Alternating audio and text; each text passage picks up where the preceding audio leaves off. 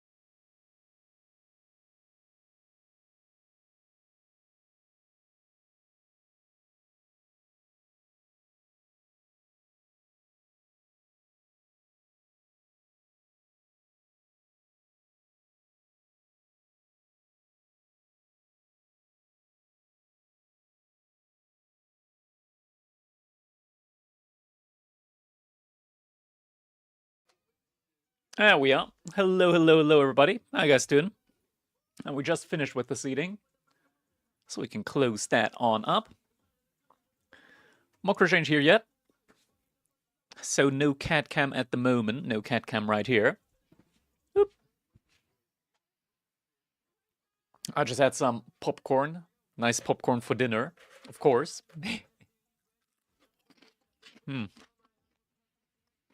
Relatively low calories for the volume that it has, so that's nice.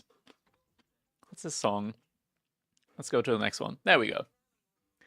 We got cat hair cam instead. Yep. McKennedy's from Lidl. Yeah, I mean that's the brand, but there's different popcorn inside actually. I had McKennedy's like a week ago, and then I just got Levi's popcorn instead and put them inside the thingy because it's just more convenient. Has less calories as well. We came for the Mockridge stream. Unfortunate. Unfortunate. Isn't it ever so unfortunate?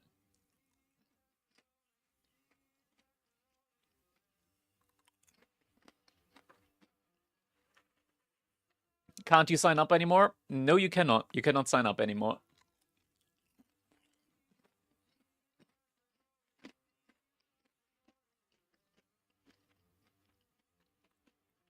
Unless... Nah, actually, it's a lot of work putting you in now. Although... we could. Do you want to play, Gully? I don't mind. You're not that high up that you're not gonna replace too many seeds.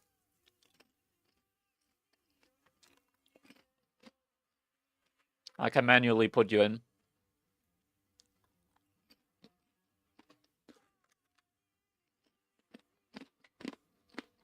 Alright, let's do it.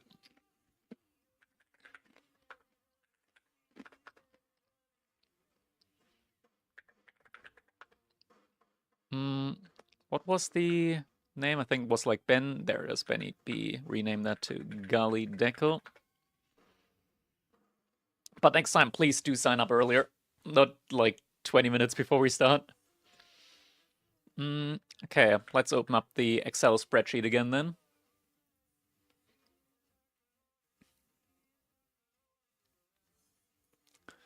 Let's see. Until when is sign up normally? Like the entire week. I pretty much always put the sign up like a day after a tournament, and then it's up all the way up to like an hour or like 30 minutes before the tournament until I like do the seeding, which typically is like 30 minutes. You always decide on the day. You gotta decide a little bit ahead of time, man. I don't know what to say. Like I gotta do seats at some point. All right, let's see. Golly, Shash and Blast and Dragons. Hope you have visited an epic man. Is this fine? Let's put that a little bit more to the left.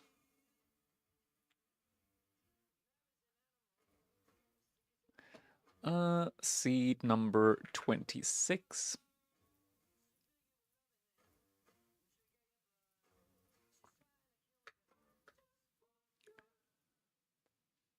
Actually, higher seed than Lash. Oh, that's interesting. Found the German tax guy? Hey, that's me. That's me. I'm in the worst tax bracket in Germany, and Theo actually said that for my tax... Theo's argumentation is so weird. He's like taking weird arbitrary tax brackets. It's like, oh yeah, if you're gay, have 20 kids, you actually have to pay less taxes, more taxes in Denmark or something like that. Oh man. You have stocks? I do have stocks, and today they're looking not bad. Kiljadi, no. Kiljadi. Kiljadi, man. I had the signups open until like 10 minutes ago. I even said no more check-in anymore. Just signing up is fine.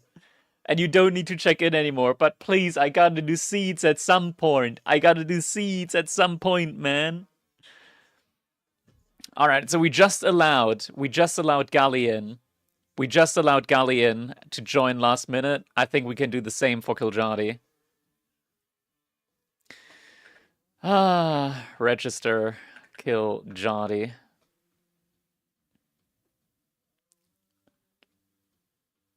Alright, so now we gotta add Kiljadi here as well. Gotta quickly check. Kiljadi, what is your tournament rating? 13. You're here to talk stocks? We can do that in between. Damn, actually, oh my god, I've got to redo seeds. I've got to redo seeds. Like every seed past slot number 4, I got to redo. I wish this bot had a function to just import the seeds from the CSV. Do some Excel magic. I already did. I got the seeds here. The issue is that this bot, they said they're gonna do it at some point. They're gonna add that feature at some point, but it's not here yet for me to just straight up import it. Man. Yo, Cavian, thanks for the sub, man. Much appreciated. Thank you, thank you. Alright, Kiljadi is getting seed number 4. Gully is getting seed number 10. No, wait. 11.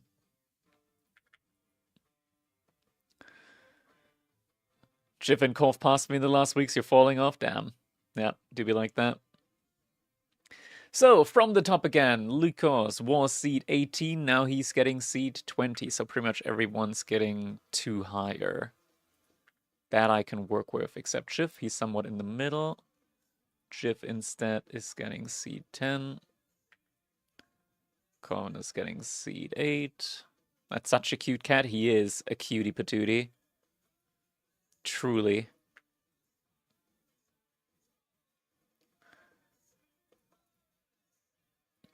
Quickly redoing seeds.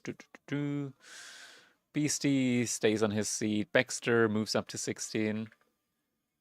Oh wait, why'd the music suddenly get so loud? Why'd the music get so loud? It wasn't that loud earlier. Earlier it was reaching at like 35 where I wanted it. Minus 35 decibels. There we go.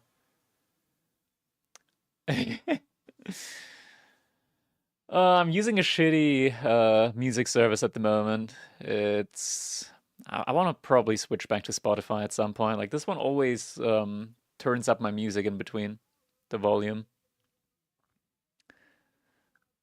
All right. Let's see. Lash, get C12.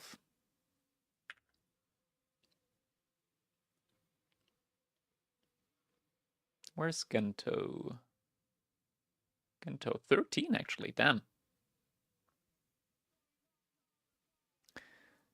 Katavina should be 21. 21.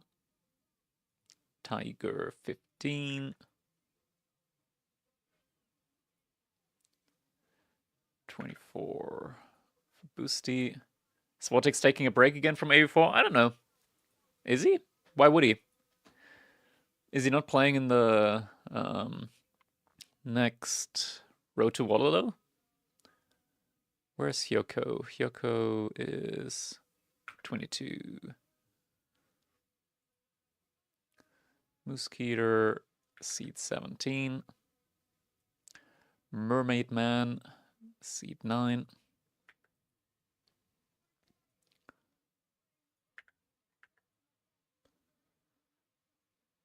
Playing against a Marine Lord should give you A2R even if you lose. True.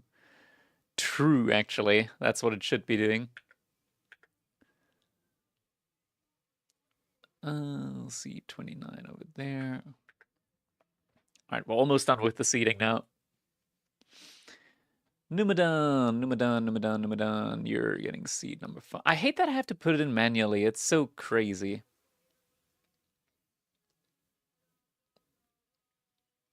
Did not take them. There it is. Cyan. Seed 18. Scatterbrain. Seed 6. Leminosa 26. Cow moves up to 25. Instead, Kev gets 23. I think that's about it. Looks to be it. I think we got all the seeds done.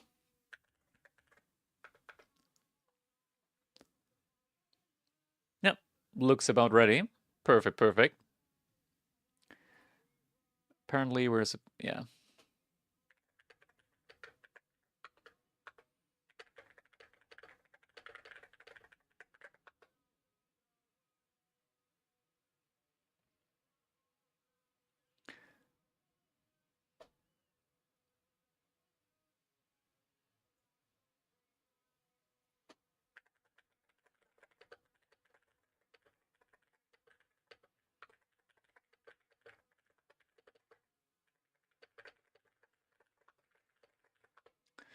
All right, looking good there.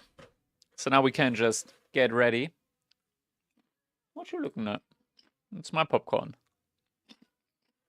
It's my popcorn, dude. You jealous? You should be. All right, 2 more.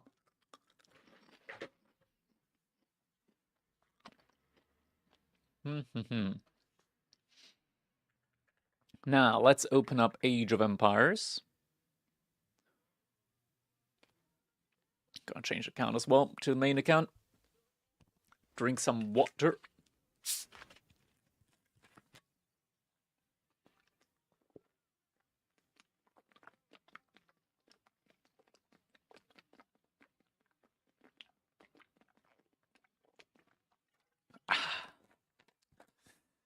Well hydrated.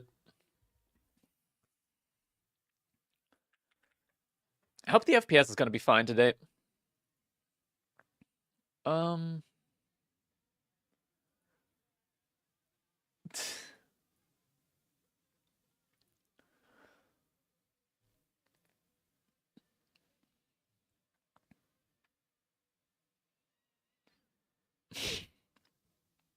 We got like a Discord server. We're just discussing the Epstein files in.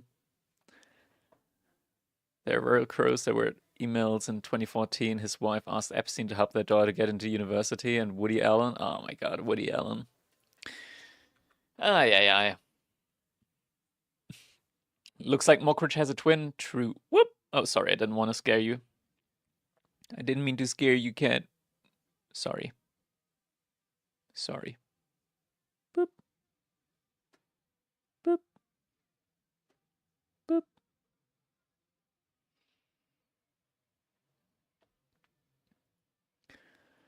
All right. Well, we got 9 more minutes until we're going to start the tournament. What do we do with 9 minutes? Probably... I mean, what can we do? Which stocks did I buy in the dip? I didn't buy stocks at all. I bought some long calls.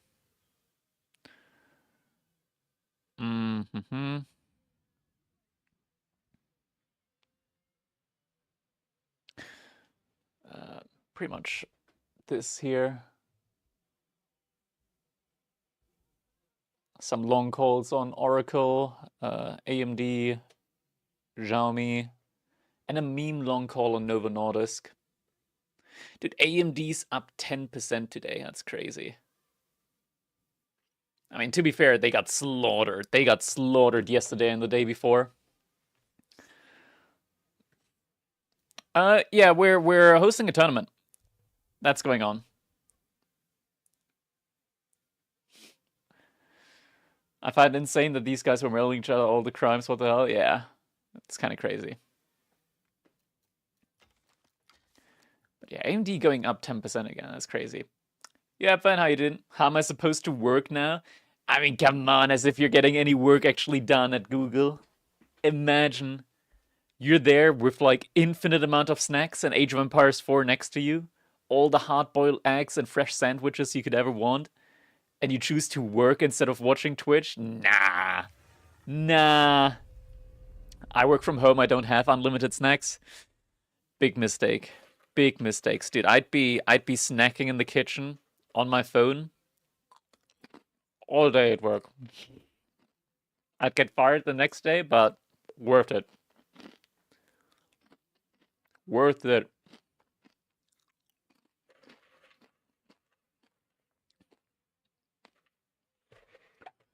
I don't know what this is. Seems to be very little liquidity in the market. The volume is nowhere where it should be, both up and down.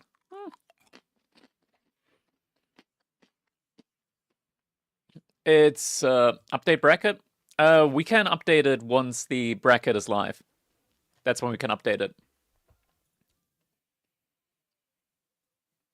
Dude, Woody fucking Allen's such a... Oh my god. That's crazy, man. Woody freaking Allen, man.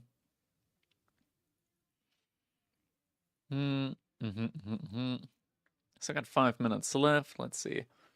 Next time you're invited to Zurich, if when I get to visit, that office has been asked far better than Boulder, really? Like, Boulder was already amazing. How could Zurich be that much better? Like, I gotta say, the cantina there, the food was so good and so diverse. Capitalism, capital of Europe. That's true. That's true. I mean, that's just Switzerland for you, right?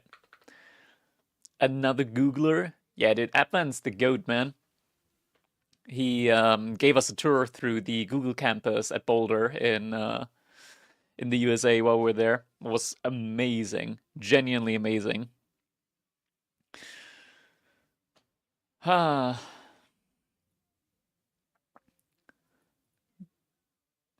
Oh my god, it's Core W. But right now at the moment, I'm just is the bracket done? You'll see the bracket in 5 minutes, okay? 5 minutes. I'll have to start the tournament, and then you're gonna see the bracket. It has like a current intermediate bracket, but you don't want to see that. That one's garbage. Doesn't tell you anything. It's really bad, actually, in fact. All right, let's see. Bracket, preview bracket. I don't know why, but it always... so we start in time, is that correct? Yes, we will start on time in 4 minutes. It is just one button that I have to press to start it all. I could press it right now, but that would be ahead of time, right? What if I just... No, don't. I didn't want to... no, I don't want to start the check-in period. No check-in, no check-in. I could also just click start the tournament, right? I could also just do that. Who would do that? Whoop! Oh, sorry, accident. All right, got the bracket being generated right now.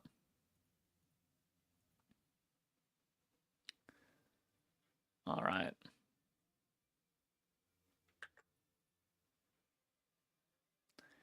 Let's move over to the bracket scene. Just a second.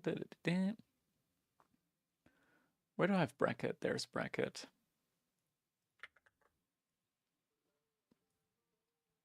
All right, there we go. Bracket is live. Bracket is live, everybody.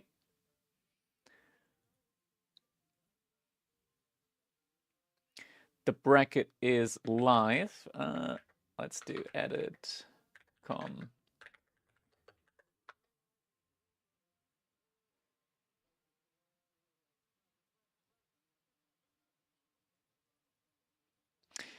Myriad.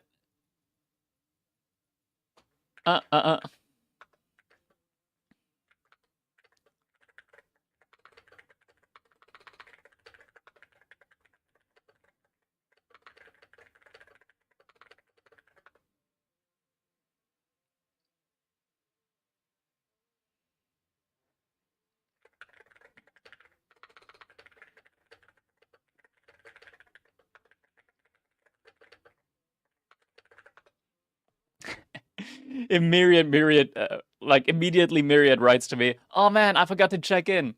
That's why we did the 9,000 IQ move and removed the check-ins.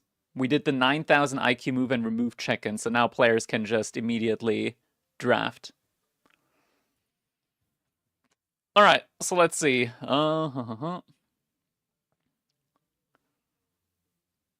Where's Tiger? Tiger.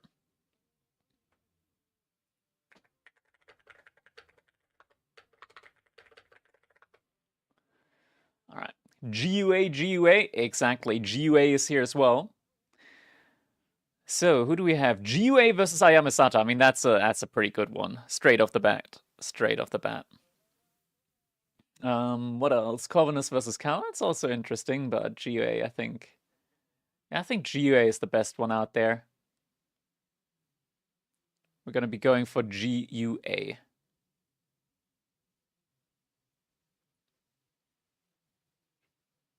I don't see them ready yet, though. We're gonna give them a little bit of time.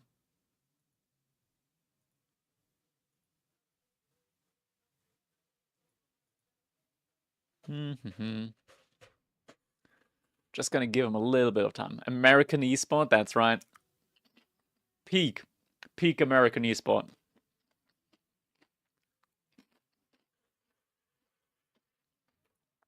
GA can be missing though. He do be like that. Yeah, but we removed the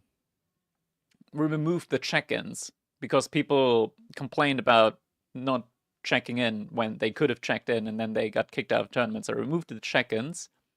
So GA is in.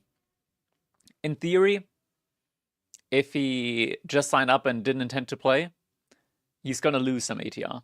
I believe that's how they do it now at Liquipedia.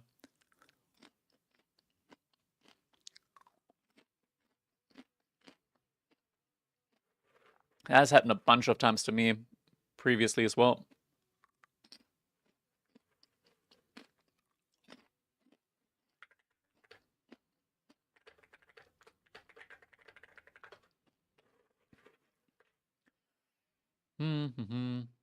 Genta vs Kiljadi on the horizon. That's also an interesting one. Could be coming up. What kind of Chinese can pros make between Wolo qualifiers when they lose? Anything major? What do you mean? What kind of changes can pros make between Wolo qualifiers? Or is it like their style? I mean, it always depends on the matchup, right? Like if your matchup is matching well up against your opponent, if your playstyle is good.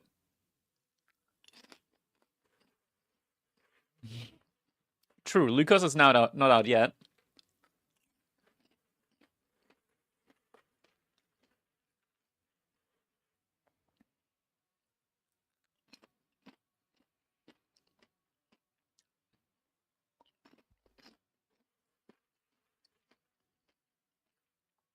And of course, GUA. Oh, wait, no, he's here. Is he here? Nope. At the moment, it says offline.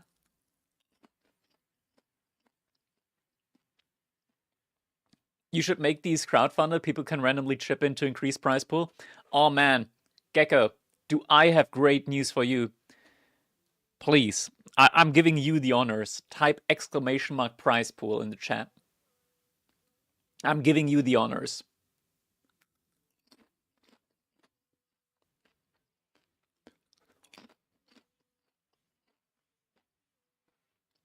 Oh my god. There is a link where you can donate in order to directly, and I mean directly, increase this here prize pool. Amazing. The prize pool up here that you see is being live updated if you donate using the link in the chat. That's crazy. Technology. We've come so far. Absolutely incredible.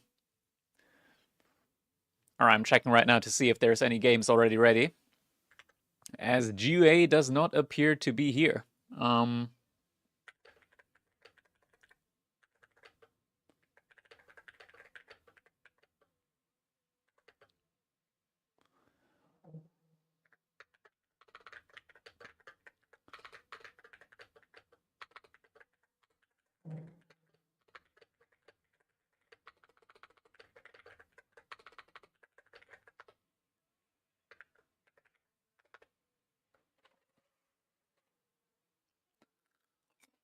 Alright, I'm pinging GA.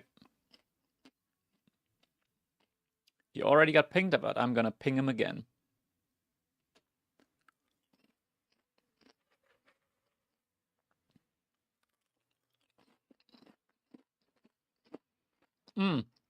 Brilliant question, Core. EGC King of the Hill or normal King of the Hill? Brilliant question. I wrote it in the bot. It says right there, King of the Hill. We're already in game with normal. I don't mind. I don't care. You can play the normal one as well. It's literally whatever. Literally whatever. To me, it genuinely doesn't matter. But if players can't decide, then the rule is King of the, like EGC version. But if you're both fine with playing on the normal one, then that's fine. Insta disqualified, true. Instantly disqualified.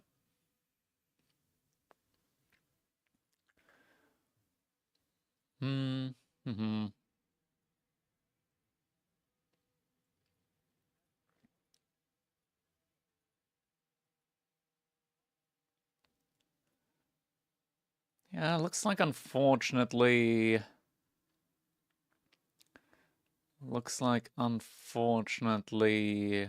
GA doesn't seem to be here. That's sad.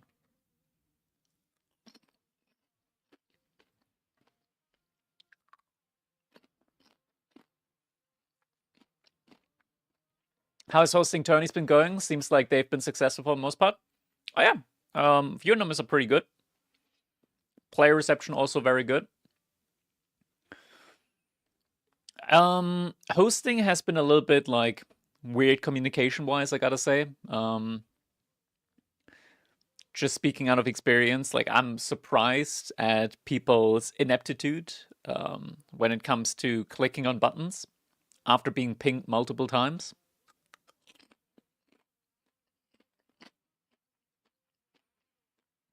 That's like one of those things where I say, okay, that's a little bit odd. A little bit odd.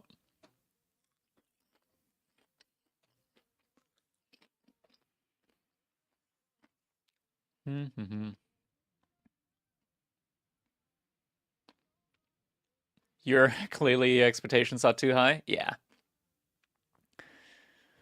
But it's like, I tell people, hey, in this channel, 1 hour before the tournament starts, you want to check in. There's a check-in button above. Click on the check-in button to check in.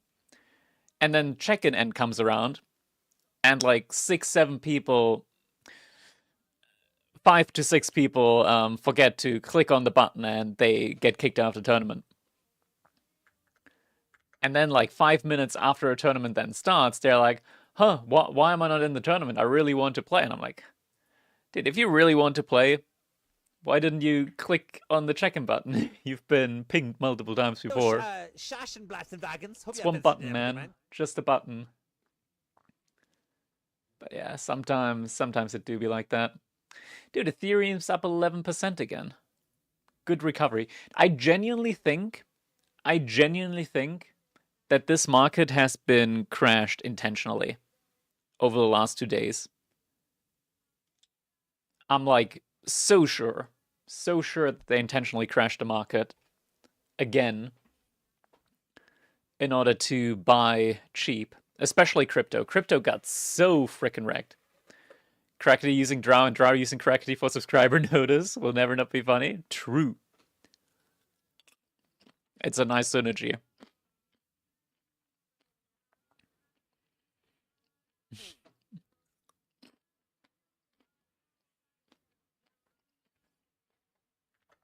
MicroStrategy pyramid. It's insane.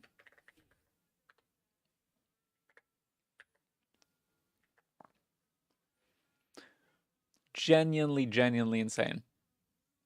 But yeah, I think they intentionally crashed the market, dropped all the cryptocurrencies because Trump said that he wants the USA Federal Reserve to be in crypto and he wants to like tokenize everything.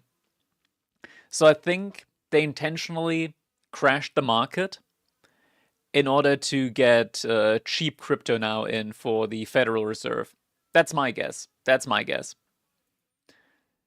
But there's overall like a whole bunch of Bitcoin crash because Epstein files got released.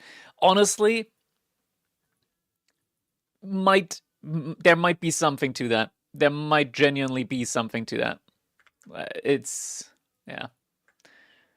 Crypto is too easy to manipulate, honestly. It is, at least the price. That's why I personally, like, I don't hold any crypto at all. I only hold, like, USD or Euro crypto coin, which is, like, tied to the dollar or tied to the euro.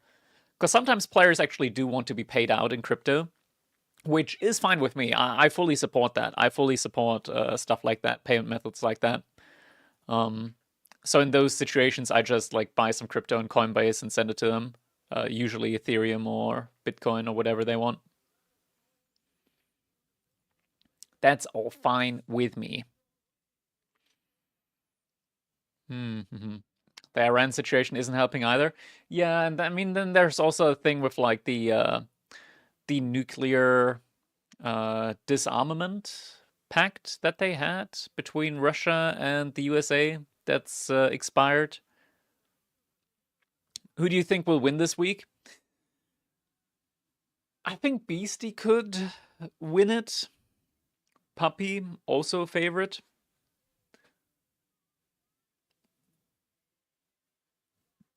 Let me quickly check who's playing.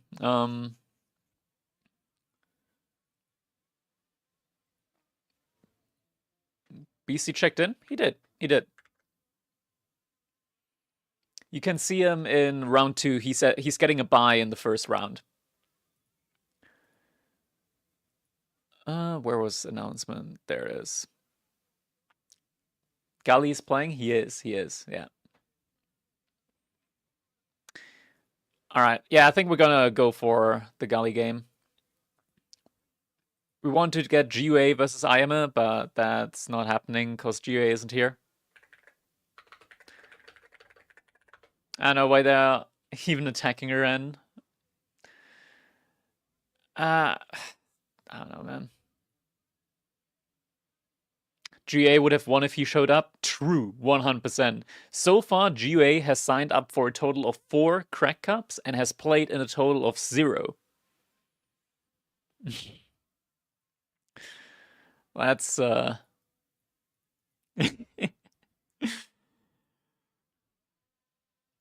That's the thing.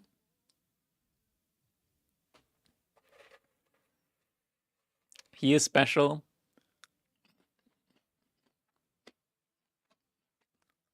I mean, Nasi has never lost one either. True. Undefeated. Undefeated. Alright, I think we're gonna go for Corvinus versus Cow. They're about to play. B been found me lately? Dude, B has been looking very, very strong. I think he's finally starting to get back into the groove. Like, the crazy thing to me is just how highly competitive B is in, like, so many games at the same time. Like, the dude plays AoE4 at, like, a top 8 level, then he plays Zero Space at the high level at the same time. Age of Mythology at the same time as well at a very high level. It's crazy.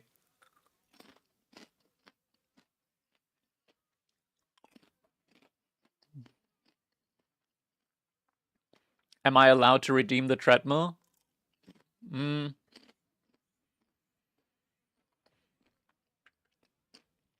don't really want to cast while I'm on the treadmill, if that makes sense. Like, playing is fine, but casting on the treadmill is kind of whack. Let me quickly actually just disable the treadmill redeem then. But thanks for asking before redeeming it.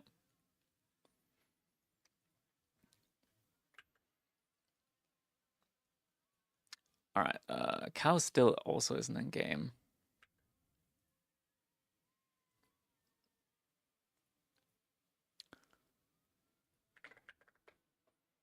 Alright, I can also just put in the score.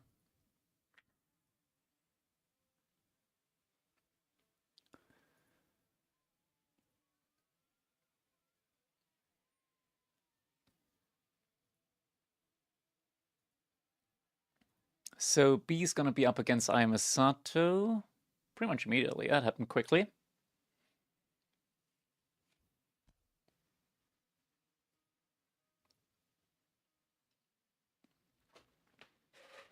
But yeah, B just plays a lot of different games at a high end at the moment. It's crazy. Alright, looks like Cow and Corvinus are drafting right now, so they should be starting very soon.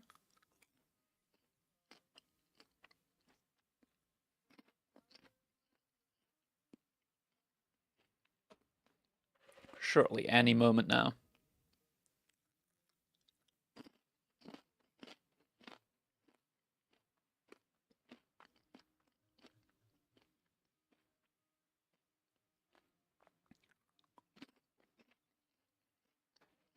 Any moment now. I mean, I can quickly look into the draft, see what they're playing.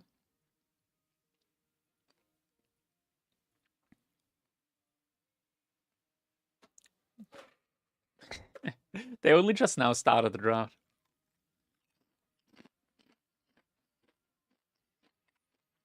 I hope it's not the 4th week in a row that Cow bombs out round 1. But, I mean, he's up against Corvinus, and Corvinus has genuinely been looking very strong as well. I just wish B only concentrated on AV4 full time. He would probably rival Marine Law in terms of tournament wins. Not sure if Marine Lord, but he would be, I think if B really compete, he would be top 3 consistently.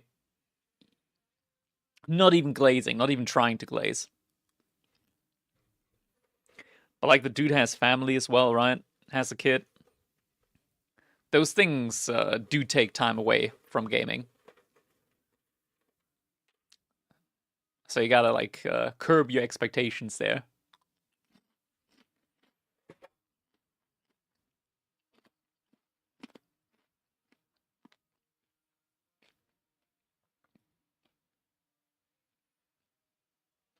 Who has a kid? B has a kid.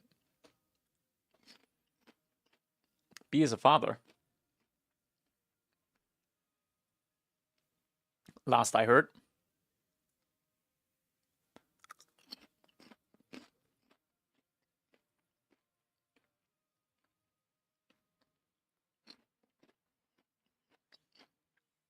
You've got a cat and you're still top 4? Top 4, yeah. This guy, surely. Surely I'm top 4. Alright, so Corvinus is getting Malians and Cow is getting Byzantines. Top 4 caster for sure. Damn. Top 4 somewhere at least. What the fuck is this seed? Which one? Yours? 20 versus 13?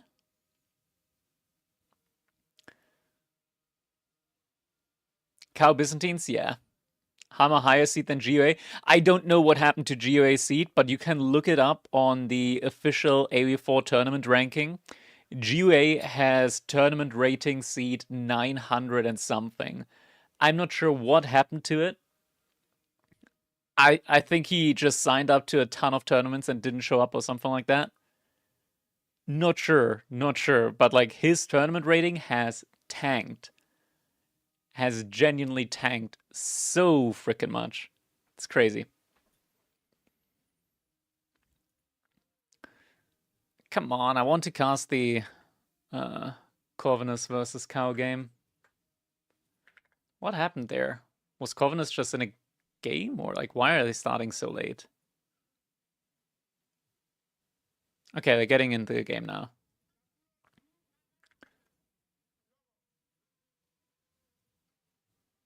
Where is it? Where is it? Oh my god, is that a golden kappa, Vettel? A golden kappa right here? That's crazy, man. That is crazy.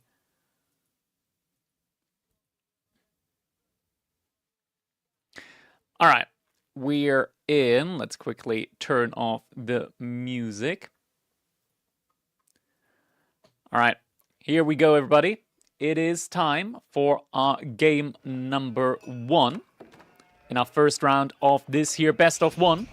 It is Crack Cup number 7, and we've got, in the color purple, none other than Noctic, Corvinus 1. His opponent, in the color blue, it is Cow. And Magical Cow, our production cow, playing as the Byzantines. We got ourselves some Mali versus Byzantine action here on EGC King of the Hill. I'm quickly gonna see if I can switch around our UI, and we can. We can switch the UI around. Very nice, very nice. All right, what do we have got going on over here? Very forward gold from Corvinus. Look at it. This gold is so far forward. It's actually crazy how far forward this gold is. Okay, it's only 2 villagers on stone. So in theory, Cow can still play this aggressively from this position. And I think he should play this feudal age aggressively. Corvinus was picked up by a clan? Yes, it would seem so.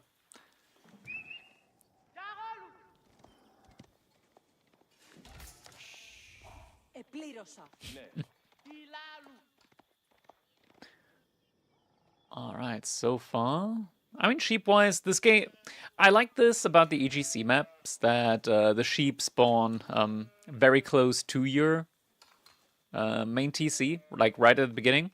So it's not that much RNG involved when it comes to like finding sheep. It's not like you're going to be running around the entire map and you only end up finding, what is it, like 2 or 3 sheep. There's still some extra sheep to be found on the map for sure, but like you're not going to get completely destroyed in the game from not finding sheep. And look at this, 4 villagers marching forward. We're going to be getting a Saharan trade network right in the center of the map. Oh, but if Cow sees this, he could send 5 villagers, Q Akratoy defense just before, and deny that. Yeah, and Cow does see this.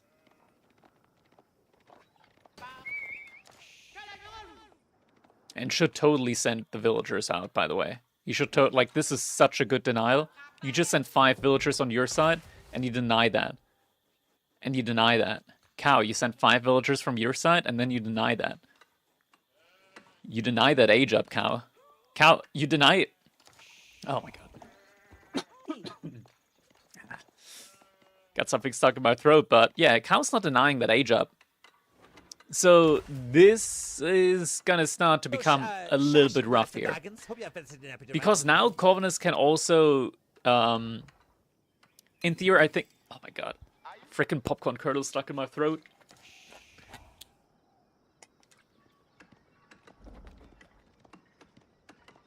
Huh. But how good is the denial? Corvinus just walks back and they trade idle walking time? Yeah, but you also trade out working time, right? Because like the villagers here are already like idle working. You only walk to and back. It's worth it. It's worth it for sure, especially if you can potentially pinch a villager and get a villager kill in as well.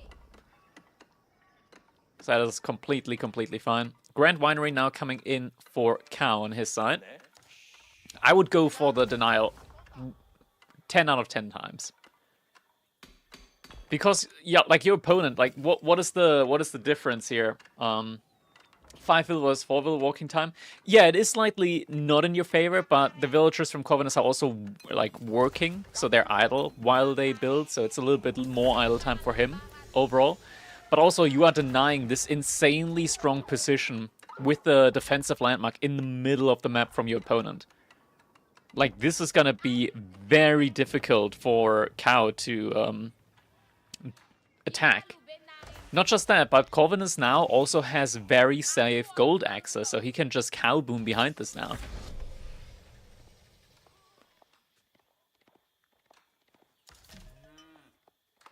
I just disagree how much. On a map like this, I'm just gonna put it like this. On a map like this, where there's a win condition right in the middle, it is imperative to deny something like this from going up, because you're just putting yourself in a position where your opponent now has very defensive gold right in the middle of the map, which for his civilization is already insanely strong. Like, look at that. Already we see just the cattle spam coming in. This is just a not so good spawn at all for Cow now. And this landmark also has insane range. Like, it genuinely has insane insane range. 8 tiles of range is what it says, but because it has like a larger diameter, or not diameter, but like it's a 4x4 building instead of a 2x2 building like an outpost. That's why the radius around it is actually bigger as well, compared to like a normal outpost.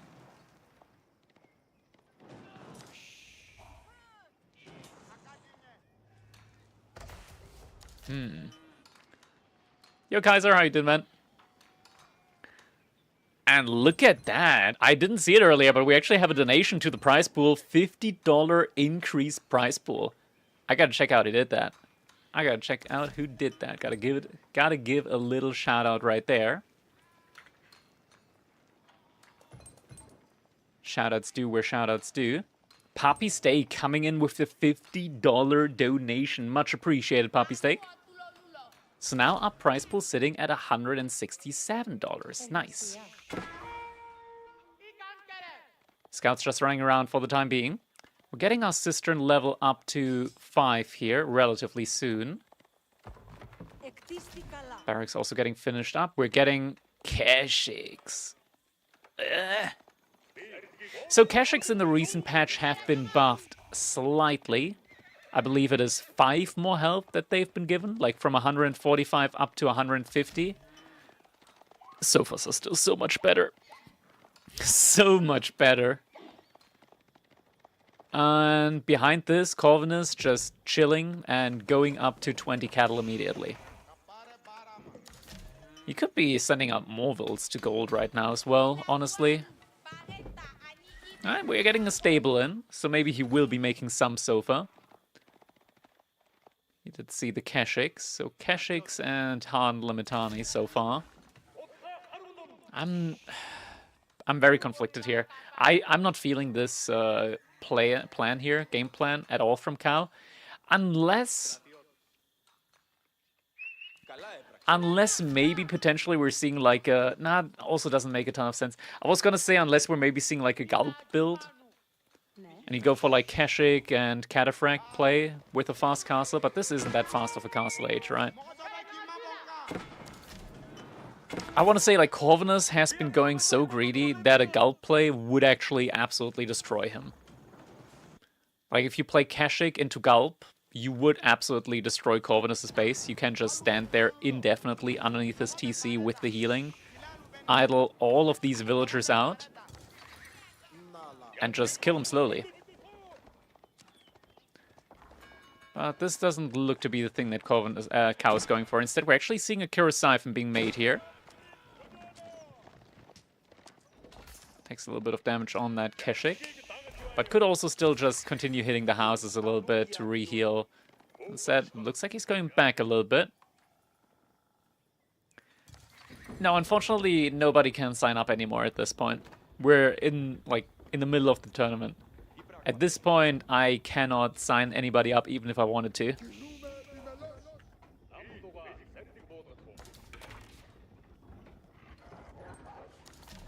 So now we got the Kira Siphon moving ahead from Kao.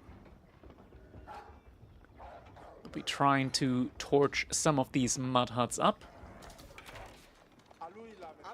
Yeah, I mean, now Corvin is also just moving forward. Ooh, the Keshiks here are getting absolutely melted by that outpost. First the scout. Sofa's coming in. Dunzo's to defend. But you can just tell how much damage they're tanking up here. First Keshik going down. There's more Limitani coming in. They're body blocking really effectively here. Has to be said. Taking that unit down as well. Kira Siphon still attacking. Good damage actually coming in here. More Keshiks coming in as well. Corvinus right now is giving him a little bit of a run around. Shield wall is active at the moment. And that is enough Sofas here though in order to storm the Kira Siphon. Kira Siphon will go down. But so does the entire army from Corvinus here. Villagers jumping inside. I don't think Cow wants to stand here, but he could just age up behind this in theory. He is getting very close to his own potential age up. He just did a lot of damage there. Idled out the gold income, though Corvinus, to be fair, still has great gold income. And yeah, he did move out to the pit mine now. Also seeing him move out now into barracks from him. Villagers up on the berries. Yeah, this is tough. I mean, Corvinus now on just about 20 cattle. Cow does have that level 5 cistern economy working for him. Could also try and go for a little bit of a raid here around the wood line. That would be great for him. But Corvinus can very, very, and I mean very quickly catch up in the income department. Or not income department, but like in the resource bank that he needs for his own age up. Sofas. Reaction does come in, but will lose one villager for sure.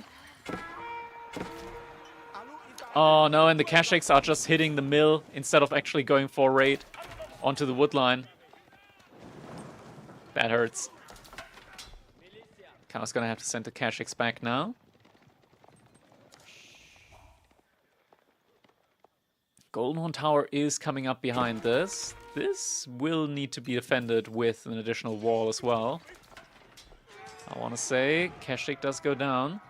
We're now already up to 10 so far, and there's no real answer yet to Archer and Donzo at this point. Cow's potentially going to be getting some more Kashyyyks in. So far, the income doesn't look that bad for Cow. He's now back onto gold. I mean, it's not looking good, but it's not looking that bad either. Sofas are moving forward, but there are more than enough, I want to say, Limitani to defend. Now Age Up has come in. We'll immediately want to get some upgrades there. Doesn't have any gold, though, actually.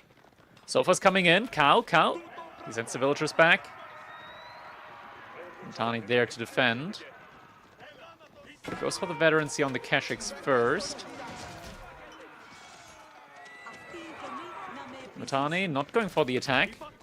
And gold getting idled out completely. It's getting shut down. Cow's waiting for upgrades to come in. Limitani getting a nice little grab there. Kashyyyk still not upgraded. Looks like this one was on Dialecticus. No, Conscriptio, not Dialecticus. Dialecticus would have been the correct one. Kashyyyks have been upgraded now. They will be taking the fight. Corvinus behind us, though, is getting ready for his own age up. Did lose a lot of the Sofa. Will snipe out a villager here, though, potentially. Nope, doesn't get the villager. But Cow did get idled out a good bit. Oh, he's not taking... Come on, you gotta still take the fight. You gotta still take the fight, my man. You need gold now that you got the age up in. Oh, he's going to the next gold instead, but that's also not safe. You gotta take the fight. Ooh, this is difficult for him now. He's even added in some Varangian guards, and Corvinus behind it is just going to be going for the age up. There's also going to be... Where's the landmark? There it is. Some Ghoulems coming in soon. But Grand Fulani Corral is coming up behind this. And Corvinus, he's got so much gold in the bank, he can immediately get all of the veterancy upgrades on top of imported armor as well.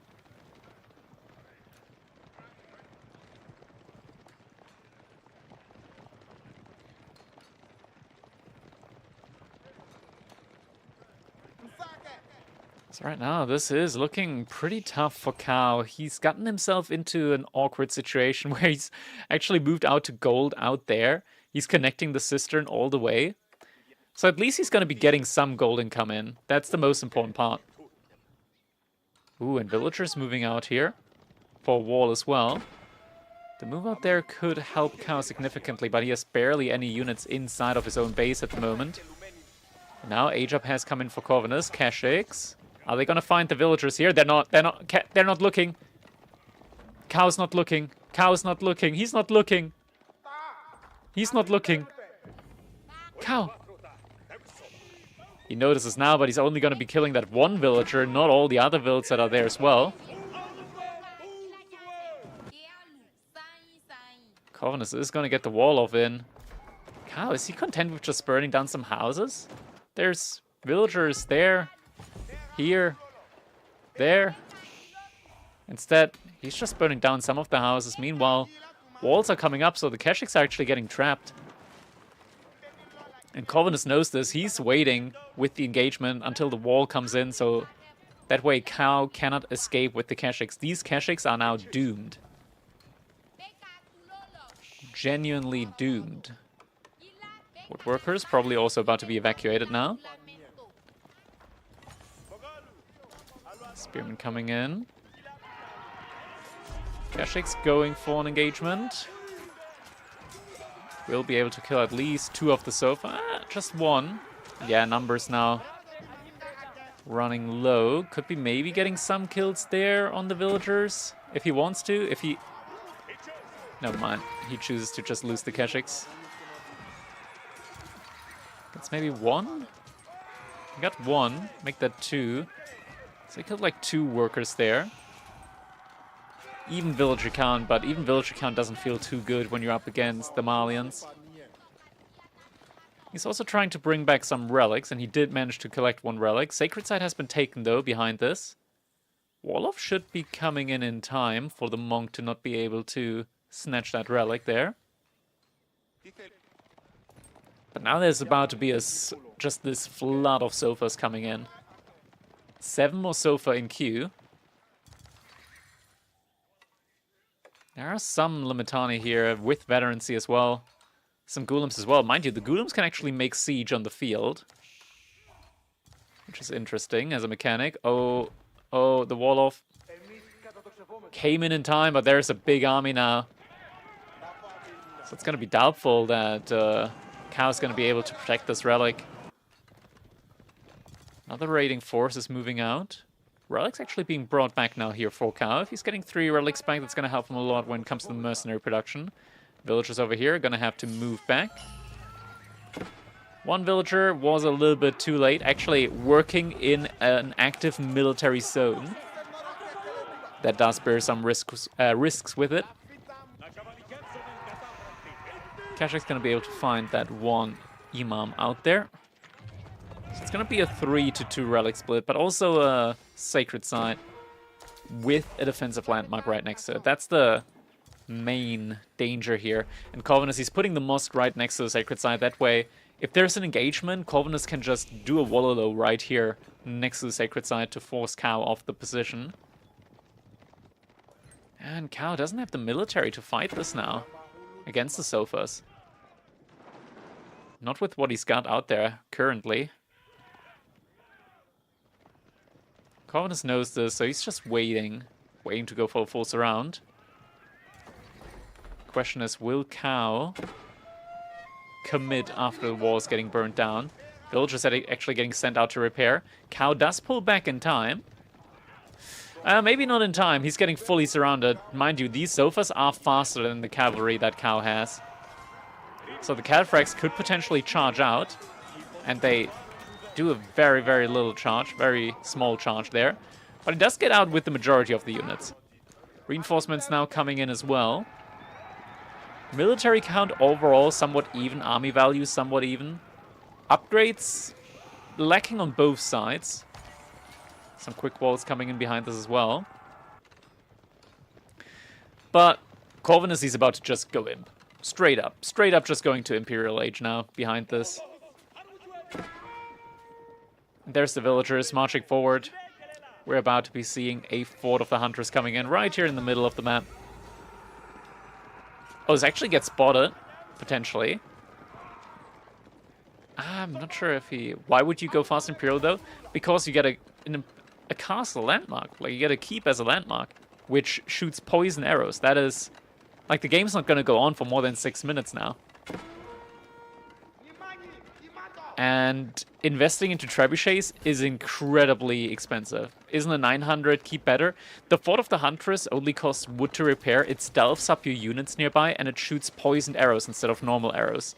So it has more DPS, is easier to repair, gives your unit an incredible buff next to it, just being stealthed up. It's better. And you also get other upgrades with it. Like, now he's going to be able to research cannon emplacements. So the technology like caveat there as well is just making this incredibly strong. if you can afford it, this is the better choice than to just go for a normal keep. You can still make more keeps next to it, right? That's also something that you could do.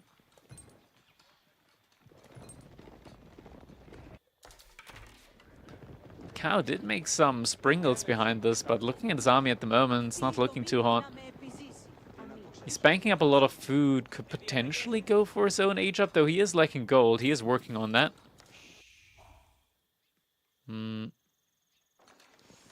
That's looking rough. And this is not something that he can take down now without siege.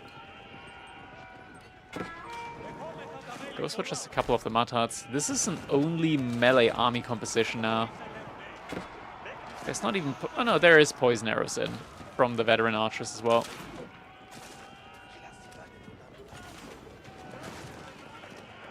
But mind you, this play onto the sacred side was telegraphed the entire time, like with the early villager pull, which Cow saw. So I think, realistically, that is something that you can just deny by pulling 4 to 5 villagers.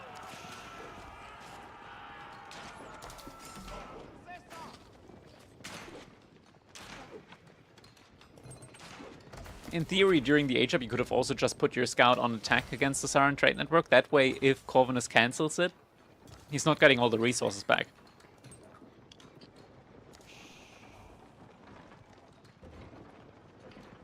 Yeah, the relic defense makes this a lot harder for Cow to attack as well. He's now going for Civilisations. There's also a Trebuchet coming in. What's difficult for him, though, is that there's more Sofa, elite Sofa as well, than there is Spearmen for Cow. There are some crossbows as well, but I don't think they're going to be a difference maker.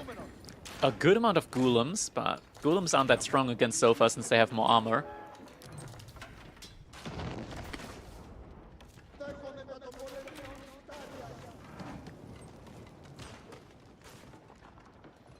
Yeah, all the infantry here is all stealthed up. Corvinus is also actively repairing the Saran trade network. Oh my god, I hate Civilisations. Look at that, the 2 villagers just died behind the landmark from the fire from the Civilisations. This unit is so bugged. It's so bugged.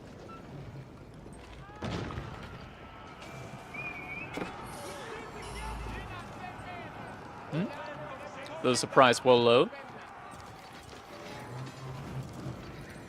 Cow still had time to imp for his push. Yeah, but imp I don't think would have given him that much. Actually, you could have gone for the royal cannons. That would have helped. Siphon getting taken down, almost. Now it's taken down. Potential wall low now coming in as well. Double wall low. Oh my god, this is such a bad fight now for Cow. Loses a horseman, loses Springald. Units fighting at the front side. Charge through.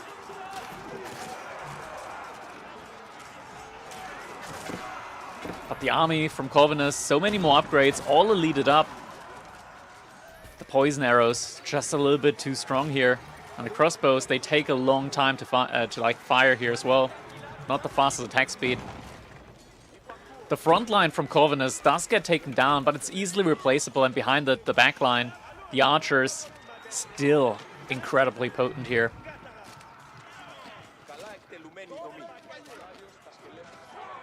Yeah, and Corvinus just pushing in deeper now, just to make sure that Cow cannot rebuild his army.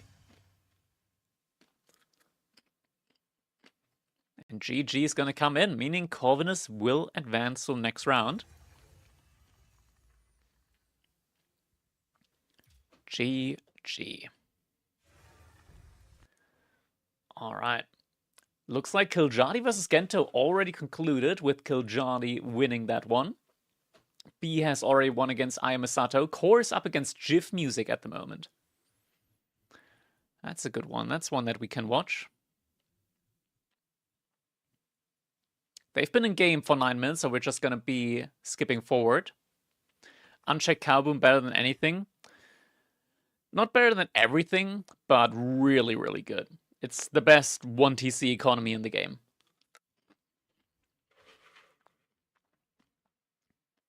And you can just gradually invest, which makes it just so efficient. You never need to go for all 20 cattle. You can just start with like 4 or 5. Which is why it doesn't have like that high upfront cost. Anyways, we're jumping into our next game straight away. It is GIF Music up against Core7525 on Discord for coaching. They've been in-game for 9 minutes, so we're just going to be skipping on ahead a little bit of 8x casting here. As we got Core playing as the Byzantines in the color orange. He's aging up with the Grand Winery. GIF Music, on the other hand side, actually going for a 2TC play. We see him playing as the English here. Abbey of Kings coming in on his side. And Core behind this, just going for the early triple cistern play on his side.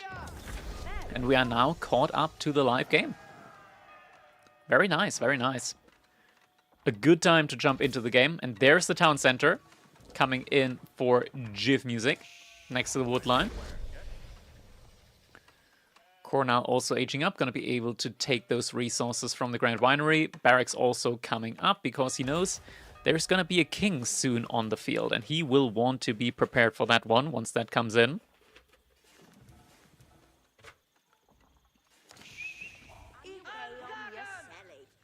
White tower in the middle, ideally yes. However, GIF went for a second TC.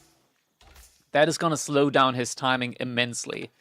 So I would honestly be surprised if he managed to get a white tower in the middle. That would be quite incredible.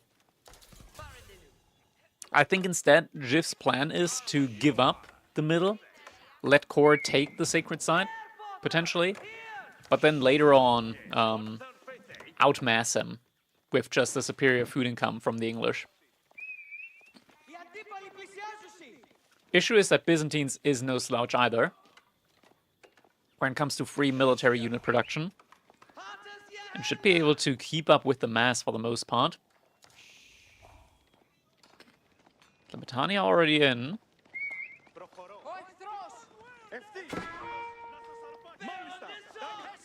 Knight is just roaming around. Jeff is really trying to get that charge in, and he might be getting it. Yeah, he's getting that villager. That is one dead villager right there. Well done by Jif. Gets a vill kill early on, alongside a second TC on his side. Actually, the archery range follow-up.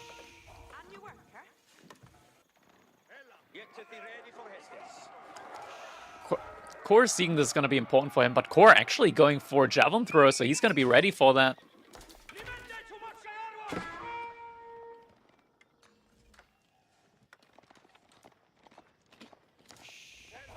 Yeah, he can go for a really good timing push with this knowledge.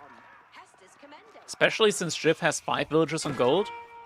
He's not going to be able to remake or like make a competitive army with this many villagers on gold.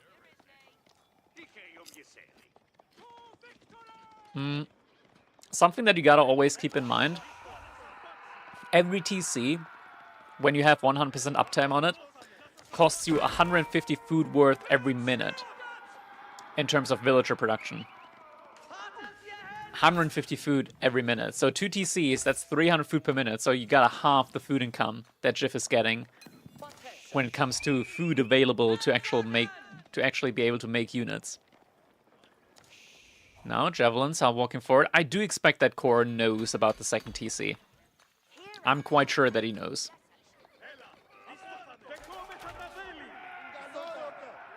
Core wanted to hide the fact that he's got javelin throwers coming his way. Or rather, Jif's way. Jif has already a blacksmith up for Core at the moment, and also horsemen coming through. Pierce armor already in. Pierce damage coming in next.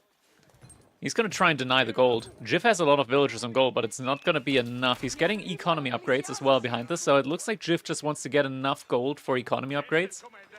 And potentially blacksmith upgrades. He doesn't want enough gold to age up, he just wants enough for some technology.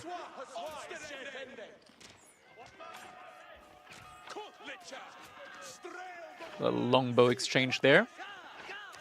Scout gets taken down. Horseman now arriving as well. Second batch of javelin throws on the way.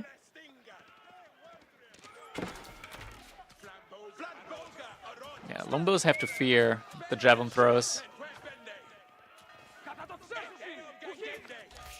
Don't want to get too close to a TC though. Oop, that hurts. Has to move on back up again. There was some idle time on the villagers here from Jiv. But the longbow count is shrinking. One javelin thrower goes down. Scout going down as well now. For Core, but he still has a line of sight from the javelin throws. And he's about to put down the first Kira Siphon. Villagers did just idle up. And Jiv moving out to the next gold vein.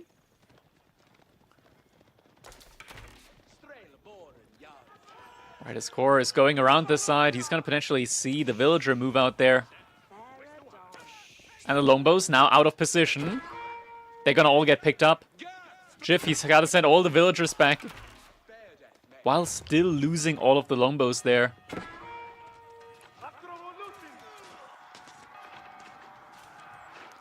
King going down as well. Big pickoffs there. And Core has the upgrade that it needs to start making some Kira Siphons. Jiv, he just want to go for the Castle Age. Such a greedy play by him. He's sending villagers all the way out at the same time, but just 4 in order to get... Oh no, he's going all the way. He's going all the way out there. He's trying to be sneaky about it, to get the goal that he needs to just go for fast Castle Age after all. That is brave, to say the least.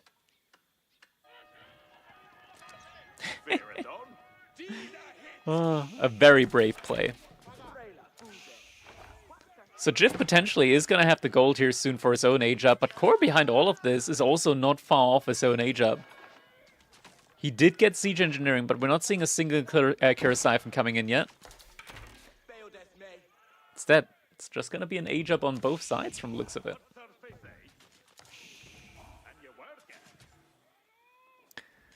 Yeah, I agree. Just selling some food here could have potentially just been better to force the age up in. Golden Horn Tower is now going to be coming in. Already the first couple of olive groves behind this. Jiv will go around and go White Tower. He's got the units here in theory for it, but look at a scout! A scout from Core is going to find this. Double outpost here from Jiv, but still, this is going to get found out and Core is going to immediately move everything over there. He could also just pull the boar onto the villagers. Jiv, he realized that this is about to get a whole lot uglier here. He just wants to drop off the gold now for the age up, and there it is. Age up's coming in. He's rushing it up here? No, Jiv, you cannot. You cannot get the age up in there. That's GG. Age up comes in from Core. The horsemen are here. The boar is here as well. All of these villagers are dead in the water. And GG comes in. Jiv not able to survive against Core in this round.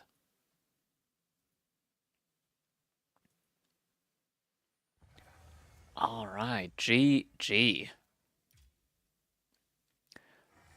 I lost to Jiv, but at least I banned English. True. True. Alright, next up. Ooh, B versus Scatterbrained. I like that. I like that. A B versus Scatterbrained game. We're going to be looking at that one.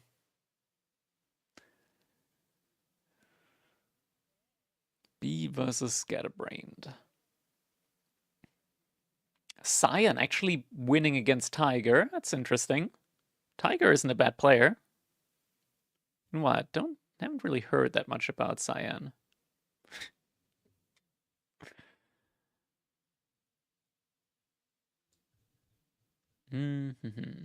Let's see. How long are they in game? Have they actually been in game for a while? Have they not started yet? I think they haven't started yet. Yeah, they haven't started yet. Alright. Is it Cyan or TL? His name is Cyan. We can deduct that much. Alright, Beaver Scatterbrained hasn't started yet. So let's quickly jump into Corvinus versus Myriad. The benefit of King of the Hill games is that they typically end within 10 minutes of Castle Age. How predictable he sits on the spot. I thought cats are conditioned to prefer different spots by evolution because parasites. Nah, my cat just loves being nearby me. Doesn't matter where I am, he's sitting with me. Alright, we're jumping on in. We're going to be doing a little bit of 8x casting here as they have been in game for a little bit. We've got Corvinus in the color green playing as the Ruse here on King of the Hill. His opponent is none other than Mermaid Man, also known as Myriad. In the color red playing as the Ottomans. Opens us up with a military school here. Early military school. We also got a little cheeky wall there from Corvinus. That's early for a wall. He only went for a single hunting cabin, so I'm wondering what the wall is for, but it's there. It's there. The spearmen aren't going to find anything. It's probably for the eventual hunting cabin, but still weird for the wall to exist. Spearman also gets pulverized there. Age-up has come through. Lumber camp follow-up now. And, I mean, Myriad sees the wall. He wants to burn it down. Archer range is getting forced from Corvinus. Not going to be going for just the naked age-up. Second wall up is actually getting denied a slight little bit here for the time being by the scout from Myriad. We do see Sapai coming in, sacrificing his life for one villager kill. Second Sapai also coming in. Kills one of the archers there. And now we are caught up to the live game. Has anyone tried Delhi on King of the Hill? They have been tried before. They're not getting like great returns there as there's only a single sacred site for them to capture up. They're still not that bad. Like, sacred sites are great for Delhi, but they're not like... They don't instantly become useless if there's only one sacred site. But there's better maps for them. Scout wants to get taken down. Ooh, fortification or... Fortitude has been activated. So Sapai taking a little bit of extra damage. That actually wasn't activated. Fortitude was not activated. Was just the matter that just got in range. But so far, Myriad has been putting up great pressure. The issue is just that Corvinus has still got most of the deer in. Yeah, they can take the sacred site. The issue is holding the sacred site. Healing is also great for them. But if there is a single sacred site, then Delhi can't really play that much around the mobility of their horsemen. Because there's only a single point for them to defend. If there's multiple points for them to defend, then they can always keep like a couple of the sacred sites. But if there's just one, then they're too focused on one spot. They lose a little bit of their mobility advantage. Sapahi still just running around here. Myriad did pull his imams forward for the healing. Just needs to make sure that he's not going to lose them. Scout still moving out. Want to get those deer in. This is a tough situation, or a tough spot rather, for Myriad to push in, because there's a wooden fortress on one side, which is about to be fortified with arrow slits as well as castle turrets. That's a combination that's absolutely nasty. It penetrates any armored unit, just does tons and tons of damage. And now, Corvinus finds his way into Castle Age, from the looks of it. High Trade House is going to be coming in. I'm telling you right now, if Myriad knew about this, he would just dive past the wooden fortress with the Sapahi and just camp them there next to the High Trade House. Just ran everything past the outpost there. Instead, he's looking to go for his own H-up. Imams need to be careful, though. But he has the archers nearby. Actually baits the spearman out a little bit. Gets a spearman kill. 2 spearman kills there. That's very good for him. And the High Trade House will eventually go up. Looks like he just found the scouts in time. He's able to pick off 2 of the scouts. Or is he? Yeah, gets 2 of the scouts. Sapahi are nerfed. They are indeed nerfed by 10 health. I would have liked to see Imperial Age Sapahi getting an additional 10 health nerf, rather than just carrying the nerf over. But it is what it is. Now we're getting a men-at-arms reaction in from Corvinus, so he's getting men-at-arms. This is really bad for Corvinus now. Corvinus thought that he... Like, Myriad is very far away from his own age-up, but Myriad is very close to his own age-up. So Myriad will be aging up here any second. And men-at-arms are bad. Like, in the current meta, men-at-arms are really bad. Unless you get, like, special men-at-arms, they're bad. And he's actually... Okay, never mind. That's an archer range. For a second, I was like, is he committing to the men-at-arms play? That would have been kind of weird. No, we're now getting a second archer range, so we'll probably be switching into some cav archers at some point as well. We're getting our first monastery in, so should be getting some warrior monks as well to start picking up some of the relics. Imams could already start getting into position now, as the Myriad Imperial Armory has been placed down now by Myriad. He still has been making army. He's got a good amount out there. Corvinus, with this many scouts, still will know exactly where Myriad's army is at any given point in time. Sipahi is also getting found out, gets the alert, and is able to pull the Sipahi away in time. They still have a lot of health. Okay, never mind. If you're standing still, then you're still going to get picked up. But it means the remaining couple of deer here are going to be brought back to Corvinus TC, as he's also moving out now. Has to move out onto the berry patches. Just doesn't have any more food underneath his TC.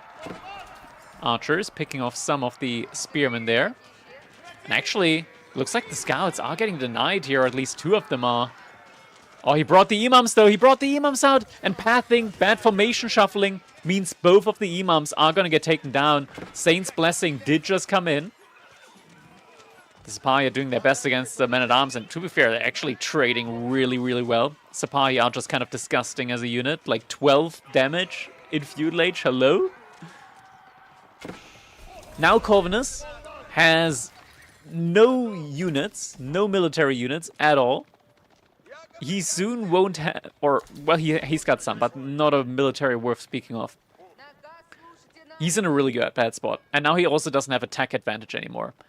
We're now seeing Sipahi veterancy coming in. Veterancy on the archers as well. He might be getting his first relic in just a little bit.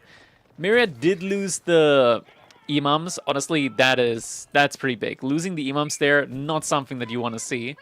It's not the end of the world. Could have been genuinely worse. How much damage do normal feudal horsemen have? 9. 9 compared to 12. It's insane how much more damage Sipahi have. Good 33% more damage.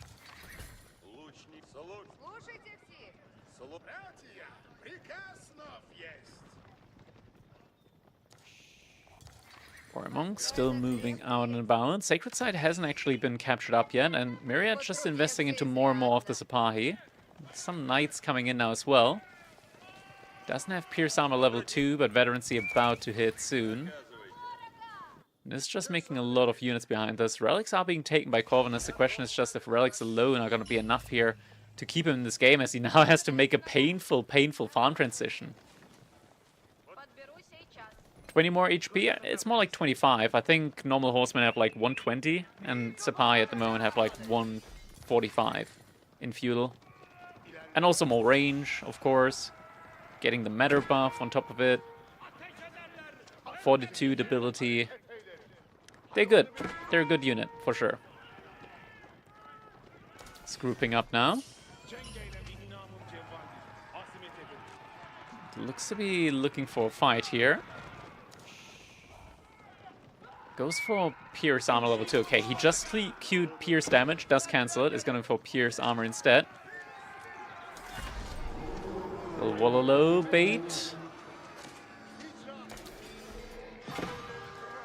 So Corvinus is getting a lot of the relics in. But still, this army mass from Myriad is starting to become quite dangerous. There's also knights in there, so there's a couple of men-at-arms. The men-at-arms are going to be frontline. They're not going to be that strong up against the Sipahi. If this was normal horsemen, then I like this reaction from Corvinus, just going for mass men-at-arms, because men-at-arms shred horsemen. 4 armor, there would barely be any damage coming through. But 4 armor against 15 damage from a Sipahi doesn't feel that strong in comparison. That's a lot more units coming in, and we're seeing the first Mangonel probably arriving sometime soon. Never mind, it's just standing here. Just chilling.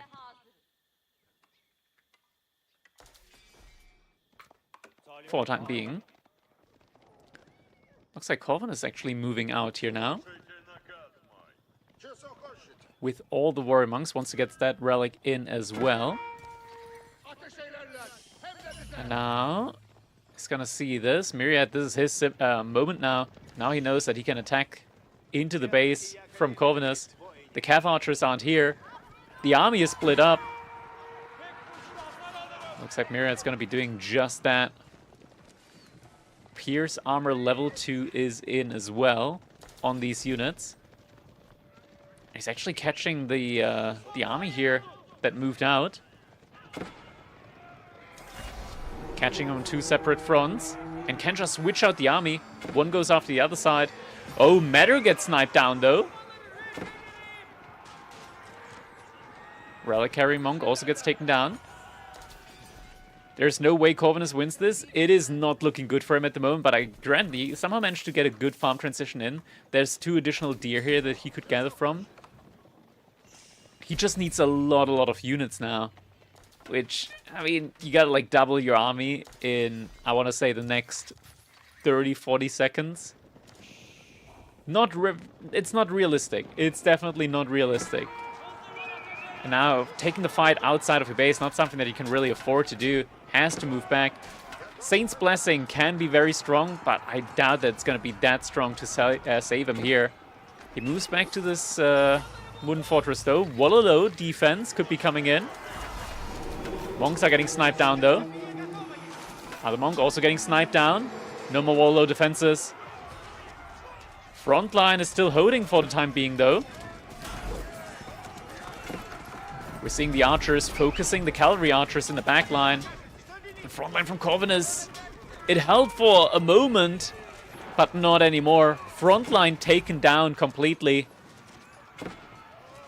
And now the archers have full reign. Villagers evacuating inside of the wooden fortress. All the economy in the back here is going to have to evacuate, as well as the archers are making their way for them.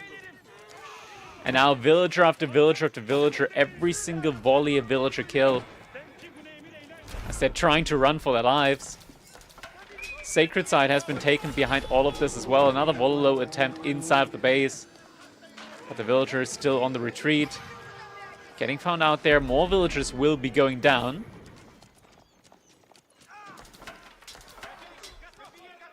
Villagers could be going for a little TC hop. Will be doing so. TC hop does make its way through. Another Wallow attempt. Not going to be good enough. Mangonel behind this also working on the archer range. There's just no military production coming in from Corvinus right now at all. I mean, there are spearmen coming in every now and then. Another TC hop. He's just trying his best to keep the villagers alive, but at this point, 25 have already gone down. Knights still chasing. That's going to be another Wallow attempt at the very least. That was a close one. Castle turrets has been researched behind as well, so the outpost is doing a good amount of damage.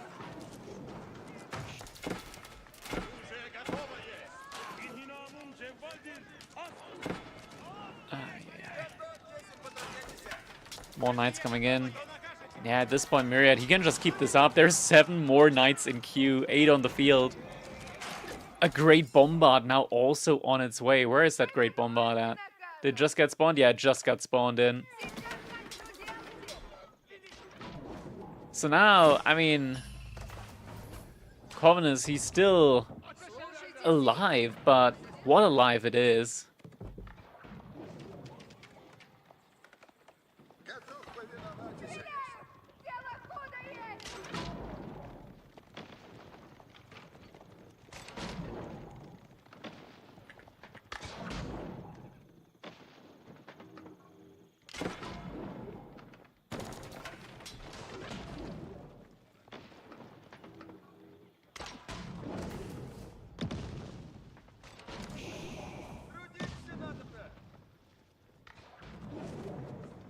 Oh man, I just heard Core unfortunately lost his internet. So we might be having one less semi today.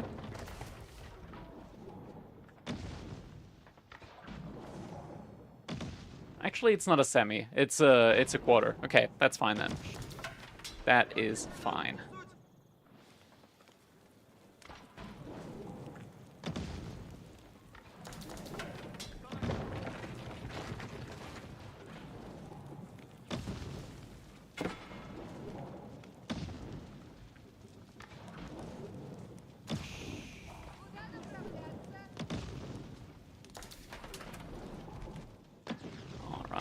spotted that.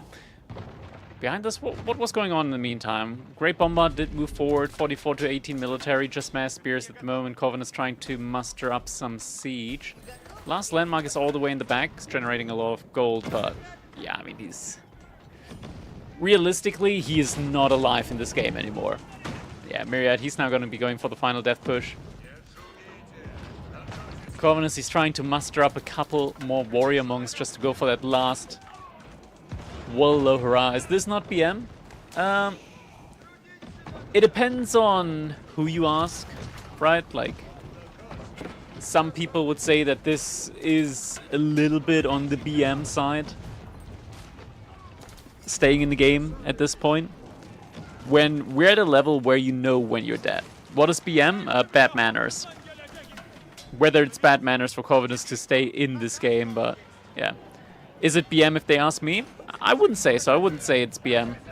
But then again, I don't mind playing a 3-hour game where I'm totally ahead. I enjoy the time that I spend being ahead and just slowly whittling my opponent down. I genuinely enjoy that. So to me, it's not BM. Outpost now getting taken down as well. Does BM not stand for Batman? Not in this situation. Wallow coming in. Gets sniped out though. And yeah, there's not another warrior monk in there at the moment.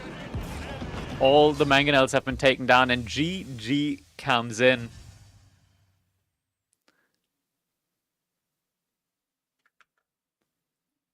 Alright, GG.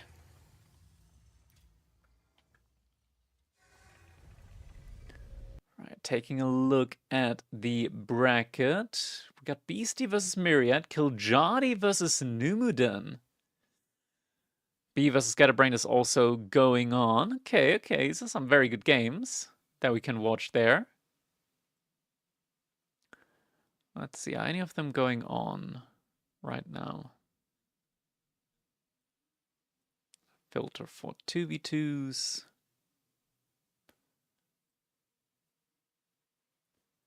B's game is still going on. Kiljadi's game also going on. We're going to be going for Kiljadi versus Numudan. Some VS representation.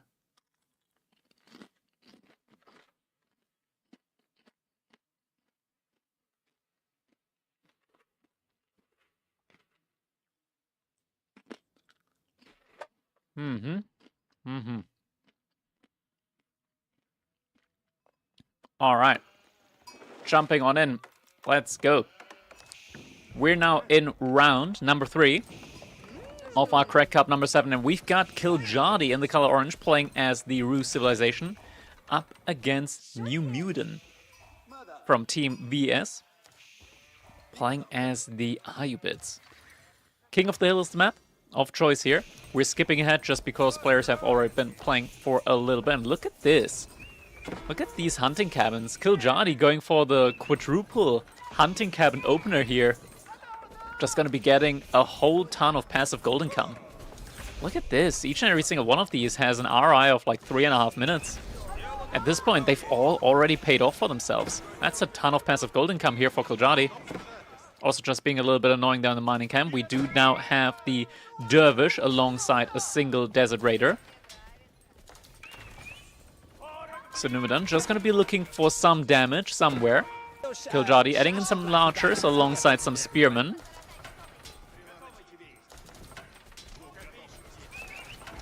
Nice enough units to move out. Behind this, military wing reinforcement now coming in for Numudan. Kiljadi still far away from his own potential age up. We're now caught up to the live game. Is bringing back all of the deer in a single sweep with 7 scouts. Military ring is on its way. Why are all games on this map? We have 3 rounds of best of ones every single week. And all the best of ones are on the same map. We're rotating the map every single week. So today, all the best of ones are on King of the Hill.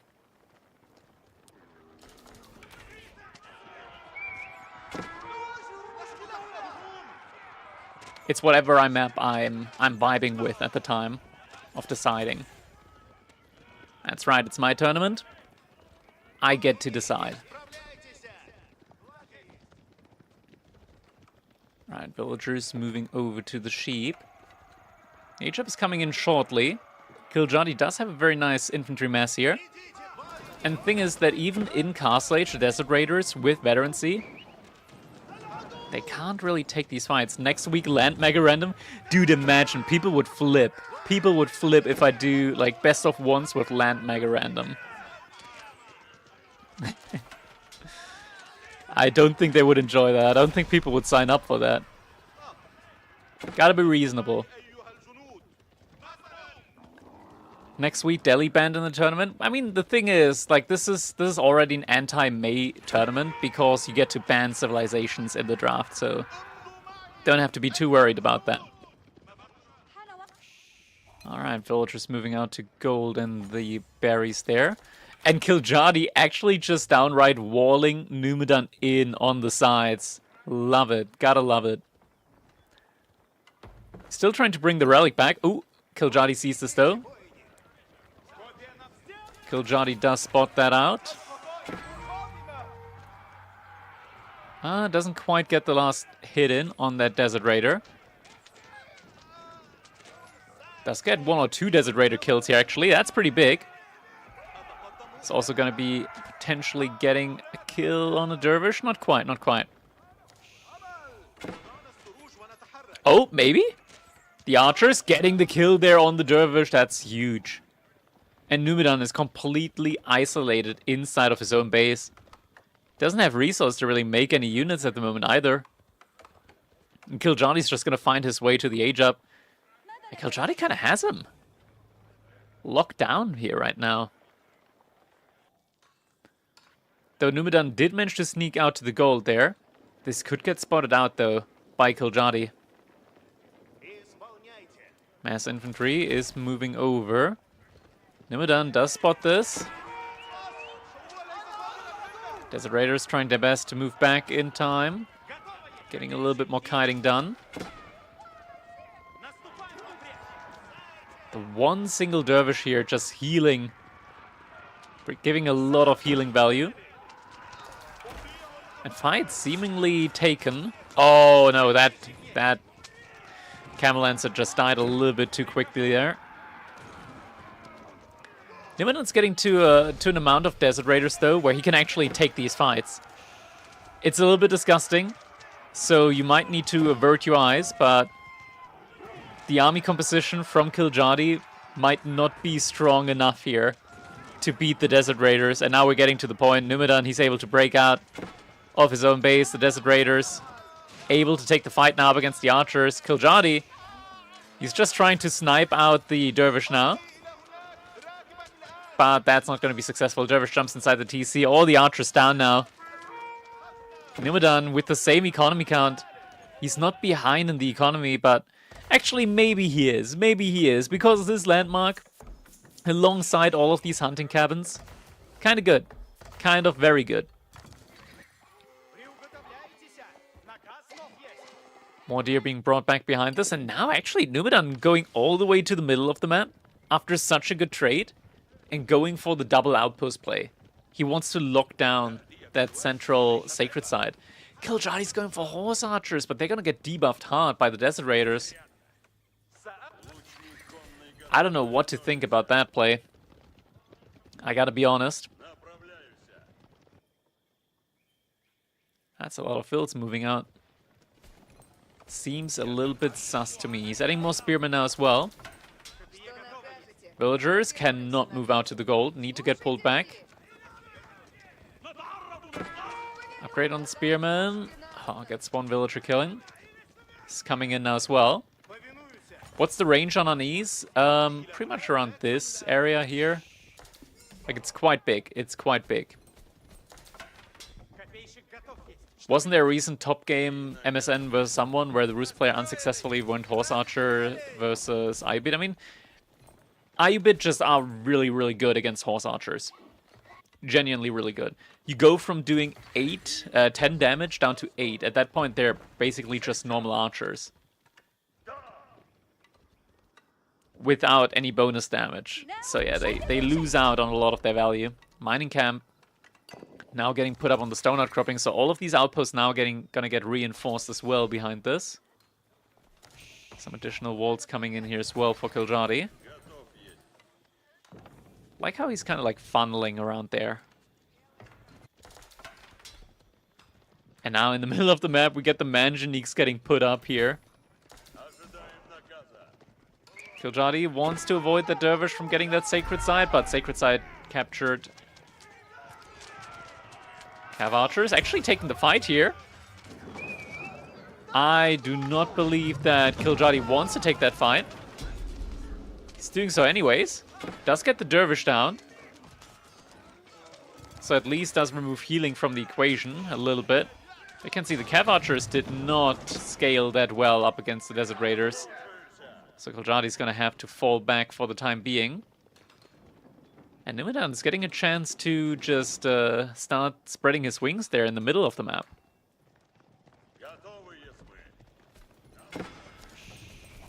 Kiljadi is still remassing onto the Cav Archers. Actually not remassing. He's got 9 out, but he's not making any more. So the question is what the next plan is from Kiljadi.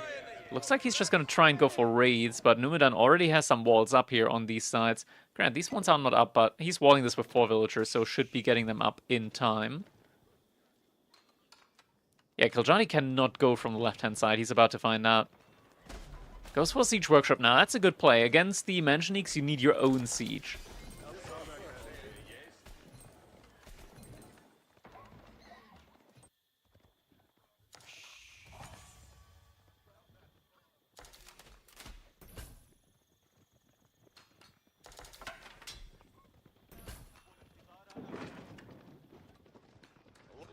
Horse Archers moving up again. Yeah, he sees the double wall now. Is aware of this. Looks like Numudan also is aware. He's sending the Desert Raiders around. They're gonna see each other now. Kiljadi's gonna pay attention. Does pay attention. He's gonna move away, but will lose a couple of the Horse Archers. Expensive losses.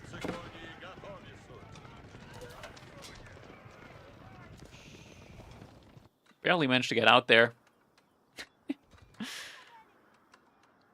I can't believe, man, that, yeah, Numudan from the beginning, from the spot that he was at, yeah, this wall doesn't make sense. Wall over here-ish, like, maybe like that. Yeah, that makes more sense. But yeah, from the beginning of this game to this point now, it's kind of crazy how we got to this point. Outposts are getting spammed up now. Kiljadi has a great infantry mass behind all of this. Numudan's army is really bad, but he's got a ton of Desert Raiders, a lot of free ones coming in as well, and he's just focusing on the defenses here. But there's also a Trebuchet coming in. Trebuchets are going to be able to take this down very quickly. 3 Trebuchets, one-shot even... Like, I'm not sure... Do they one-shot a fortified outpost? I think they almost one-shot a fortified outpost. 2 Trebuchets one-shot an unfortified outpost. Desert Raider still getting some more kills in. And Numudan also just putting up... more and more siege here now as well. Only 1 Trebuchet in so far for Kiljadi. Hasn't started investing into any more yet. Numudan's army not really existing at this point. It's all just siege. He's trying to break through the wall here though, every single time. This time Numudan doesn't send all the Desert Raiders, just a couple. Should still be enough to scare Kiljadi away. Yeah, and he went all the way close before he started firing. So all the cavalry archers should get taken down now. Just about all. Oh, doesn't get the last one. Still just 1 Trebuchet. What's Kiljadi's idea here behind this? He's banking up a lot of resources. Okay, 2nd Trebuchet and reinvest into military. Oh, he's making some toxic Louis MT walls.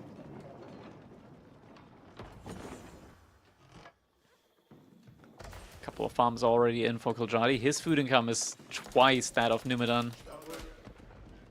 And yeah, these Manjaniques, they've been bunched up now. At 5 Manjaniques, these become incredibly potent up against infantry. Where's Louis? He's not here. He played in last week's Crack Cup, actually.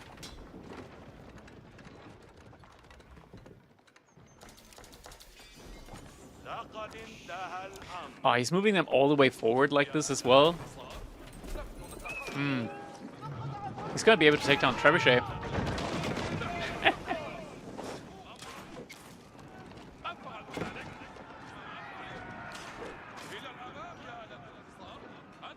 More walls coming in. More trebuchets as well.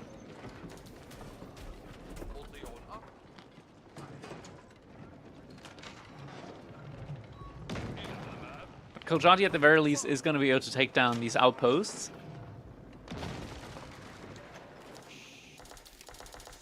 I think Kiljadi can break this. He just needs to start reinvesting into mass horsemen. Ah, he's not doing that. Okay, he needs to take a really good engagement somehow up against the siege from Numudan. I'm not sure how he's going to do that, but he needs to. Dude, that is toxic, dude. Oh. Almost gets one of the Manjaniques down. Goodbye, outpost, though.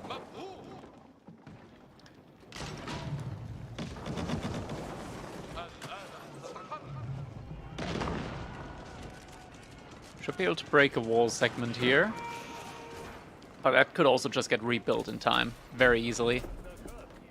Now up to 6 trebuchets.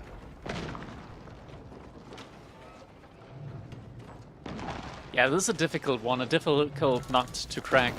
As Numudan actually has more army value than Kiljadi at half the army count. And some siege.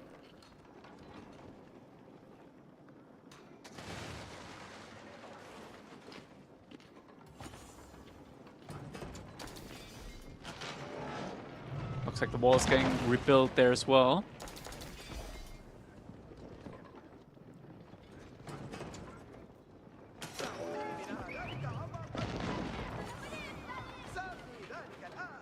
Very quick repair on the wall. Kiljadi now starting to make his own mangonels, but yeah, time is definitely not in his favor. 3 minutes remaining.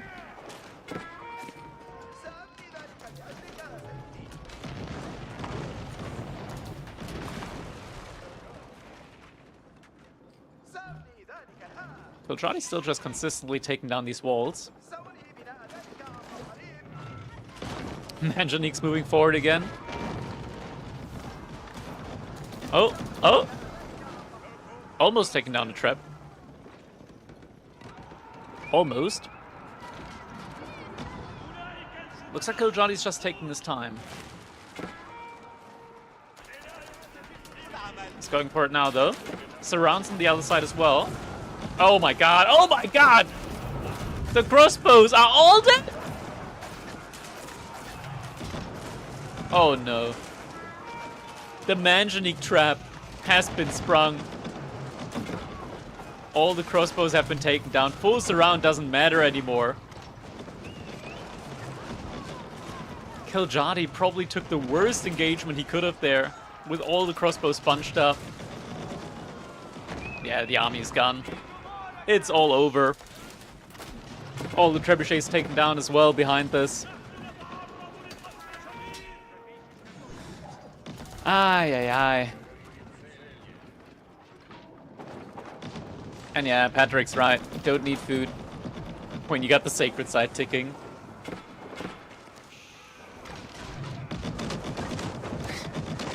Scorched Earth. Takes down 2 Manjaniques, but yeah, it's still 6 on the field. 2 more being built behind this as well.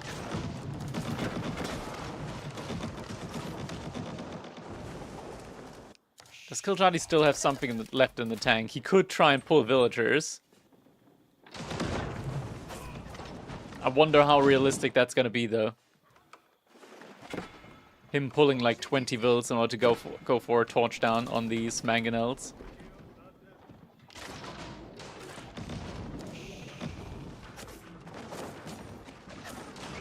Yeah, the spearmen are not gonna get a kill in.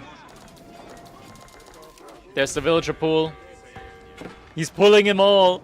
Oh no, oh no. Oh no. Does he even have textiles? He doesn't have textiles. Here come the villagers. Here come the villagers.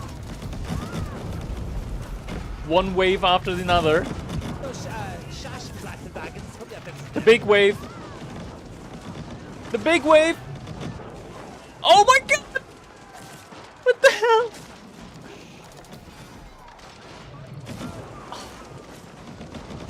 They're all getting absolutely slaughtered there. GG. Kiljadi with a total of 3 villagers remaining. GG's gonna come in. Numudan is gonna be able to move up further in the bracket. Oh man. What a rough one.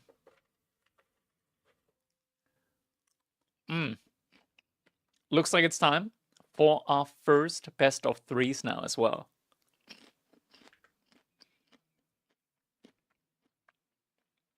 So let's get ready there.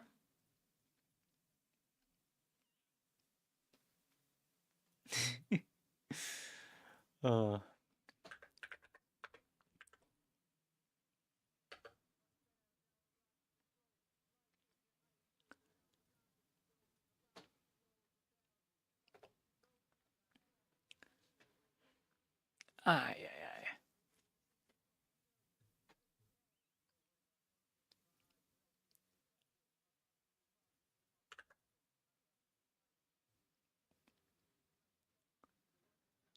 Let's get the Civ draft in as well.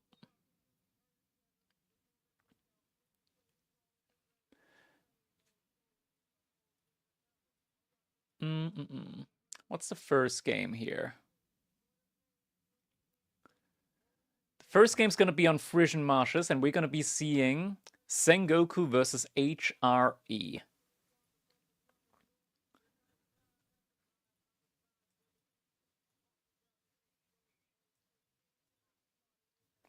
Oh, and it's a best of 3, not a best of 5. There we go.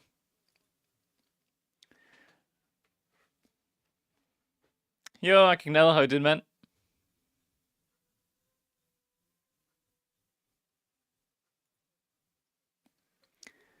Back to tournament then we are. We are back.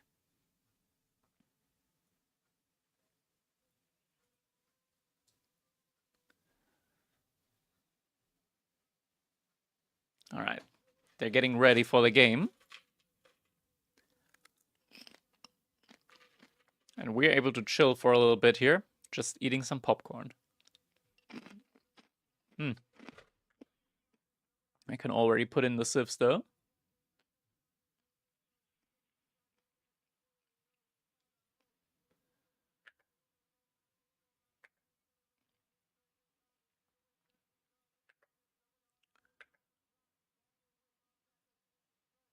Oh, where is it? Frisian Marsh. There we go.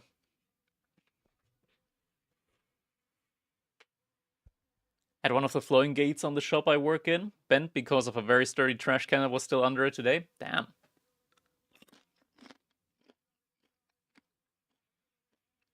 Took a 1-hour nap. Man, lucky you. Imagine being able to sleep.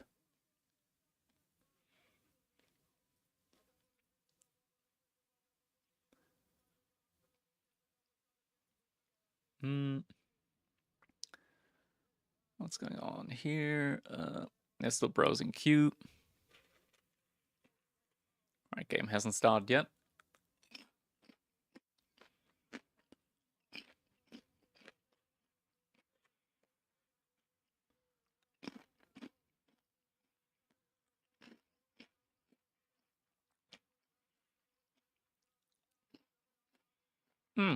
Theo, I actually found myself a similar platform 2 weeks ago for high frequency algorithmic trading.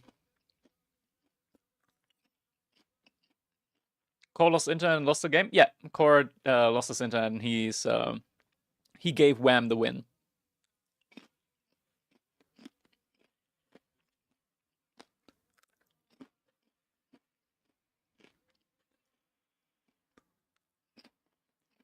Lame. I mean, when you're in Germany, things like that happen, right? You also have a trading bot? I do.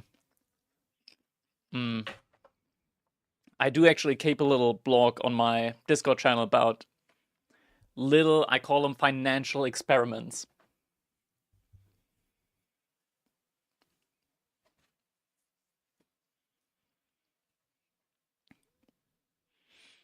What I have at the moment in terms of financial experiments is like a very weird, probably Ponzi scheme-ish. You mean all inning on tech shares? Hey, you might be memeing, but I'm just gonna show you this, Des. I'm just gonna show you this, Des. Today has been looking pretty good on my longs there. Some AMD longs. We put up some Novo Nordisk longs just in the perfect time as well. Like you see the nice little plus 90% there. That's pretty good.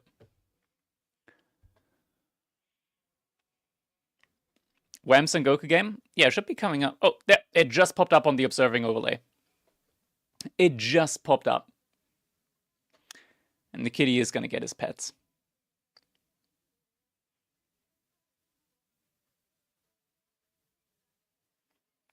Which app you using? It's a German app for trading. So it probably doesn't exist outside of Germany. I'm not hunting plus 100% within 2 weeks. Well, the thing is, Des, yesterday, I made big minus. Big freaking minus. Yesterday was rough. My AMD position got freaking wrecked yesterday and the day before. We had like minus 20% in AMD. Crypto also got hit big. So after it went down like that, I was like, okay, fuck it. I'm gonna open up a long position when it swings back, and yeah, worked well. It did work well so far.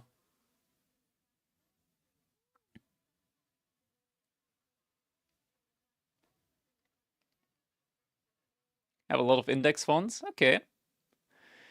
But 5 to 10% per year is, unfortunately, that's like good for dividend stocks, I want to say, like 5%-ish. And then you also still have market movement.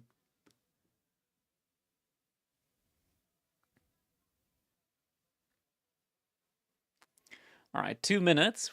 Then we're going to be going into our game. I'm going to put the timer up as well.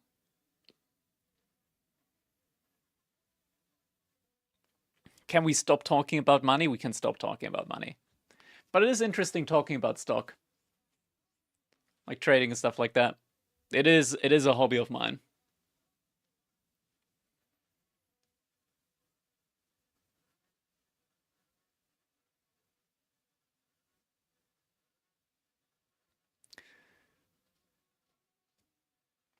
Just how I like to talk about politics, I also like to talk about the stock market from time to time.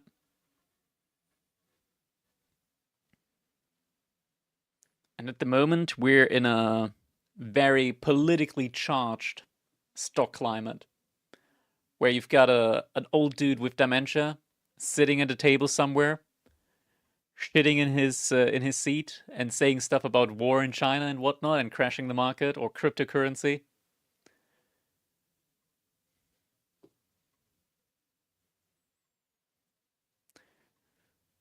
I mean, we already talked about it earlier. I think they intentionally crashed the market in order to have the government be able to buy crypto for cheap for their, what do they call it? Like Federal Reserve Fund?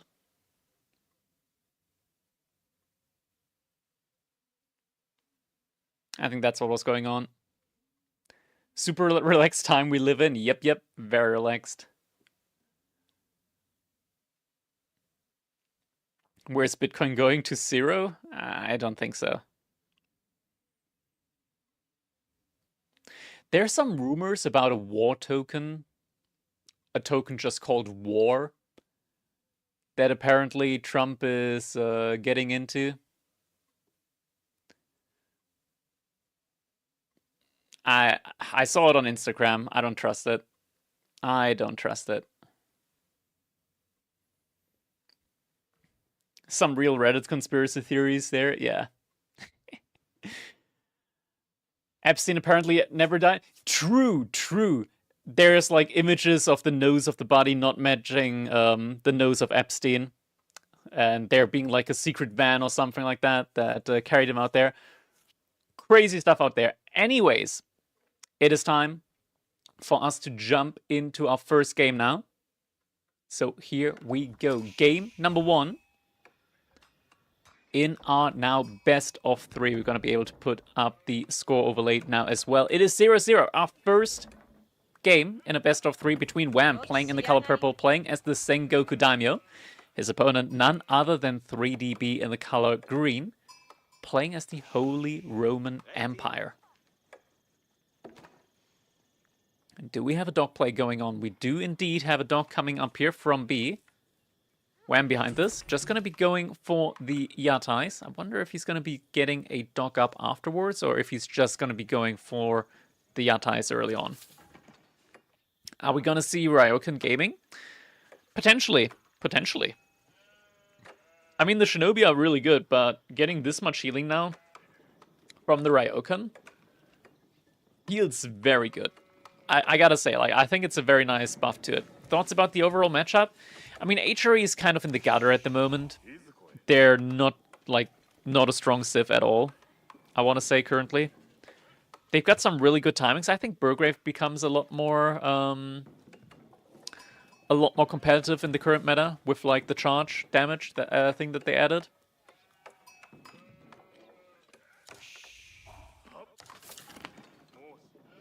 HRE can get the upper hand in Dark Age. Yeah, but on this map, you typically don't want to go for Dark Age since booming with the dog is more competitive.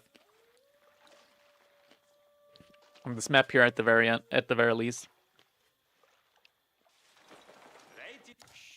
And your opponent isn't going for it anyways. When ABBA only tournament, I think we're kind of behind or past the one civilization only things.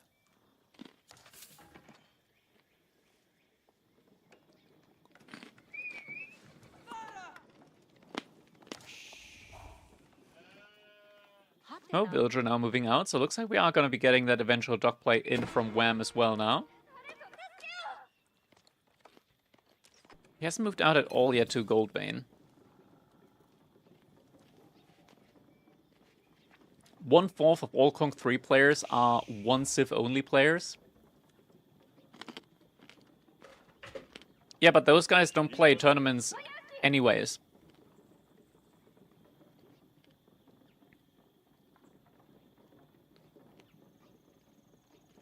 I know we got a lot of one tricks on the ladder. But those guys are typically only interested in playing on the ladder. You're never going to get them to play in tournaments. Or rarely. Very rarely. They don't have the information network to, like, know about tournaments and whatnot. Wasn't there a German players only tournament who won that? Oh yeah, Ezra, you wrote me. Yeah, sorry, I didn't answer yet. I completely forgot about that tournament. The Battle for Friendship. To be fair, they put it so far into the future that I just didn't think about it at all anymore. They never sent me details around it as well. I didn't even know who I was playing with. I still don't know who I'm playing with. Just ask them? Yeah, I mean, they asked me to play.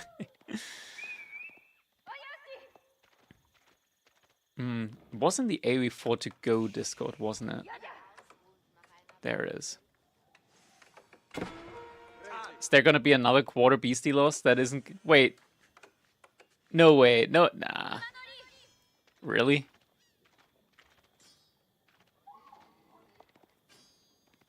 We're doing a best of 3 now, Core. Wait, looks like... Jesus Christ.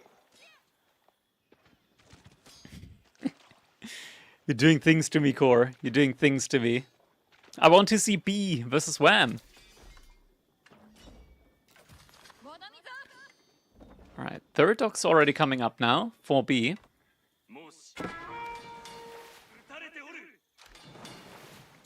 Wham behind this. Only on a single dog, but he does have some Yatais. Both players now going for Dark Age. Yeah, going for Dark Age units. I'm also going to try and flip the UI around. There we go. So getting some Naginata Samurai in as well now. Some early Dark Age Men-at-Arms. And ooh, wham, he already got the +1 melee damage upgrade as well. So it's going to get some additional scaling benefits here when massing the units. Will you cast Beastie vs Myriad 2? It's probably going to be over by the time that we're done with this best of 3.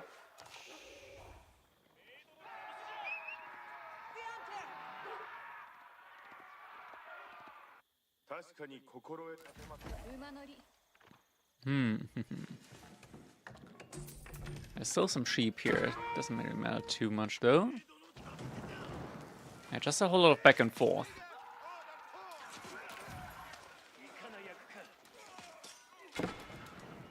And B, he's just focusing on mass spearmen. Now Coca Township is going to be coming in for Wham.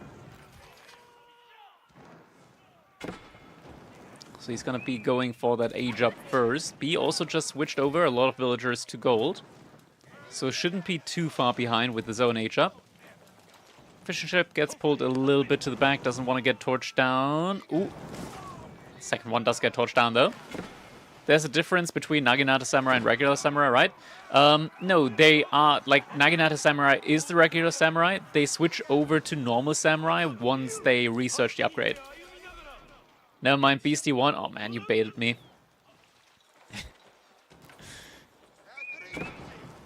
And also, spoiler, hello core. Spoiler. Crazy. Minework Palace now getting rushed up by 8 villagers.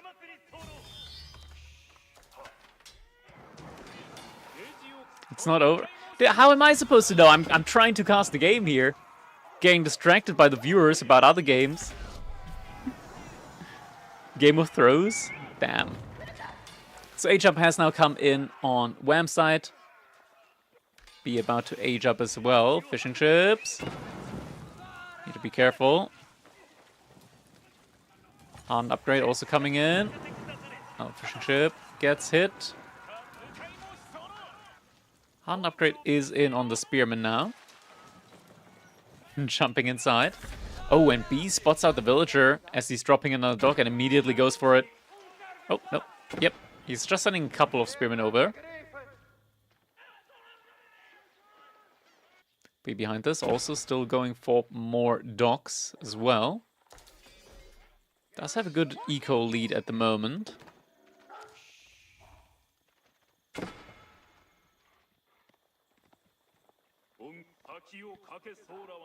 That villager is doing its best to run for its life. But these spearmen are going to be strong enough, and behind us all pikes also coming in. So hard upgrade has come in. Shinobi are getting used now as well. B doing a great job of just immediately splitting all of his units up. Villager does get taken down. Shinobi throwing the grenades are going to disappear soon. Yumi archers also coming in behind this. B also adding in his own archers. Spearman running back now. You remember saying don't really want to play Dark Age on this map? I said not immediately. Okay, I didn't say not immediately, but what I meant to say was you don't want to just go straight for the Dark Age play against a player that opens up with Yatai. If the player opens up with docks immediately, then you could, but it's better to first go for your own dock and then go for Spearman. Sorry, English isn't my native language. Oh, and a ton of production building here in the back from Wham. It's a little bit awkward with the Yatai being, like the Matsuri being right there. But you can also always make more Matsuri. It's just going to take a while to fill them up with the traders from the Yatai.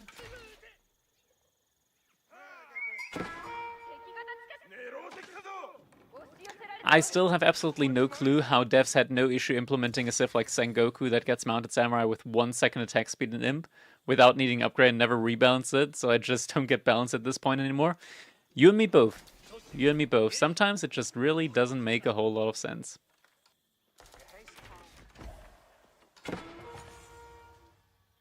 Sometimes it do be like that.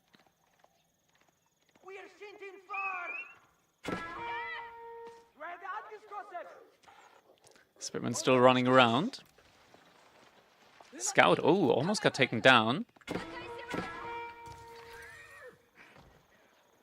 Lots of Yumi, and now also some Yari cavalry in the middle.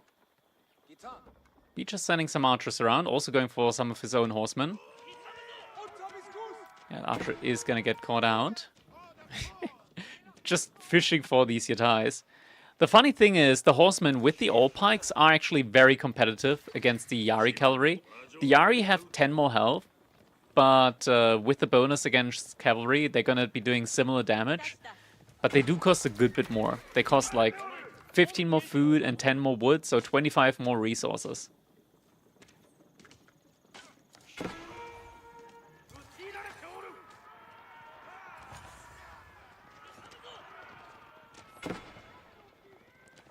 And now, cavalry, ooh, not going for the commitment yet. Yarikav is going to find some HRE archers. Now there's also some men-at-arms coming in. There's still a good amount of Naginata Samurai, though. A very good amount of them. Shinobi getting spawned in now as well, on the dock. Horsemen getting pulled over to the archers. HRE archers also in trouble. Spearmen moving over. Horseman going for the Yumi archers yet again.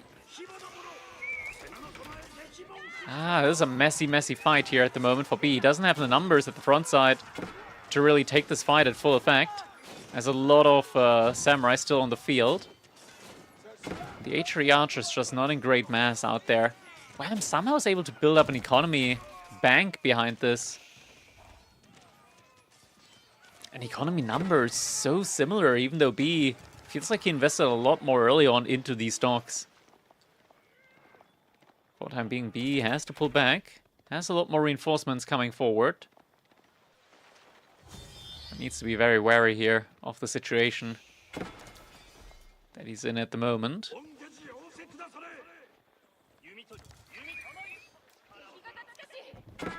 Scout just being a little bit annoying there. Outpost getting dropped now in the middle. Looks like Wham wants to take that 4 in the middle of the map. B being very nearby with his army. And villagers, I don't see them moving forward yet. No, there they are.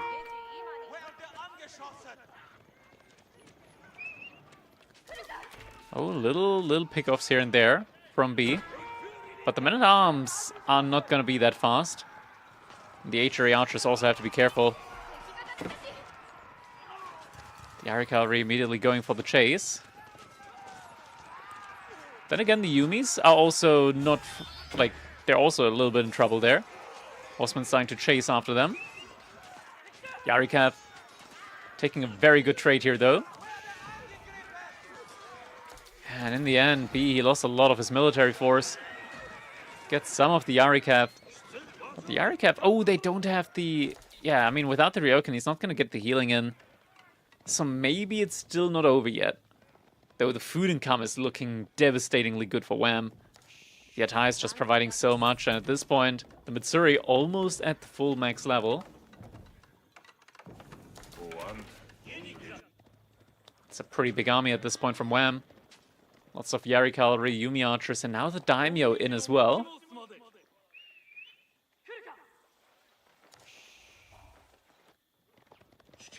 Yari are now just going for a little bit of a hunt onto these docks, onto these little ponds. Fishing ship needs to jump inside.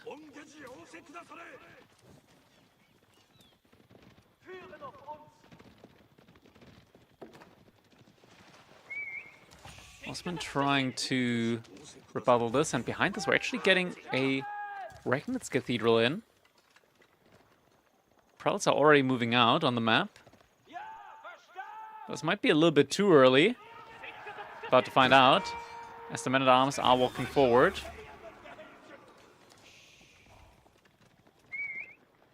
Oh, the Prowl's gonna get found out though. Outpost with some emplacements. And Prowl did get found out. B. Age up has now been given away information-wise. And wham! Follow-up age up gonna be coming up here. With the Sake Brewery.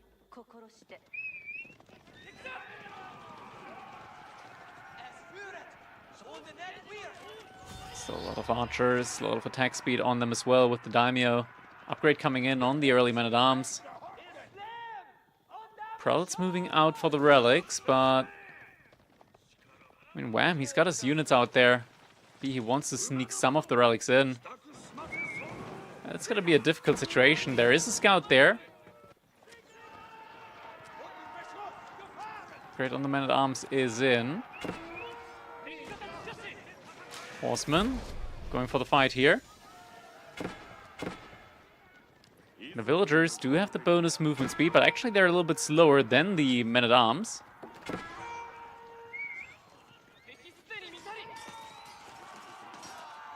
Horsemen getting fully surrounded, actually. The cavalry count from Wham, it's frighteningly big at this point. Some knights coming up as well. Yumi Archer upgrade is on its way. It looks like B might actually be able to get some relics here. One's already been garrisoned. The men-at-arms are buying him at least a little bit of space at the front line. Yarikav going for a full surround. +2 Pierce armor is in. So even with the upgrade to the veterancy, they're not going to be doing that much damage. Actually, still just 1 damage. He needs the Pierce armor level 2 as well as the Daimyo upgrade to do more damage. The outpost is going to get taken down. We don't have heavy maces yet. Instead, two-handed upgrade is going to be coming in. Two-handed weapons. Yeah, B, he's going to have to fall back for the time being. And third relic getting picked up as well behind this.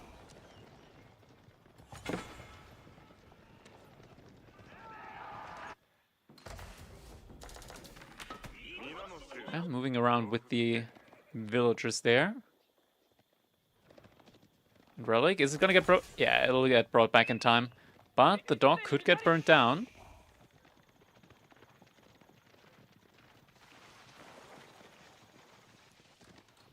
Cavalry now splitting up to the sides. Relic has been found out. Cap getting spotted there as well. And Arms getting sent out to deal with that raid out there. A little wham wall to split the map into 2. Proud on the sacred side. Does he send anything over to block that? Doesn't look like it at the moment. Now heavy mace is also coming in. We're also getting steel barding behind this. So knights are going to be incredibly tanky up against the archers. And Wham's already on 11 Tanigashima gunsmiths now. That's a pretty heavy backline that B's going to have to deal with. The dock is going to get burned down. Villagers being sent out to repair. Heavy maces is in, so the men-at-arms starting to do some really good damage even up against the mounted samurai. But this front line is getting pinched here. Needs to fall back. B is going to pull back. Military's getting split up there.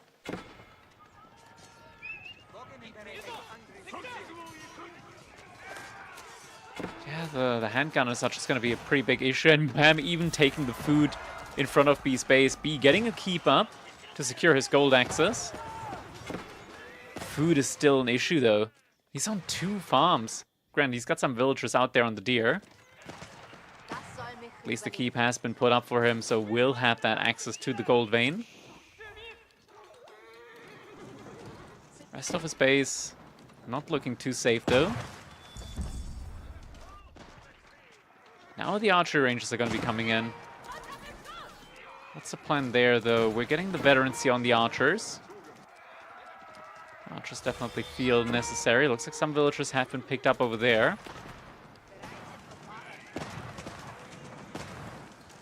Fortification alongside the emergency repair has saved that outpost. It's going to stay up for a while longer.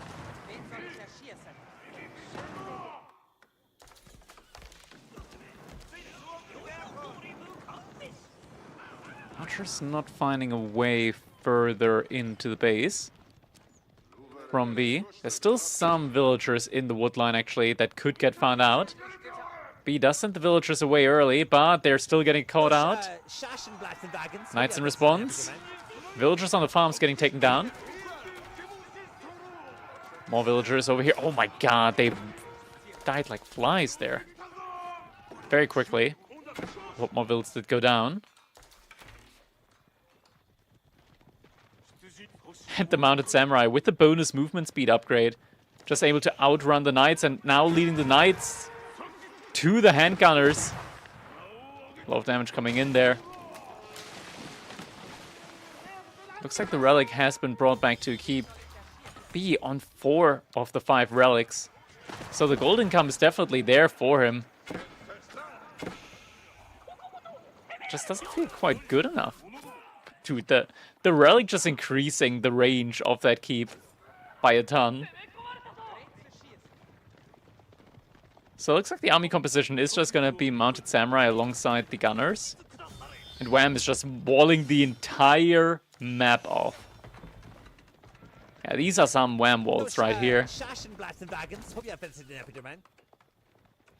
Some Wham walls indeed. B, he's massing up knights, archers, alongside some men-at-arms, but doesn't feel like too competitive of an army composition. Against just the pure mass of high premium units that Wham has at the moment. Army value 3,000 in the lead at the moment for Wham.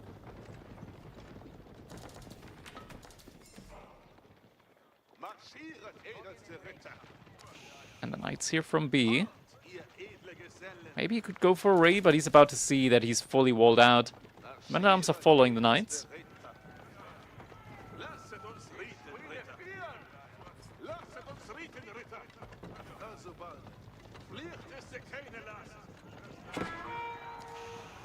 Oh, engagement potentially in the middle. Nope, still not going for it. But yeah, next up, Wham is going to be going for the sacred site. So he's walled off both of the sacred sites here. First sacred site is now starting to get captured up. And he's going to try and put a timer onto B. B also at the same time. He's on the middle here. With villagers gathering up the deer. That's precious, precious food income for him at the moment. He barely has food income at all. Archers doing a good job of focusing down some of the gunsmiths. Also breaking through over there. Archers also finding some villagers. Some good pickoffs there. Equalize the villager count. Economy is still not really equalized yet. And the Mounted Samurai in the wood line. Not something that B expected. Not something that he saw in time. Does he have any units going that way? Some reinforcement knights coming in. At the same time, fight coming in the middle here. Archers moving up, trying to snipe down the gunners. Same in the front line. Men-at-arms alongside them. Still a lot of gunners. Archers dying relatively quick. A demo coming in as well. Trying to get some explosion damage. Not getting the greatest of connections. But the archers were exposed to a couple of knights there at the front line. Shinobi coming in now as well. The army count from B has been absolutely destroyed. Still the raids going on. The idle time being caused here. B is out on the gold. He's been actively using the market just to be able to keep up with production. But it's only something that you can really temporarily do. How much food has he been buying? 170 gold at the moment for 100 food. So food has been very actively bought so far in this game. Springer upgrade came in, but Outpost just gets taken down immediately. And now Wham moving out to the berry bushes here from B. Something that B should be seeing. And Jesus is coming back. Wake up, gifting the 5 gifted subs, man. Thank you, thank you, thank you. Very much appreciated. Much appreciated indeed. Thank you for the support. Knights going for some of the gunsmith, but you have to be so careful here. Still a big army from Wham, just remassing the Mounted Samurai. Timer is still ticking behind this. 9 minutes left on the clock. And there's just not really a lot of farm economy behind this. He also didn't go for the sisters here in Abbeys yet. That could have been a way for him to scale the food income there. Outpost getting reinforced. Looks like he's lost one of his relics out there. He's got a prelate nearby. Could try and sneak that one back in, but it's so dangerous. The army's right there. Yeah, and wham, he realized he's just going to be camping here. Iko Monk is coming in to bring that relic back. Oh my god, the knight completely surrounded. Just getting absolutely hammered from all sides. He's trying his best to keep up with the army balance, but realistically, wham, at this point, he just needs to wait a minute and go for Imperial Age.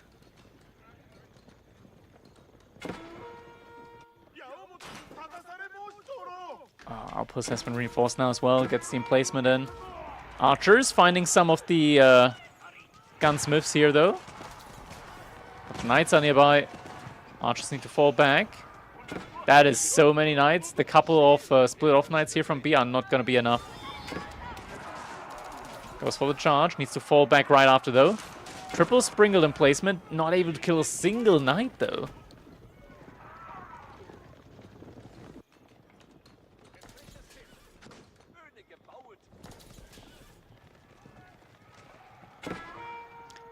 Yeah, Wham's army at the moment certainly is just looking much, much stronger. Villagers just getting sent out in bulk now to get to that gold. But the army is right here from Wham. B's gonna get the knight of the gold. Wham, he sees the villagers right as they arrive here. Or does he? Could try his best to go all the way to the large gold vein. Indeed, that's gonna be the plan. Keep is getting placed next to it.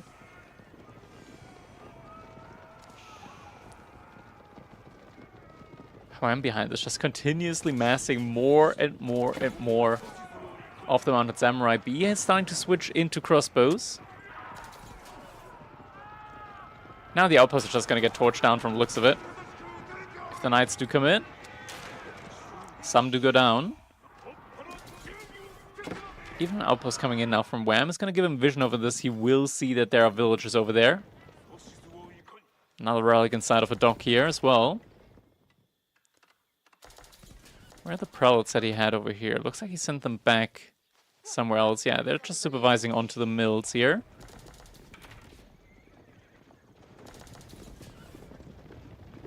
What's that? Mounted Samurai Odachi coming in. Equip Mounted Samurai with Odachi alongside it. It's +4 bonus damage against infantry. Ooh. Infantry, that's the archers and the crossbows as well. Not sure why that exists. That's already, like, they already have so many bonuses on knights. The devs really love just power scaling the ever-living crap out of cavalry units in the game, don't they?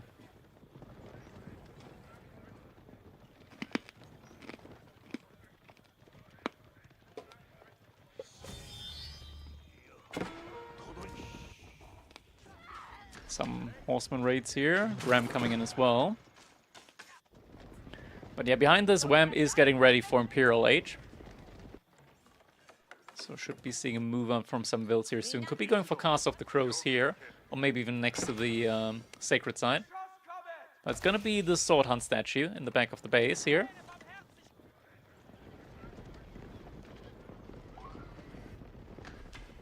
Outpost coming in for even more vision.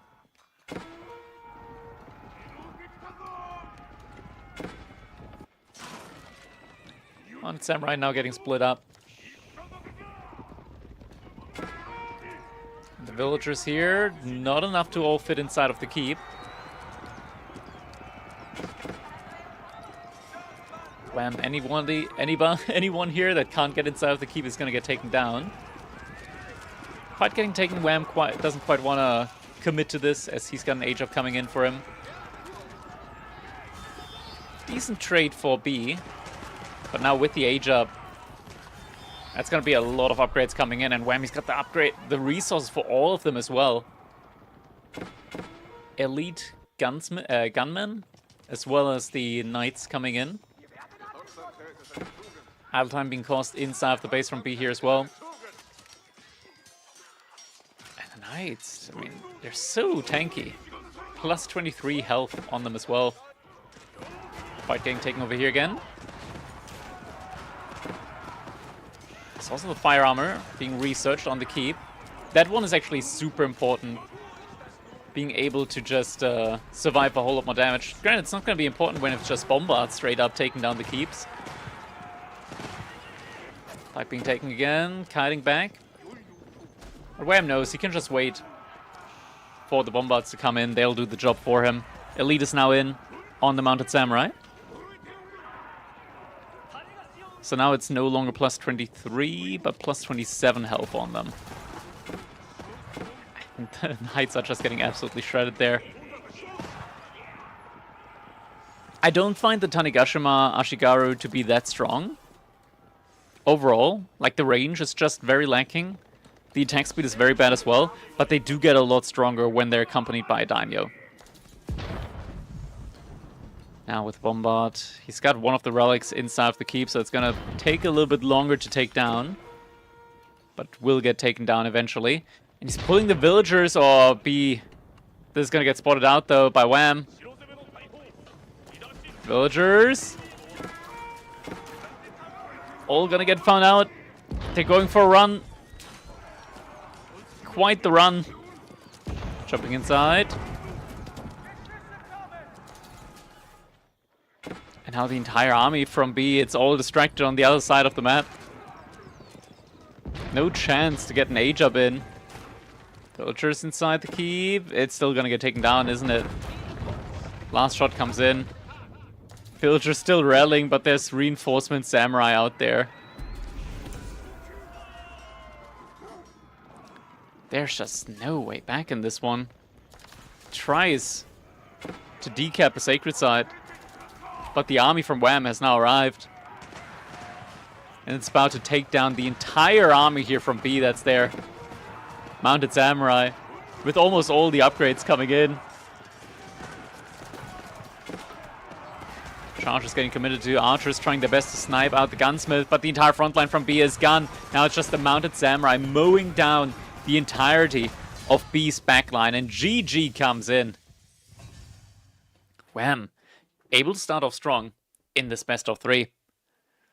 And you know what that means? That means that Wham is now already on match point.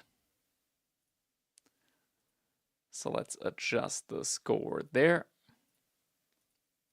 Sengoku taking that one. Yeah, HRE, I've seen HRE now a couple of times from B. I haven't seen HRE really work recently, like, at all.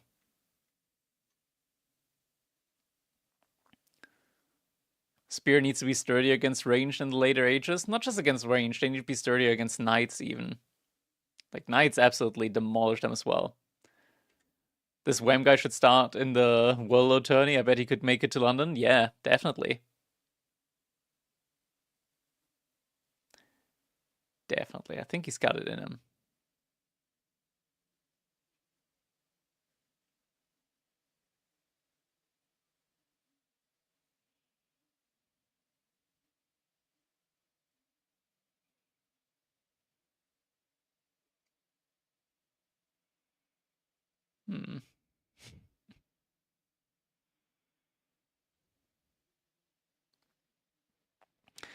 Alright, let's see. What is going to be coming up next? Next map is going to be Kawasan. Kawasan.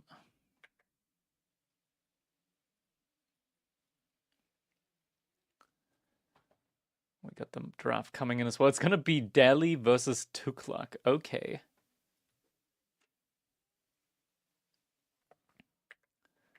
So, Tuklak versus Delhi. Pet the kitty? We just did. We just did, Meow Aces. Don't you worry. The cat is getting enough pets. I'm quickly going to grab something to drink. Be right back.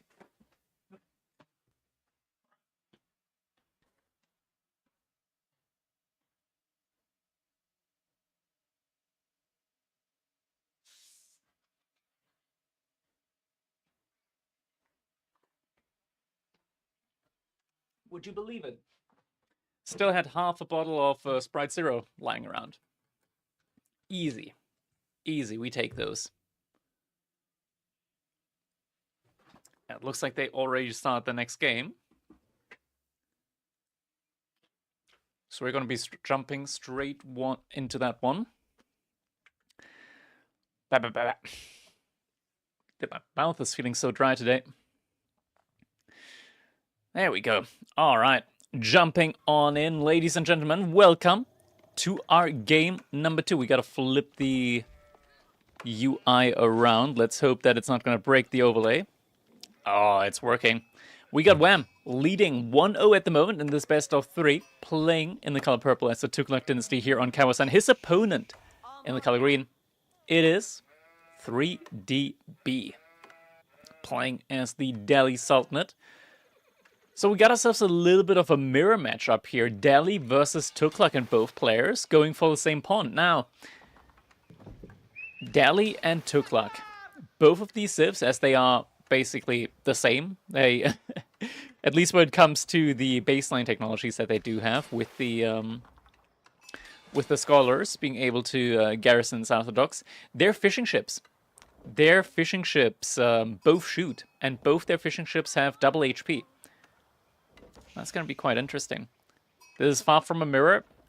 It's also far from not being a mirror. You know? It's very similar to a mirror. At least when it comes to the early unique mechanics here on these fishing ships.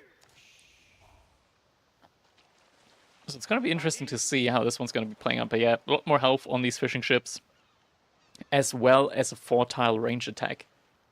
Same, but different. Exactly. One bonus that the Tughlaq have is that even on their docks, drop-offs are going to get increased by 5%.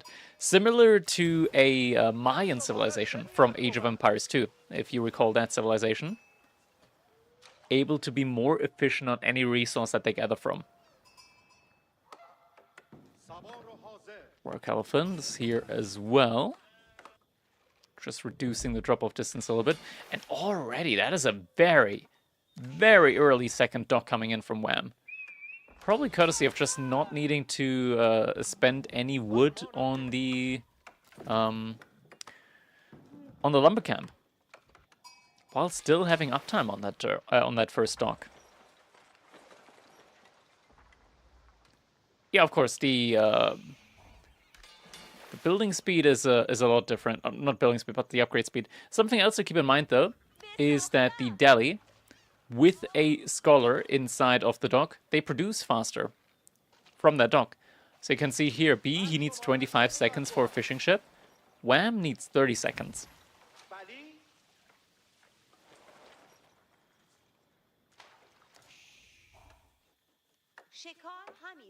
Behind this, also free upgrades coming in, so wheelbarrow is on its way. Slowly but surely, and Wham actually having the resources to almost consistently double produce from both docks. This one's going to be idle for a little bit now. But yeah, able to get a pretty decent early economy lead here up against B. B is currently only on those 3 fishing ships. Also in a little bit of a housing situation at the moment. Oh yeah, actually a situation that he really needs to work on at the moment. Oh, he's going to be housed for a while. Wait, he made a house? Where did he make a house? What? Oh, it looks like that one wasn't finished. Okay. He made that house there. And now he's got enough resources for the age up. That's a pretty good timing on the age up.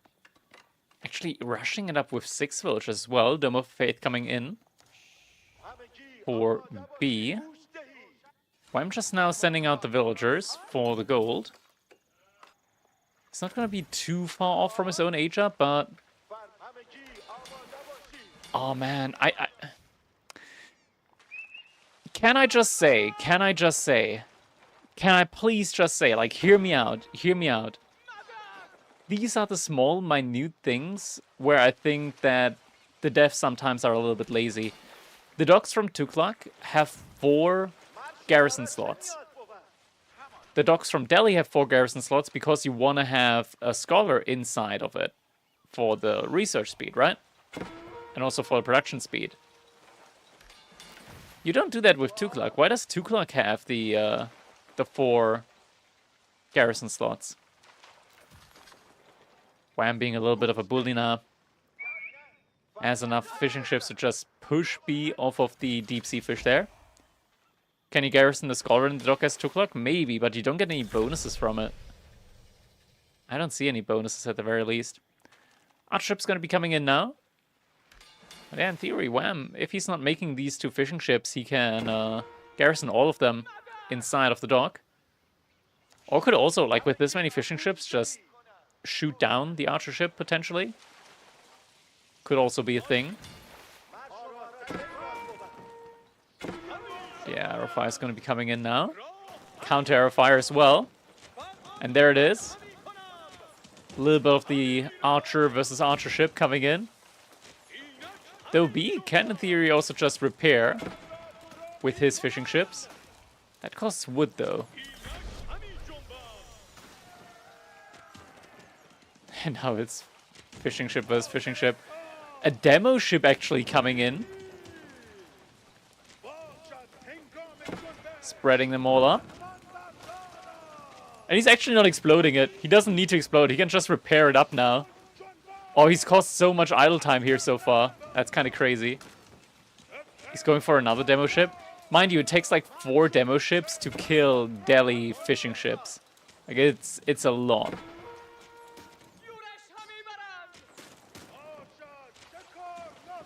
Oh, needs to be very careful there. Oh, Springle ship. He's gonna get found out.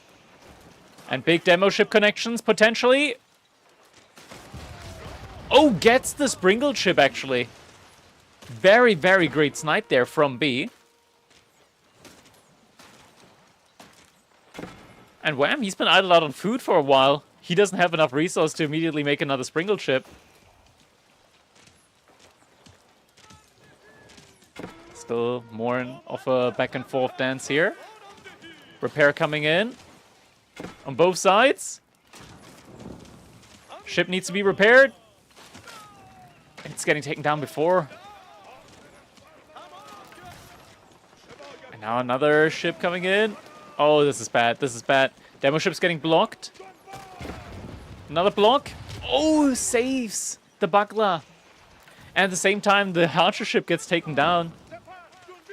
Another archer ship coming in. Needs to be cancelled, though. I don't think that archer ship can survive here. Maybe?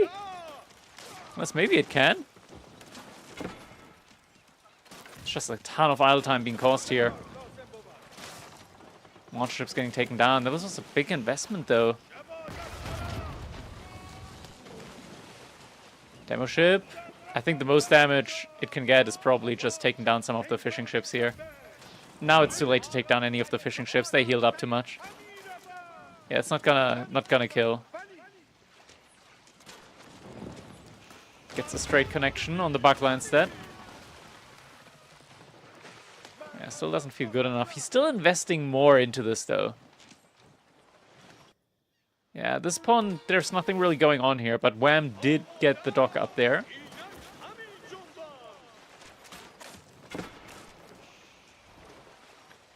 Villagers here to repair. Springle ship, though, is focusing that one. Yeah, it's just a little bit too much now. Connection comes through as well. This dock is something that has to be given up by B. On the best of spots now. And ooh, 2 villagers getting pulled for this dock. So should be getting it up in time, but doesn't have the resources to immediately make a ship afterwards. There's already an archer ship in queue as well.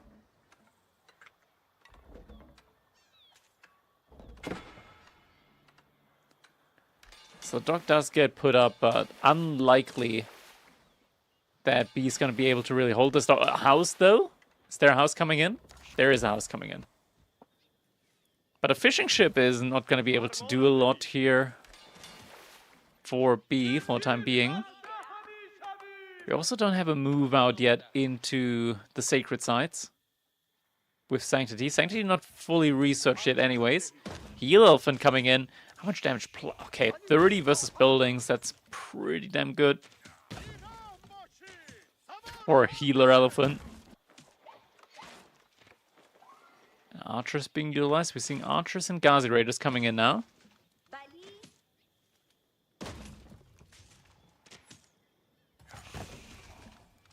Just about everything being utilized. Can heal elephant heal ships? They should be able to, yes. Archers getting sniped out. Wham, gonna move that one closer to shoreline. Can pull the Dao there to support. Alongside the heal elephant, of course. The Ghazi Raider doing +2 damage versus heavy though, and the heal elephant is actually a heavy melee cavalry.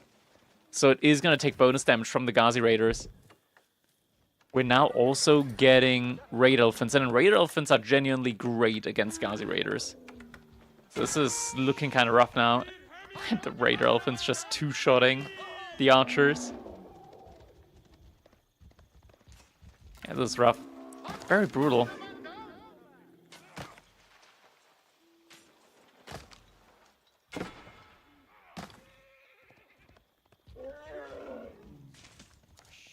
Doc is finally getting taken down. B has built a blacksmith. Second stable has come up. We're seeing archers most likely alongside more raid elephants coming in now. For Wham. Looks like that's going to be the army composition. And he is on double pawns now. So B, he doesn't really have a way of scaling. Looks like he's trying to go for a sacred site here. There, Raider Elephant immediately moving towards it. They're quick. Are they going to get there before the capture comes through? It looks like they're going to get there in time. Yeah, the Raider Elephant should be getting there in time.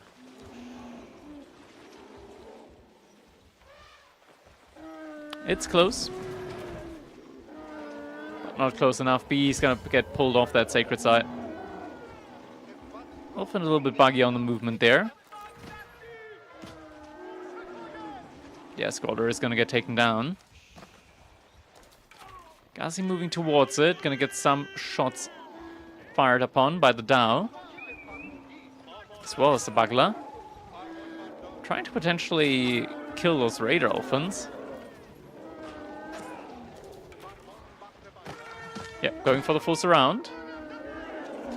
ISB going to be able to take some of these Raid Elephants down.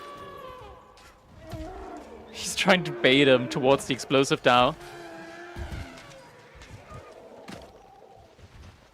Yeah, it's dangerous for him to take the fight there. Best of 3 or best of 5? This is a best of 3.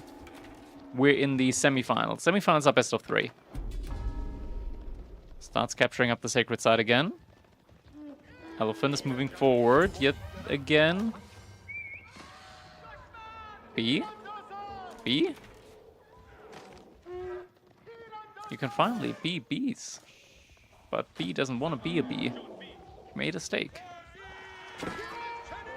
That is some A+ tier references, by the way. If you know, you know. Ghazi Raiders, in the meantime, trying to go for some raids. The army is there from Wham to defend, even utilizing the trample ability to move past or through his other elephant unit. Weak Ghazi Raiders getting pulled back, but needs to be careful. Could get shot at on the retreat. Wall has been blocked down here. Oh, B. He's going to be able to get at least one villager pick off there.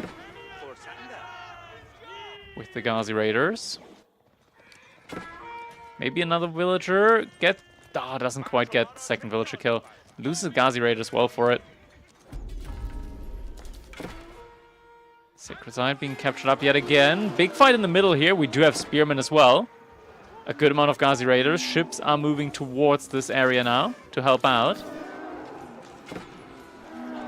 Elephant getting taken down here. Demo ship isn't anywhere nearby. Fight is being heavily committed to. Spearmen, for the most part, have been taken down. There are barely any spearmen left now. Now the backline is moving in closer.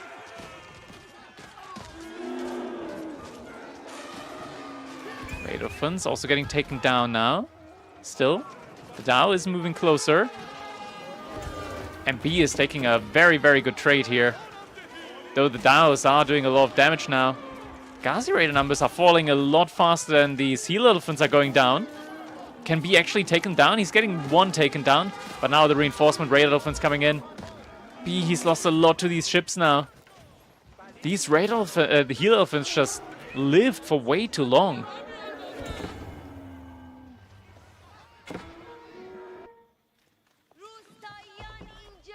Ooh, Scout is going to get walled in from the looks of it. B did move out to the middle of the map in order to get the berries. That is why right now he's able to keep up with the income. Question is, how long can he keep up with the income here? As Wham is still on double ponds.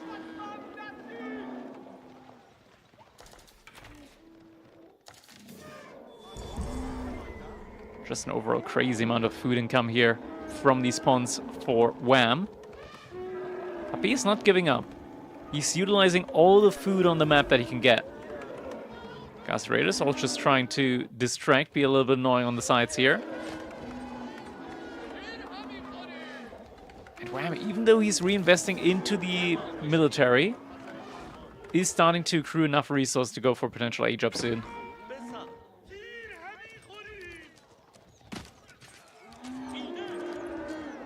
So fighting a little bit too long underneath the TC, will get forced back.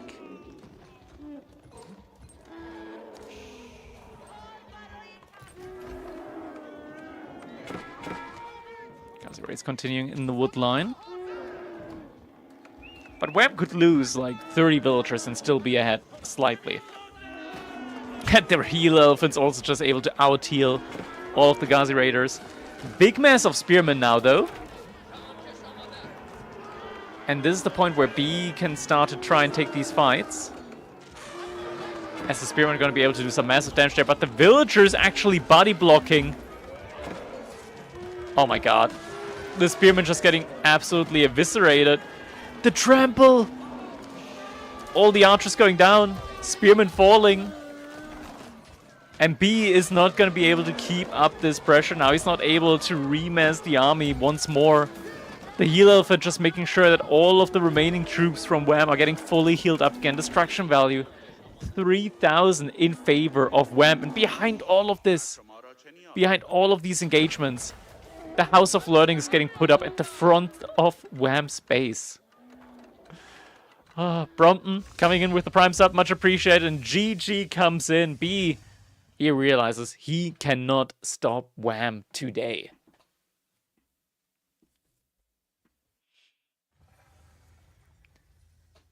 Alright, GG comes in. That means that we now know who one of our finalists is going to be.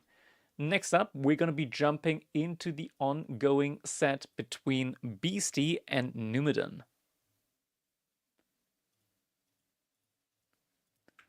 All right, let's jump on in. I'm going to try and get the drafts in. Backlap, thanks for the bits, man. Much appreciated. Thank you, thank you.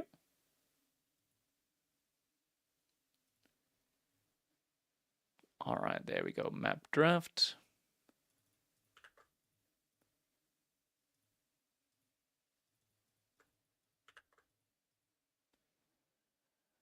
And it looks like we're getting perfectly into it for the second game to start.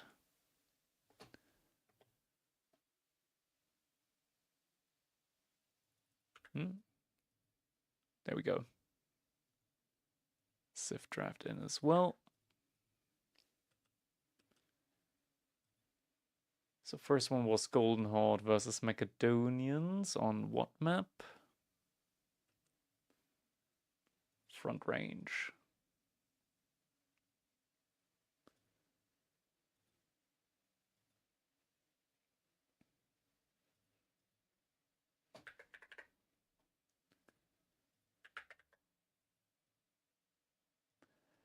Next up is gonna be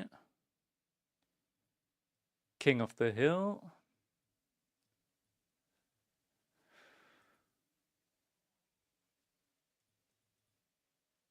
All right.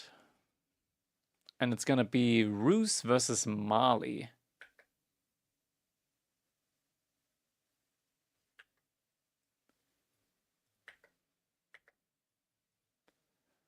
Okay, there we go.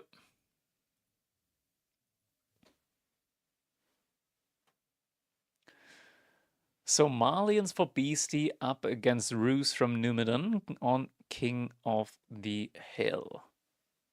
Already match point now for Beastie.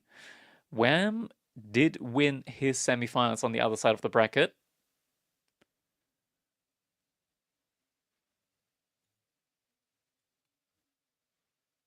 So that means whoever wins this game, or rather the set, is going to be facing off against Wham.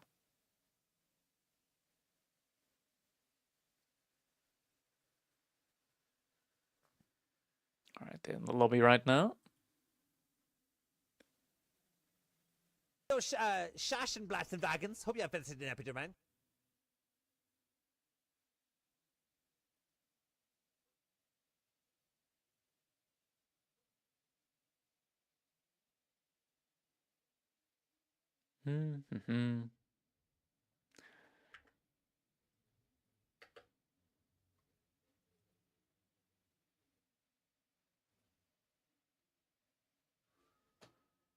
How old is Mockridge? Mockridge is 8 years old.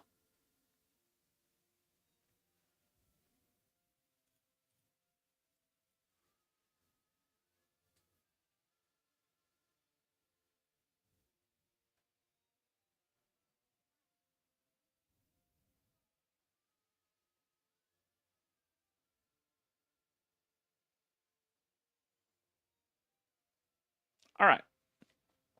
It is time, ladies and gentlemen. We are now going to be moving into our game number 1, or rather our game number 2 of the second. Oh my god. Okay, we're doing that after. We're doing that after this game. You seem bored? Well, I was in the loading screen, okay? I had to wait. I'm quickly going to be shifting the scores. There we go. And flip the UI over. There we go. All right. On the left-hand side, we got Numudan in the color green, playing as the Rus Civilization here on King of the Hill. His opponent is none other than Beastie in the color yellow, playing as the Malians.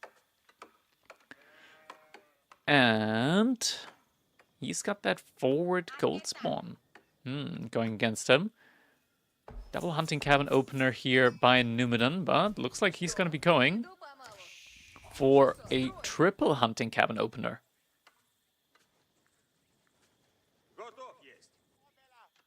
Triple hunting cabin opener. Houses coming up behind us as well for BC. So he's going for the full 6 houses early on. Actually, he's still on wood. He's going for the second straggler tree. So maybe even going for a 7th house. Yeah. Sort of houses getting put up there. Wait, is he going for another? Ah, you need the spot for mining camp there. Yeah, no way he's going for... Oh, he's going for another. This guy. He's not planning on gathering from this pit mine. He's just planning on having it tick passively for him throughout the game. So fully surrounded the pit mine here with the houses early on in the game. Yeah, triple hunting cabin at the moment in for Numudan. So he's going to be getting in a lot of passive gold per minute. Also on additional scouts here. Granted, you can't really find too many sheep here in the mid-map, just because most of the sheep spawn close to your TC. But with this many scouts, what he could do is just try and torch down some of these houses from Beastie there. Looks like one scout is even bringing back some sheep. To be fair, you don't really feel like you need to bring back.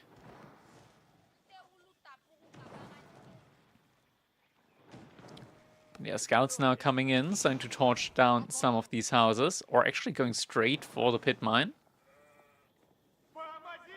Now we're gonna get a Saharan trade worker. I know it's gonna be the Manza quarry. I'm not a big fan of trying to torch down the pit mine, mainly because that can easily get repaired while being... Actually, it's not in TC range, but even without being in TC range, like, the scouts don't do that much damage to a villager, so a villager should be able to easily Scouts getting pulled together. BC needs to be careful there.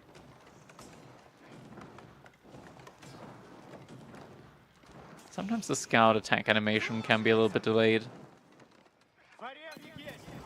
Yeah, Pitmine is actively being torched down right now. Beastie is going to have to pull a villager over there in order to repair. He's sending a lot of villagers over to wood, so we'll have the wood to do so. But yeah, 7 early scouts here from Numudan. That's a lot of torching power. The villager needs to get pulled here soon from Beastie, if he wants to keep that pit mine up alive.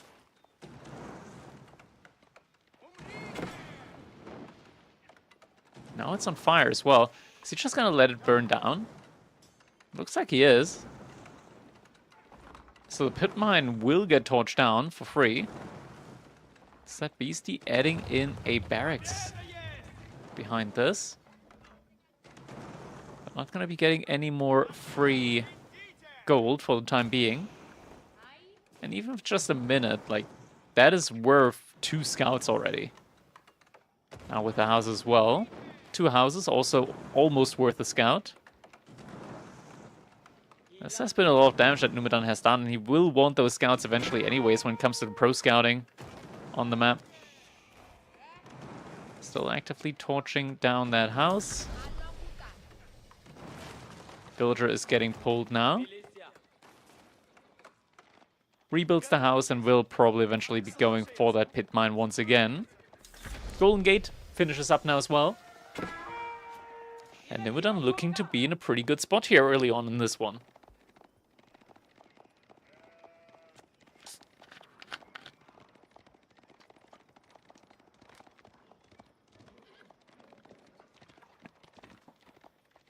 And there it is, Pro Scout now in queue. Sprite, yep. I am a sucker for Sprite Zero.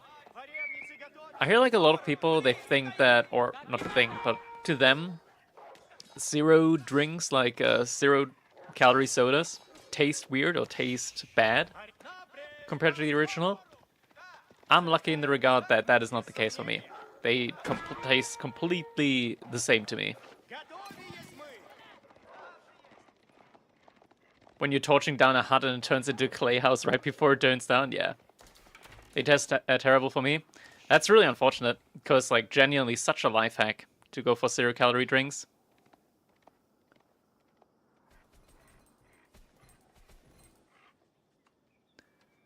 He's at the moment just on those 2 hardened Donzos. Hasn't added any cattle yet as well. Is going for a second pit mine in the center of the map.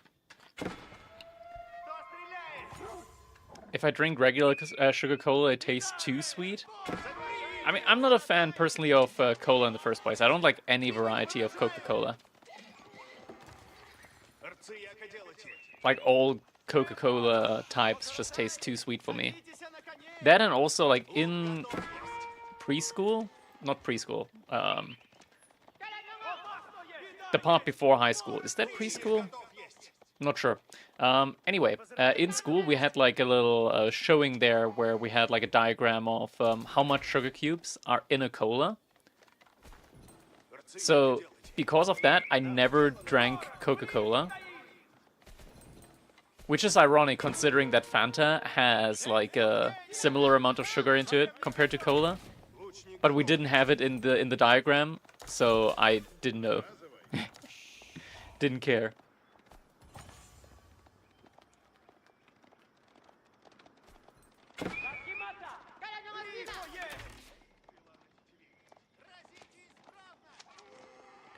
We're now seeing javelin throws coming in. BC going for the double archer range.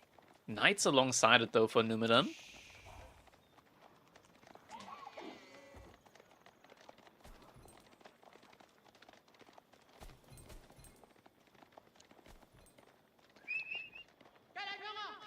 Spearman still moving up, actually getting a nice hit in on that early knight.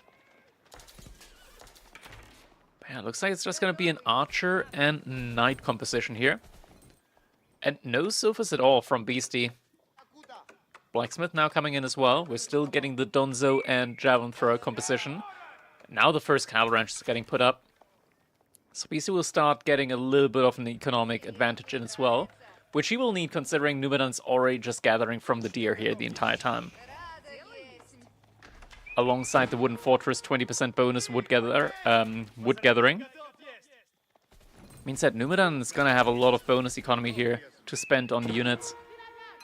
Beastie, I mean, he's getting the gold in, right? But you can't directly translate gold to units outside of like javelin throws and donzos, and javelin throws don't scale that well. At one point they scale really well when they're able to actually like do significant damage to knights, but they attack relatively slowly. So they do get outscaled by archers eventually.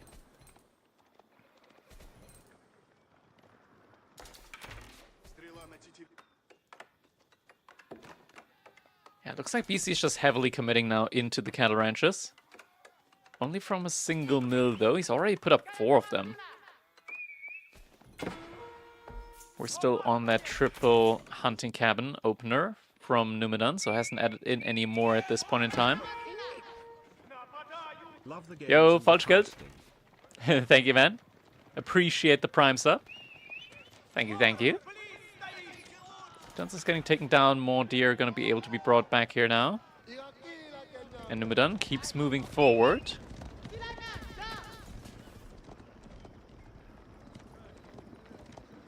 BC for the time being, just posturing in the middle of the map. With his donzos and the javelin throws. Numudan keeps massing up behind this though. He has a very solid archer mass. 2-1 on the archer javelin composition. Looks like Numudan wants to get ready to take a fight here potentially. Oh, good enough damage here up against the javelin throws.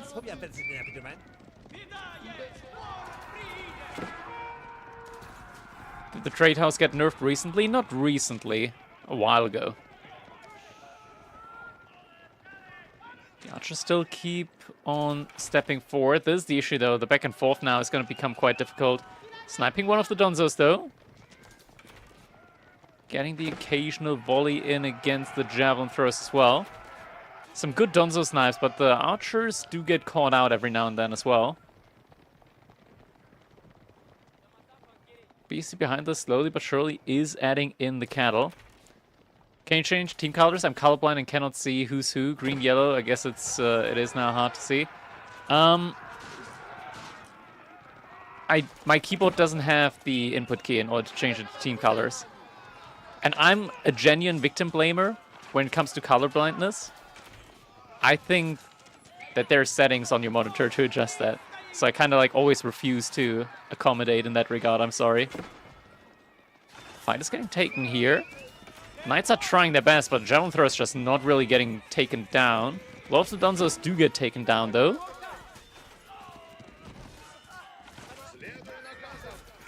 Where's the rest of the archers? Looks like they're only just now trickling in. BC took a very great trade here. Destruction value. Looking up for Beastie.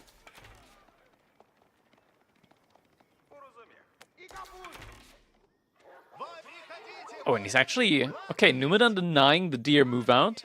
With just 2 archers here. BC has some units out there as well, though. Is going to be able to bring that back. Oh, gets the villager kill, though. Numudan has been trickling a lot of the archers, so he lost a lot of value there in that regard. Deer already running out for Numudan. That's crazy how quickly they ran out. He got 2 full deer packs in.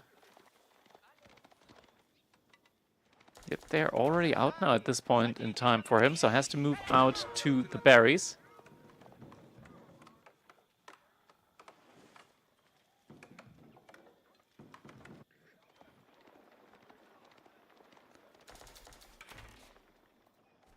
Mines are such a cool civ, they are. Are we going Cowboom? They're a cool civ from the uniqueness of the units. They're not a cool civ when it comes to the amount of strategies or the variety of their economic scaling. Or even the fairness. Like, the cattle are just... I think genuinely they could half the cost of the cattle and half the income of the cattle. And it would solve a lot of the problems with Malians. It's not that the investment is too expensive, it's just that the payoff is too big.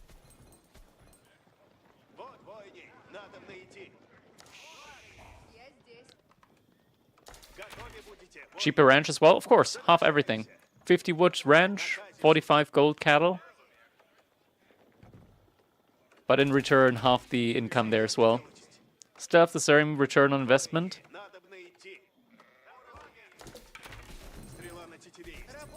They just need to be, like, having less value. Okay, it looks like Beastie is doing something different, though. I like that. I like that we're getting something different here. Remember, Garrison is coming up from him. In the corner. This is an interesting one.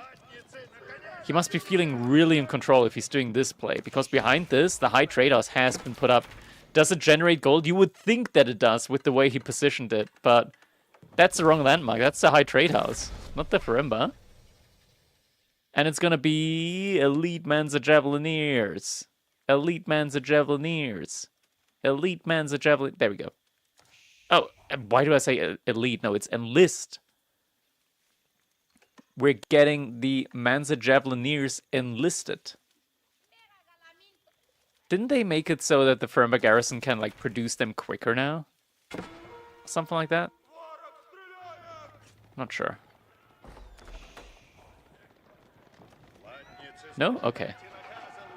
My bad. Manza Javelineers coming in now. Yeah, I like the old Farimba mechanic more, where it just relied only on gold. Genuinely, I like that more. Because that also gave a strategic avenue for going trade, like mass trade with the Malians, because you could just trade, get gold that way, and get like giga unit production in. I like that. I like that.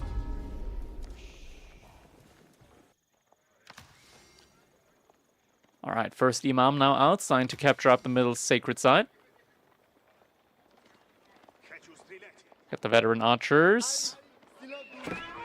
Those are some unfortunate knights. Veteran archers do a lot more damage to the Manza Javelineers than the feudal age archers do. So they're like 50% more damage to them. However, the Manza Javelineers move a lot faster. 1.31 tiles per sec movement speed has been nerfed at one point. They used to move even faster. But still very quick on their feet. And Numudan's kind of struggling at the moment. He's starting to mass up some horsemen.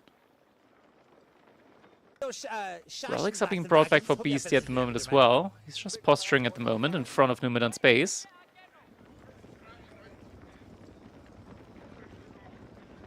Thinking about when to strike, or how to strike exactly. There's also one lonesome sheep right there, next to the Golden Gate. Are men-at-arms not an option because they are slow? Yes, men-at-arms are slow. And they're gonna get kited to death, and with 6 armor maximum, they're still gonna be taking 6 damage from every shot there from the javelin throws, alongside poison. Can't he just dive and GG? Not really. The archers can do a good amount of damage there combined with the TC. I think not quite good enough yet for him to just go for a dive. Numudan actually actively putting up some additional wooden fortresses here because he thinks there could be a potential dive. Yeah, the army value is looking a lot better for Beastie at the moment. I agree. Still, it's dangerous to just go for a dive. You don't want to just, like, put on the goggles and go for a blind dive. Army's moving in. Numudan, he's not looking. The no-looker loses 2 villagers. And the javelin throwers, they can just dive deeper. And Pilgrim, thanks for the sub, man, for the primer. Much appreciated. Thank you, thank you. Relic being brought back. Is it getting brought back, though? Outpost is shooting. Doesn't get the warrior monk kill, though. Same time, horsemen trying to go for some kills as well. Not finding too many, though. 2-2 relics at the moment from the looks of it. If that warrior monk brings the relic back, there's still 1 relic here at the top side. Gold's being patrolled at the moment by some Donzos, but Numudan hasn't even touched his first gold mine yet. There's no reason for him to go on to the next one. Though he is also patrolling the boar. And the berries.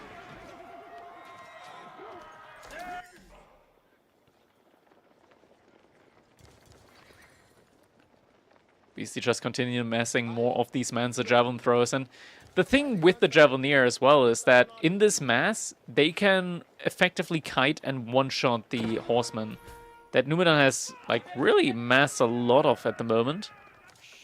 He's just like, with Donzos and Javelin throwers, like, this army composition is just so hard to deal with. Numudan, he's sending some archers out as well. The Javelin throwers are just going to find that and kill it easily. They are faster after all. So BC is just going to step up time and time again. Going to pick them up. At the same time, Horsemen looking for engagement opportunity here. Going to find some Donzos. They are a lot more Horsemen here. So going to take the fight. Villagers trying to evacuate. Good raid there from Numudan. Just needs to make sure that he can keep up with the villagers. Actually lock down some kills there, not just some idle time. Ooh, formation shuffling. I'll just get out alive. One more gets taken down. These little pickoffs here matter a lot more because Beastie didn't go for the Grand Falani Corral. But the cattle ranches still provide you with a lot of food. Baseline. Behind this, looks like there are some farms. Well, not just some. It's 5 farms for Numudan. But alongside, he's still gathering from the deer. Still more horseman raids going on. Numudan is getting a lot of kills in, but Beastie, is he just gonna, like, buy his way up to Im, potentially? He just needs 1,000 more food now. He's got 3,000 gold in the bank.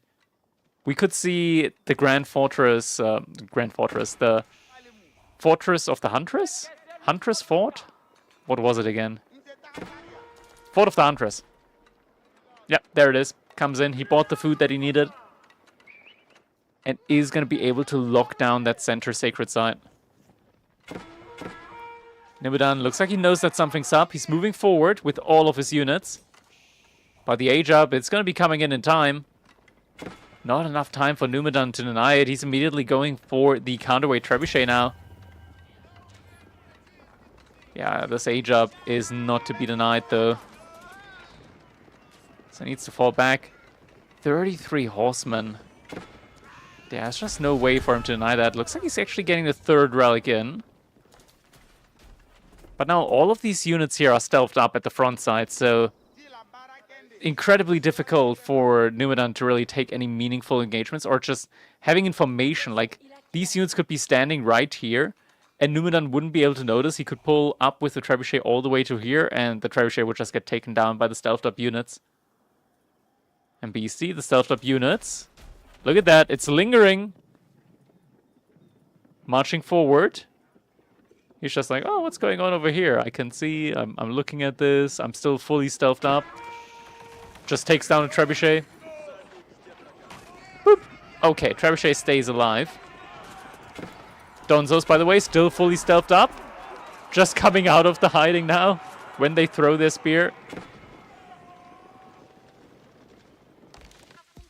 At the same time, single horseman trying to look for some raids.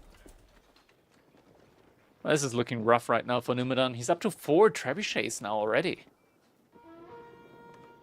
I mean, yeah. The stealth works on all units, all infantry units. What about other Farimba units? Oh yeah, he could go for more Farimba units. He does have the option of researching another one. This landmark comes in so rarely, I wouldn't be surprised if BC just forgot that he could get another Farimba unit. Horseman running in. There's nothing up here, though, to find, damage-wise. So he's just going to have to burn through the wall afterwards. Oh, pathing. Oh, Numudan, he doesn't realize. Numudan, he doesn't realize that he clicked past the wall and all the units are moving. Oh my god, that is... GG comes in as Numudan. He clicked past the wall. All the horsemen immediately went around as they realized they couldn't path that way and ran right into the spearman, losing his entire military mass. Means that Beastie is going to be moving up against Wham now in the grand finals of our Crack Cup number 7.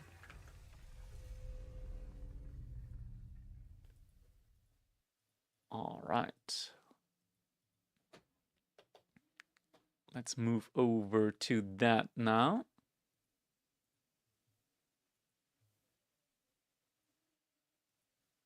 And now we've got Beastie versus Wham coming up next. Oh man, I'm so happy that today's Friday.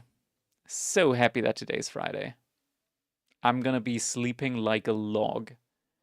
Tomorrow, I'm gonna be getting up to work in order to turn on some PCs, in order to upgrade some devices to Windows 11 that are still on Windows 10 for whatever reason, because people just can't leave their PC on when they log off from work in order for my script to run. Yeah, it's bullshit, dude. TPM not available. Dude, we had to get rid of like 60 devices because they didn't have TPM, because the previous IT administrator bought like device with like 10th gen or 11th gen Intel processors that unfortunately didn't have TPM with them. And it's like, you could get like TPM modules or something like that. Yeah. I don't get the pushback against Windows 11, it's the GOAT OS. No, Windows 11 kind of fucking sucks when it comes to optimization. They added in a whole bunch of half-assed features that, yeah.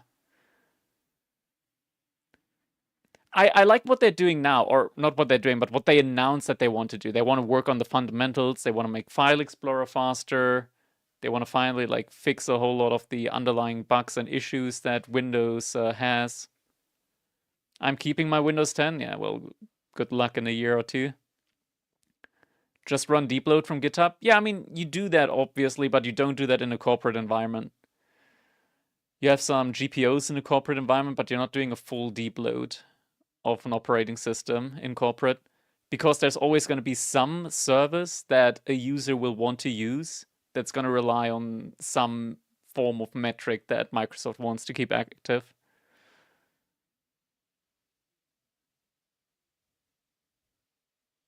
That's always the case.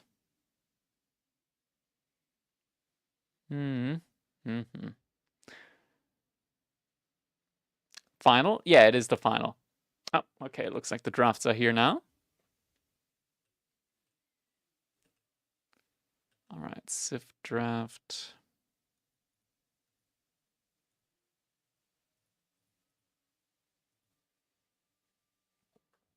Corp has plans to migrate or already migrate to Windows 11. I mean, the thing is that in theory, there's already no support anymore for Windows 10. So ideally, you would have already migrated.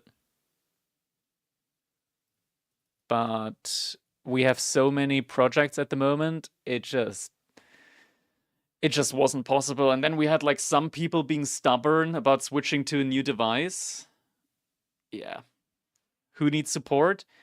I mean, if you're in a corporate environment and you have ISO certifications, then you kind of need to do that. Some corpos still running Windows 98. I mean, we're also still running Windows 7 on some industrial machine PCs, right? Just because there's no other way to run them. The software doesn't allow it, but then you isolate them in the network so they don't interact with anything else in the network. Like, we've got some old 2008 industrial machines and stuff like that. Is your company ISO? No, we got ISO 9001. And we've got like another ITQ standard certification that is very similar to 20001. So very, very similar. We probably wouldn't have issues getting ISO 27001. But don't want to pay for it, I guess. Everyone knows there's a good Windows and a bad one. Windows 11 is a bad one. People called Windows 10 a bad OS when it came out, and I also would call Windows 10 a bad OS. But it's fine, it's okay. I just really wish they would put more work into the underlying operating system.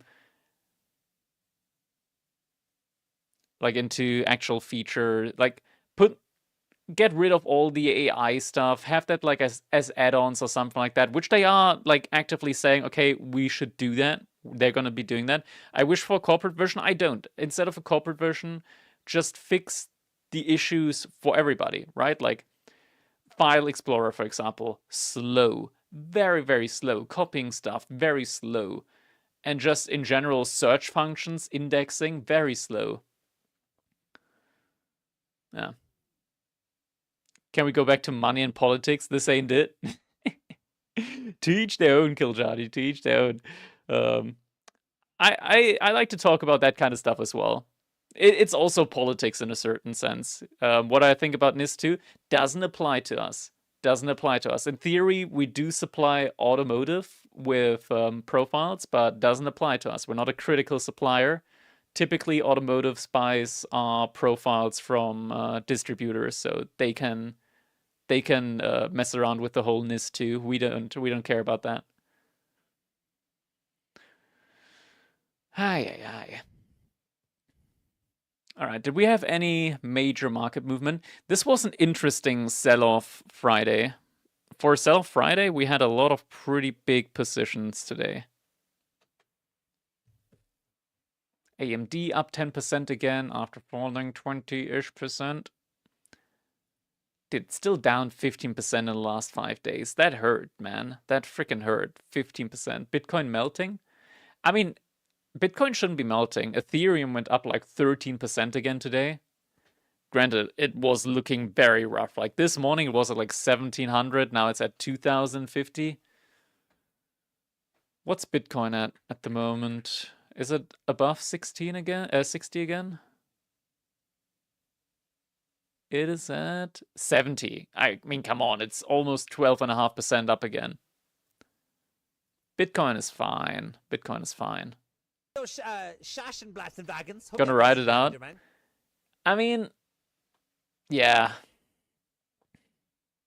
Ideally, you would have sold before, but that's hindsight, right?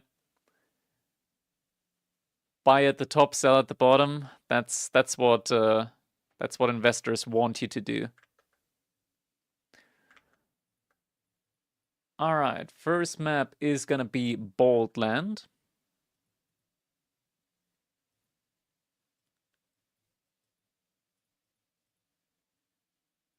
Do I have the Civ draft? Or Civ pick, rather? Alright, Bald Land without demo can't be. Sometimes it do be like that. So we've got Beastie picking China. Wham picking Mali and Ruse. Beastie picking a second Civ now for the snipe. Are you bid in Chinese? Doesn't China always win? China's pretty good, but they don't always win. Certainly not. Certainly not.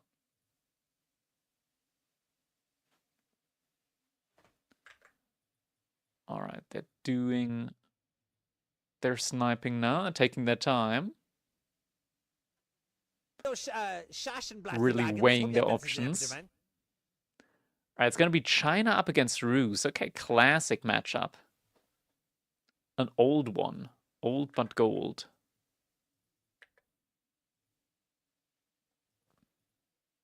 Come on, Ruse. There it is.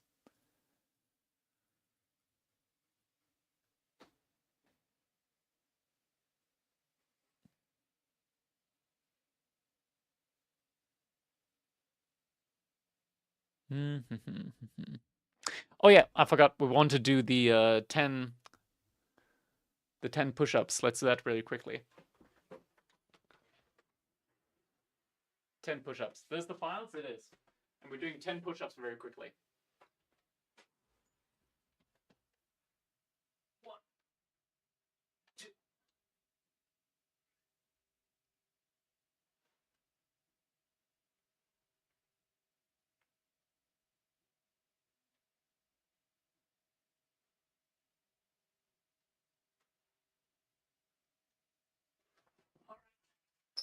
That's 10.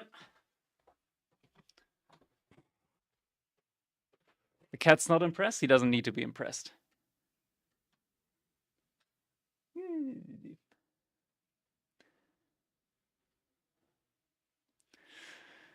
We had somebody redeem the push-ups earlier, so we had to do them. Crackty has a lot of boxes, horse boxes. They're not mine. In my defense, they're my families. I'm not gonna be living here forever. Hopefully. I hope I can move in the next couple of months. By like May or June, ideally.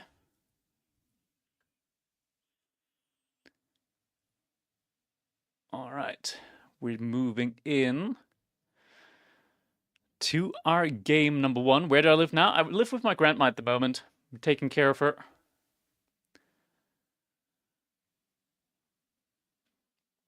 While I'm building a house. Alright, enough of that though. We're moving into our game number 1. And next tick, thanks for the sub, man. Much appreciated. Which city? Near...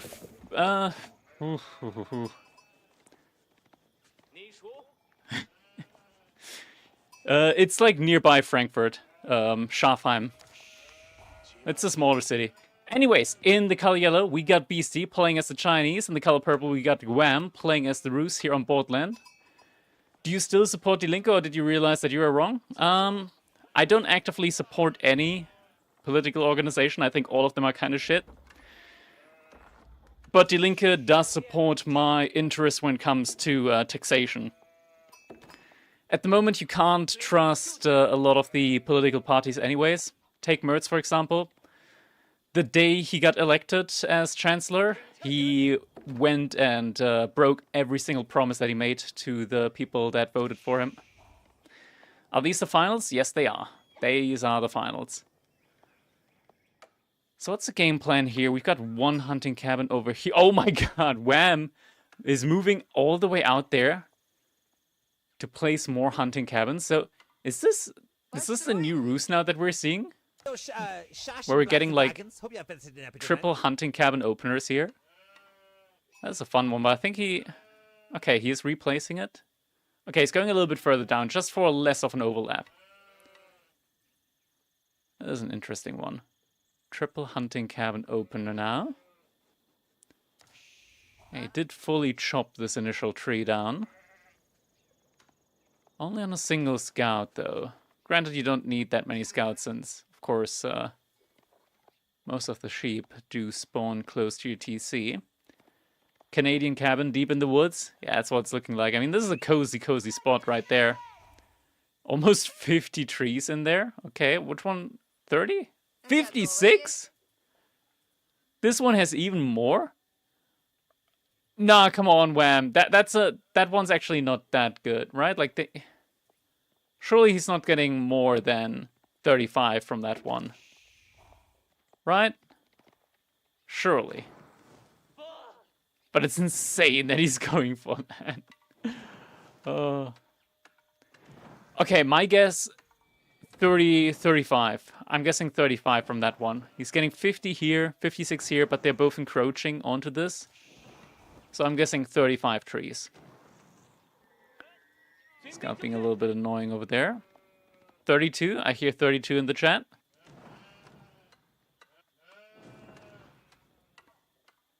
Alright, what's it gonna be? Alright, we're not gonna look.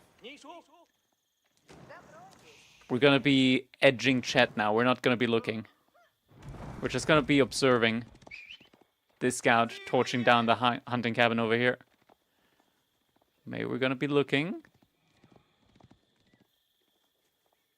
And it's gonna be... What's going on over here? Ah, age up finished. Okay, okay. Imperial officials coming in. And it's gonna be...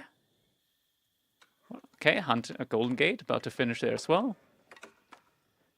And it's gonna be... 40! We're getting 40 trees inside the range of that hunting cabin. Okay, it's actually genuinely more than I thought. Okay, so these hunting cabins are paying a lot of dividends here at the moment. They're gonna get even stronger as the bounty level increases. We just hit bounty level 100.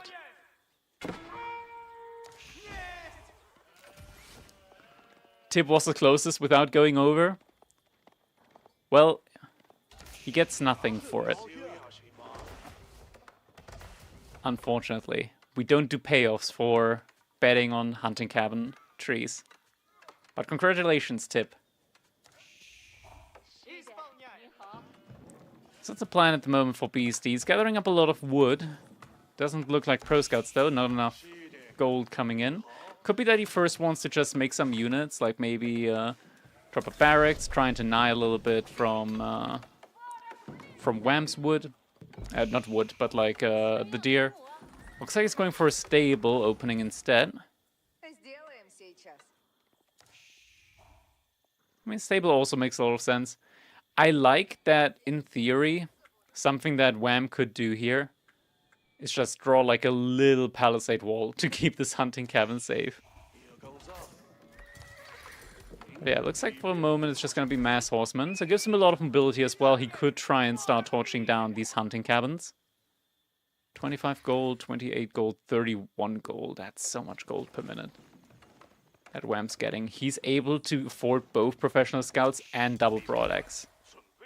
But yeah, it looks like Beastie is moving towards this point here. We're getting a stable opening from Wham. He's changing it for barracks though. He did realize that there's going to be a stable opening from Beastie.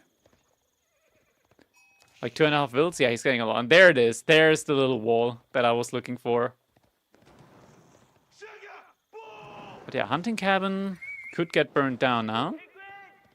Behind this, professional scouts is getting research as well, and very quickly. At that as well. Scouts, where are the main scouts? Okay, scouts are bringing back some deer from all the way up here, or where? Looks like all the way up there. Wait, how? There's 5 deer left, but 3 deer being brought back? And 7 deer here? Where'd the additional deer come from? Were there more deer over here? Am I blind? Am I legally blind? Are the trees freed for the other cabin if the one blocking it dies? We'll see. Yes, they are. This just went up to 49. So Beastie is just making this one hunting cabin stronger. He's griefing himself. Kappa. Horseman. Looking for some potential pickoffs here. Spearmen are there though. Could get pulled against that, but there's already archers on the field. China just with the explosive army production. We're seeing some knights coming in now as well. Alongside an archer range. Hunting cabin still up behind this. Scouts moving in again. For deer pickoff. Beastie already has more scouts out on the field than Wham does. So it looks like he might actually be getting more of the deer from the map. There's the first couple of archers coming in. Wham. He's going to be having a little bit of a fight here now. Spearmen, enough of them there in order to actually chase after the archers at least a little bit. Buy the knight a little bit of time to get one of the archers down. But the deer here are being brought back, and that's important. That's almost 1,000 food there. Grant there's decay as well, but a good amount of food being secured at the moment for Wham. Spearman getting sacrificed. Oh, and Wham just rebuilding the hunting cabin there. Wait, how many trees? 68 trees. Okay. So this one's now down to 44. Still a good amount of trees. Wham, he still needs a little bit more in order to reach the next hunting cabin tier. Why not number? Because.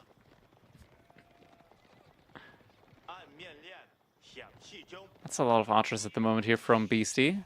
Wham also adding in his own archers. Don't know how I feel about that yet. Currently suffering from not having that many. And this archer is going to get taken down early. Probably best not to reinvest much more into the archers then. There aren't any spearmen yet from Beastie, and he hasn't made a barracks yet as well. And there's actually enough archers. He already has pierce damage on him. So able to do a brutal amount of damage there. Still no barracks coming in. Hunting cabins have been rebuilt entirely. A little scout on scout action going on there as well. Ooh, scout about to be found out by the horseman. No attack move though. Horseman. Gonna be able to take the pick off there. Not sure if he spotted out the hunting cabins there though. They're actively making scouts actively at the moment. Very actively active. Couple of archers being taken down there. One archer being caught out there. Oh, but the spearmen need to be very, very careful. Knights taking great trades in the middle of the map. Spearmen still running around. Oh, they're gonna lose a couple of them here. Yeah, Knights did get a good amount of damage in there as well. Destruction value still in favor of Beastie. Granted, there's some hunting cabins being accounted for there as well. They're not too important. Beastie just going for the age up now behind us. So is Wham though. There's a pretty good spot over here for the age up. In the back of Wham's base. So age up now happening, coming around for both players in a little bit. And Deer still being brought back as well behind this.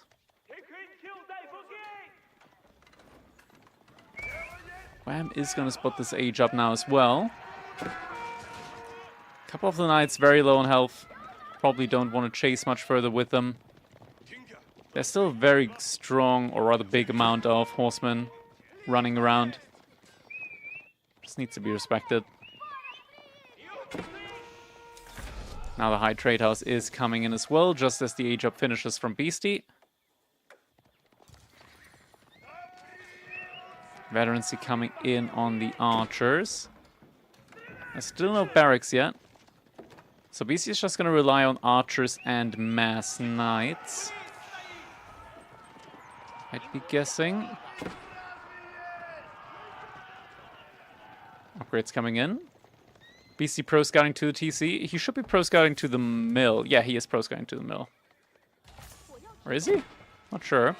Fight getting taken in the middle here. Spearmen need to get sacrificed. Yeah, going to the mill.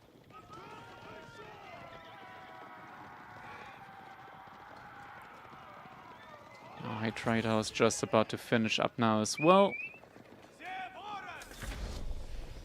Villagers on the gold need to run away. Veterancy on the knights coming in now as well behind all of this for Wham. Still not the best position for him, I want to say. A little bit of idle time now being caused here on the food. Wooden Fortress going to have to be actively defended soon.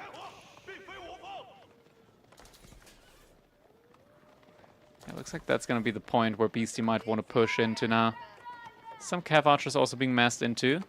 There's no Pierce Armor level 2 yet. Some villagers jumping inside the Wooden Fortress. Who got the better matchup here? Previously, I liked Rus more into China, just because of the Cav Archers. On this map in particular, though, because it's so open, maybe I would favor China a little bit. You can see BCE still gathering from the deer underneath the TC. Wham's about to run out soon. Though he does have the hunt, like the huntable deer from the landmark going for himself. That's always pretty good.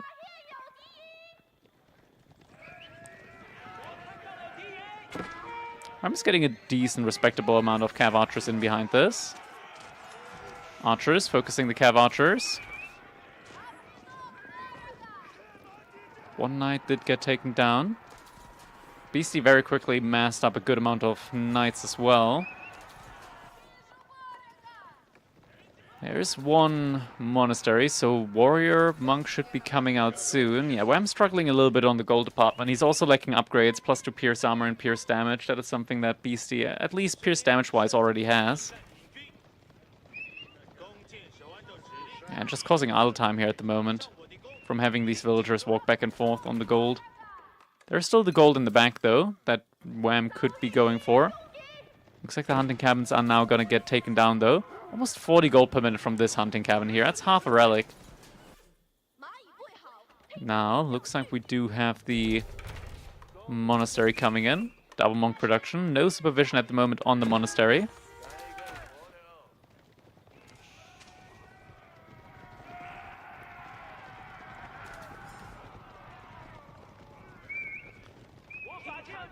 Yeah, the melee armor is an interesting one. Actually, it's melee damage, not melee armor. So just full on the damage.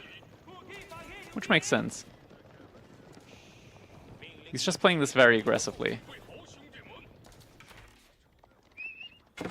Knight just running around in the back there.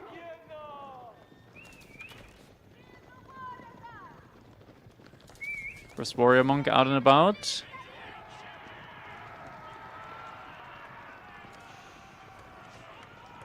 Wham is running back into his base, but the woodline's gonna get found out soon. Not sure if the fight's getting committed to quite yet. Pierce armor level 2 not quite in yet for Wham. He will want to wait until that comes in to really start taking these fights. Cavalry archers need to be careful, need to pull back a little bit. Villagers a little bit exposed though at the same time. And some villagers will be getting sniped out.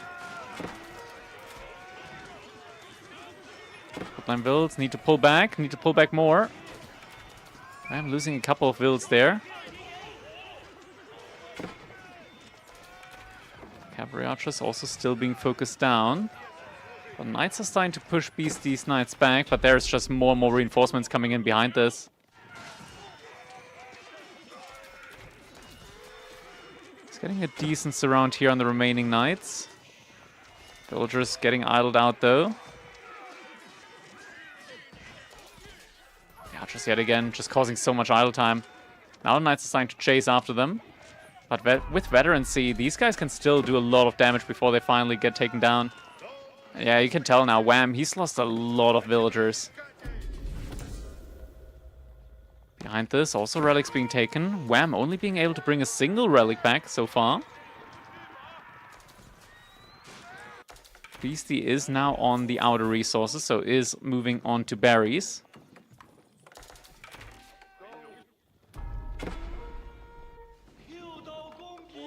I'm doing a good job of killing off some of these monks. Is bring now the second relic back.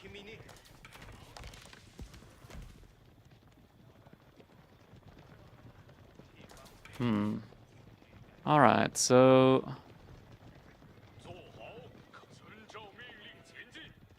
4 knights, more cavalry archers coming in. Plus 2 pierce damage now also coming in. How many stacks do we have on the golden gate? Still 3 stacks available. So able to trade out some more resources if need be. Oh, this could be a decent fight for Wham. Cav archers also sniping down the back line from Beastie. The numbers don't quite look good enough though. Saint's Blessing somehow not in range of these units. And Beastie overpowering.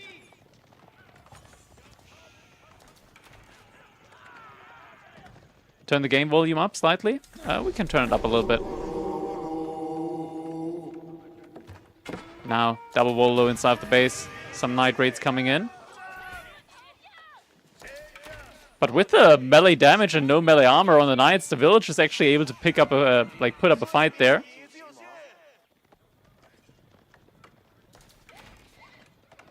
That's an issue now. Production, it's just not looking good enough for Wham at the moment. 11 to 3 knights. He's now pushing the aggressive again. The aggression again. Upgrades on the wooden fortress here. So it doesn't have the greatest defense. He's gonna have to evacuate here soon again. Yeah, and this should be the final push. Beastie getting another 2 villager kills in.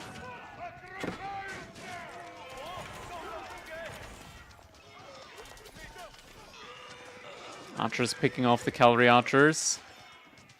Archers at the front line again. There's all the reinforcements coming in now. More villagers getting sniped out. 14 villagers killed so far. You can just see all of these little yellow dots moving across. BC's trickling his army in, but it looks like it's enough. GG comes in. Game number 1. Going over to Beastie.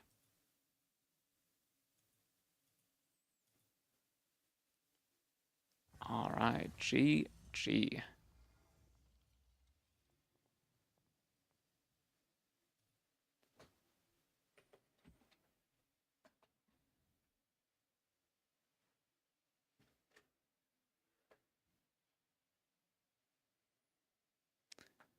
Best of 5? It is a best of 5 indeed.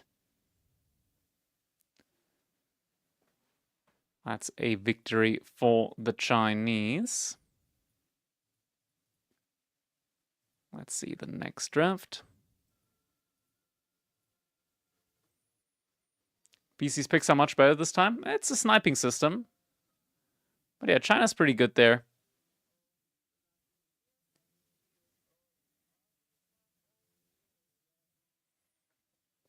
Wham had the option of sniping either RU bits or China. Chose to snipe out RU bits instead of China. Cat looks so happy in that spot. He is.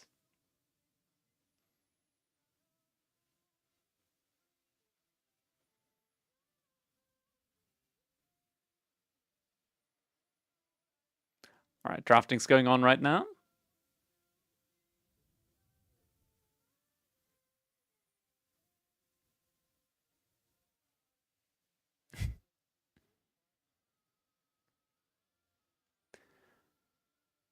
Alright, the next map is going to be Frisian Marshes. Wham is picking Tuklak so far.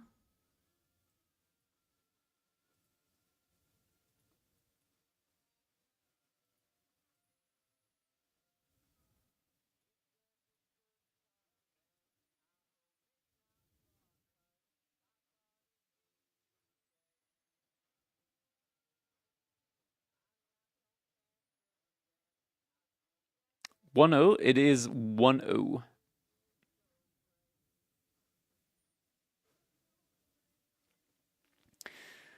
I'm wondering at the moment. I mean, Frisian Marshes. We lost, and just because I'm bad. Frisian Marshes is very good for Tuklak, so I assume Beastie would love to ban Tuklak. Beastie is picking Achery and French. Honestly, I don't think Achery is threatening at all. And Wham's got Sengoku or Tuklak. Ooh, which one would I ban there? I would probably still ban Tuklak. Yo, Wham's banning Achery over French. Okay, we got Sengoku versus French coming in.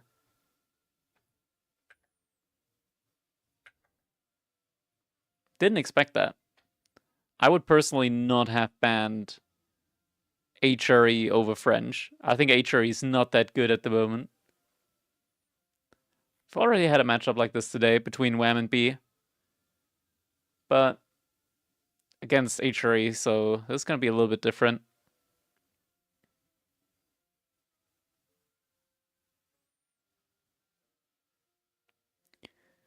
Even after buff, the buff isn't like the buff doesn't matter. The buff does not matter. Even Beastie's Achery, he might be the Achery goat. Yeah, but even Beastie says that Achery is trash at the moment.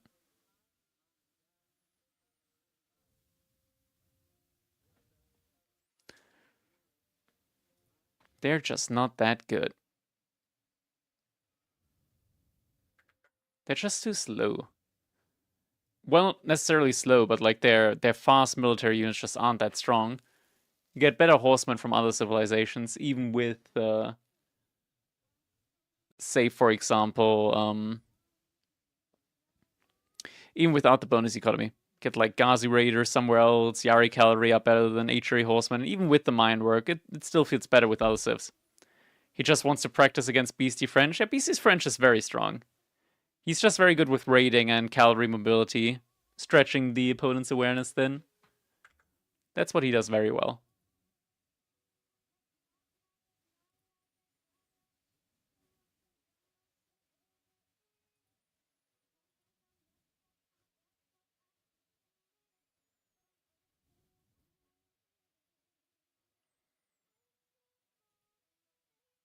Alright. Looks like they've just started.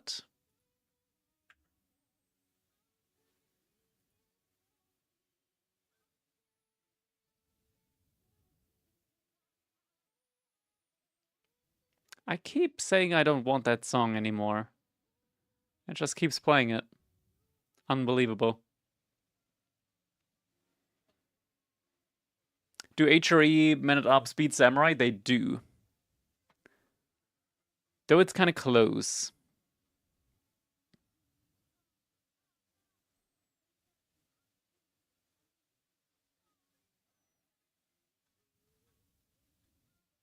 Because of the Bannerman as well. Alright. It is time, ladies and gentlemen. We're jumping right on in. I gotta flip the score around though, because it is currently Beastie that is leading 1-0 in our best of 5 grand finals of this week's Crack Cup. We've got Wham in the color purple playing as the Sengoku Daimyo here on Frisian Marshes. His opponent, none other than Beastie, in the color yellow playing as the French. And we are going to be getting that dock opening alongside a mill. Flip player sides too? Oh yeah. I actually thought that they were on the right side around. Okay, let's do that. Let's hope that it's going to work as well. Come on. I already clicked the button. Clicking it again. There we go. All right. All right, there we go. Sides have been flipped. That's going to be a very early wheelbarrow alongside the early docks that are coming in. Granted, this is really something that you can do easily in this matchup in particular. As the Sengoku, they really like to take their time when it comes to aging up to feudal age. Mo versus Itzeb on their strongest civ. Imagine if we get that. Maybe if there's Macedonians at some point. Could be getting that. Interesting farmhouse here from Wham. Gathering with the villagers next to the gold vein. So it's going to be having a very short path if he wants to eventually go to the gold vein. Got the additional... Oh, he gathered the additional 30 gold to be able to instantly buy a little bit of wood early on. To just increase the timing on the Yatai. So he's already getting his second Yatai out now.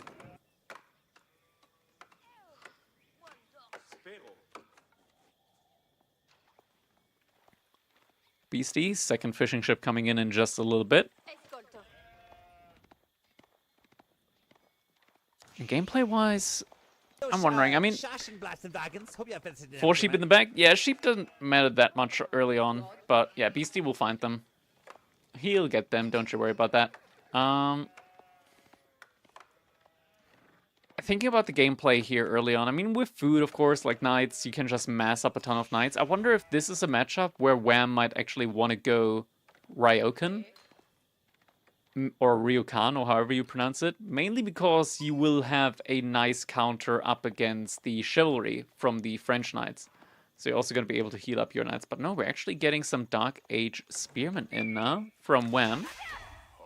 This is going to get spotted out, though, relatively soon by Beastie. We take a look at the Fog of War. And Beastie is going to be able to spot out that early Spearman right as he comes in. So we'll be aware of that.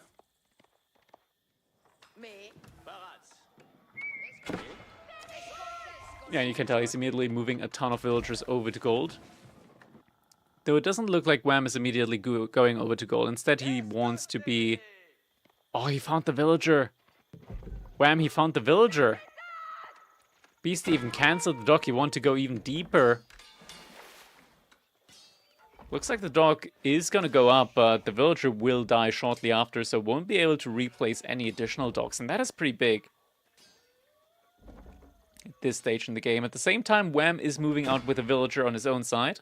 Wants to start getting some docks up on his side, on his ponds as well. Spearman approaching now as well. And the villager, I mean, he does have wheelbarrow. With wheelbarrow, the villager is actually faster. Oh, Wham, he's body blocking. The wolf trying to help out as well. Oh, he's not getting him. Is he actually not getting him? He's trying his best to body block with the scout as well. He's just not able to do so. There's 2 spearmen coming in as well, though, from the other side. They should be able to finish the job. There we go. Scout finishes the job. There we go. That was a close one, though. And another villager behind all of this, though, sneaks his way through. Beastie is not going to be stopped when it comes to putting up more docks on the map.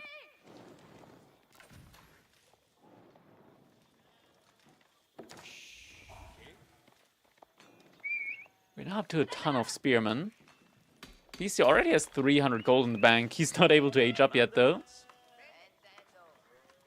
So just this heavy investment on getting the gold in is going to ultimately delay the age up a little bit further. It does have enough food now. So School of Cavalry is coming in. Wondering if Wham is going to send the spearmen across somewhere else. But for the time being, he's just going to start cleaning up some of these docks. With this many spearmen, should definitely be able to do so. Villagers now moving out to the gold vein. A little bit of interesting pathing here. Love to see it in AV4. As the villager takes an honored round around the forge. And now an outpost getting put up. Very quickly by BC, rushing it up with 6 villagers. 1 spearman not going to be enough to deny that from coming up, so Beastie should have relatively safe gathering there on the gold. First stock is starting to burn down now as well. Wham probably wants to keep at least a single... Oh, fishing ship is going to get taken down. Wham might want to keep at least a single spearman out here, just to be able to deny any additional dock from coming up. Fishing ship, they're going to have to be careful now when it comes to, like, getting torched down. Sometimes you can stick in the middle of the pond, but this pond isn't big enough, so these fishing ships are all going to get torched down. So even should Beastie redock this pond, he is not going to get those fishing ships back, but he is out on a lot of different ponds now. Still up to 3 ponds, but Wham's going to be looking for this. Coca Township coming in behind this, and also an outpost for Wham.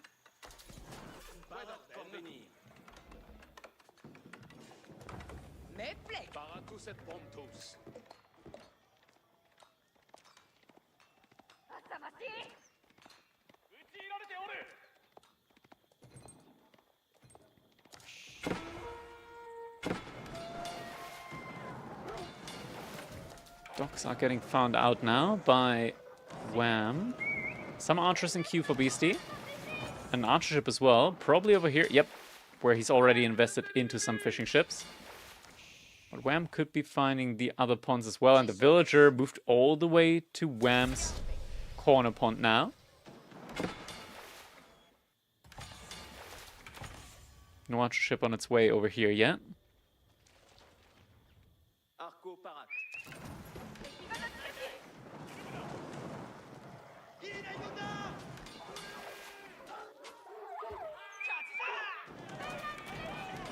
This dock is gonna get set on fire. Hasn't even invested into any of the fishing ships here yet. There it is, another pond has been put up here. Fog of War. Oh. Ooh, it's not getting spotted. Does BC spot the villager though? He does not. Stealth Forest does protect both of them. Does hide both of them. Archer is starting to appear here now as well.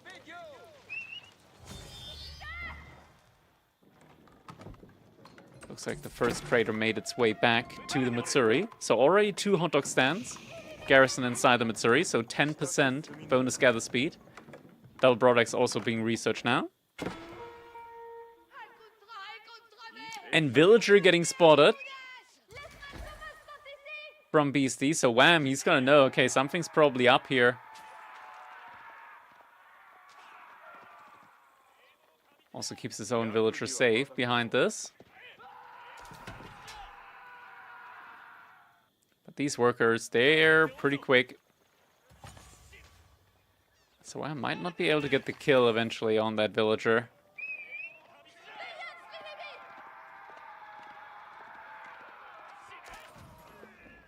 Maybe with a charge potentially. The spearmen are charging. But I think the charge is going to run out just before. Yeah, it runs out just before. Oh, maybe not. One hit, just needs one more. Gets the last hit in. Yari cavalry now also being found out. Spearmen running away from the archers. There is Yari Cav nearby. But still a lot of spearmen as well.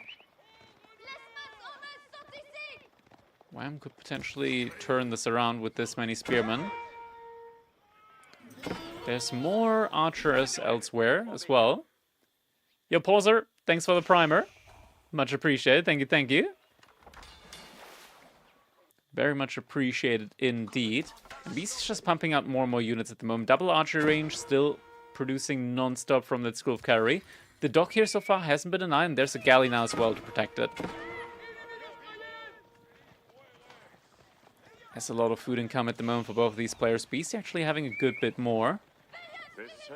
Yeah, Tai needs to be careful. Starting to get attacked over there now. Could also be seeing some shinobi getting spawned in soon. Yarikav getting some hits on a weeknight.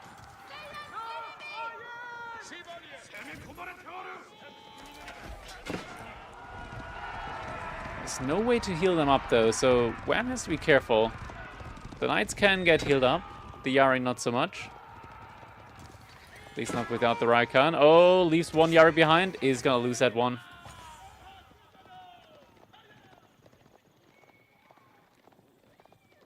A lot of resources being banked up behind this for Beastie. Could even think about an age up sometime soon. Wouldn't take him a long time to get there. Wham just continuously massing. More and more feudal age units behind this. Ooh, villagers need to be careful. Shinobi coming in. Wham potentially baiting Beastie a little bit. Knight still trying to go for an attack there for charge.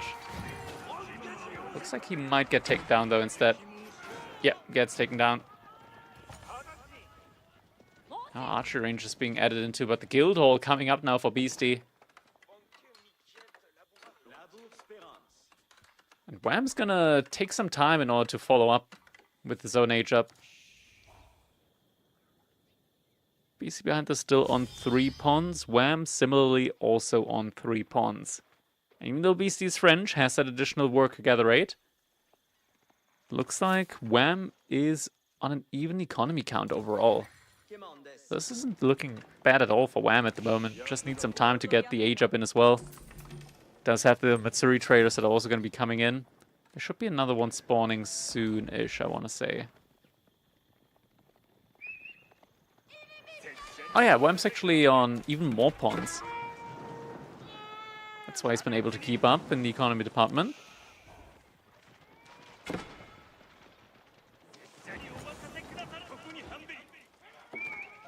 Fishing ship safe inside.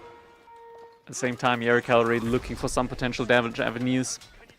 Beastie now hits the age up, so that gets telegraphed.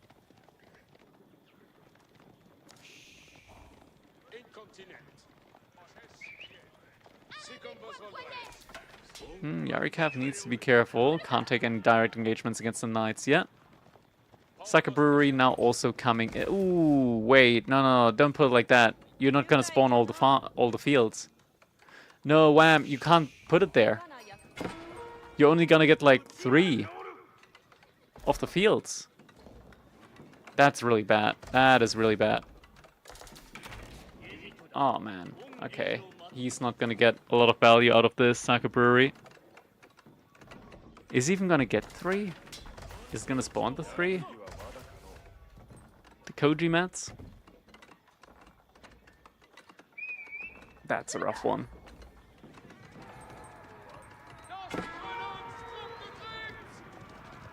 Beastie is pushing it right now.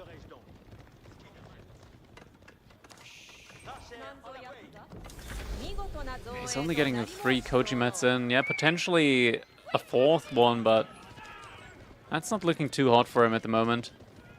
Looks like the fight is being taken. We're getting a Springle emplacement on the gold, so Wham should be able to keep this one under control for the time being. But yeah, only 3 Koji mats. Not looking too hot there. Coca Township just a little bit too close. Yatai, I mean. The hot dog stand is getting found out, charged upon, and will get taken down. More torches being thrown. Fishing ship. Down in 1 torch throw. Spearman only getting a couple of hits in at the same time, though. The archers getting found out by the Yari cavalry. But there are reinforcements out already. Oh, and the monk getting found out, though. I'm definitely not going to be complaining about that one. Also finding the second monk as well. That's some big losses for Beastie. 300 gold in the monk play. Getting cut down there.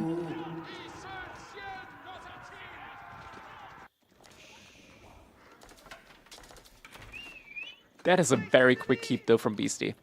And that means that these units are suddenly going to be a lot cheaper. Wham's going to see this now as well. So he's going to have to think about maybe going for some aggression play after this.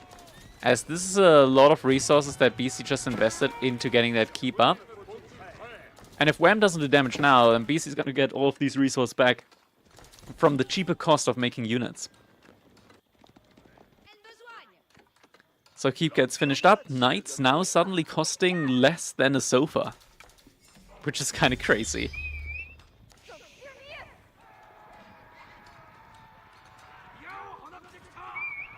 Some idle time being caused out there on the food resources.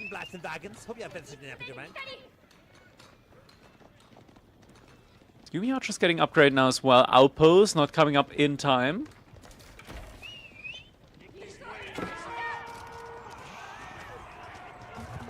Wham doesn't quite have enough units to take this fight over here.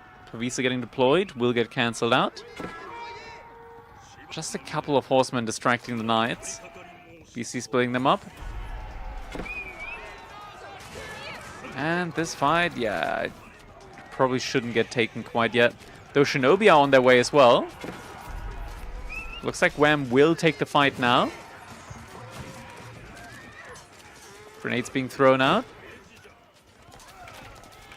Mounted Samurai alongside the Yari Cavalry doing great damage here to the front line. BC running back into the influence of the keep though. Cavalry from Wham has been taken down. Though he has caused great amount of idle time. Oh. Lost the Mounted Samurai there though, and is starting to pick up the relics as well as the sacred sites.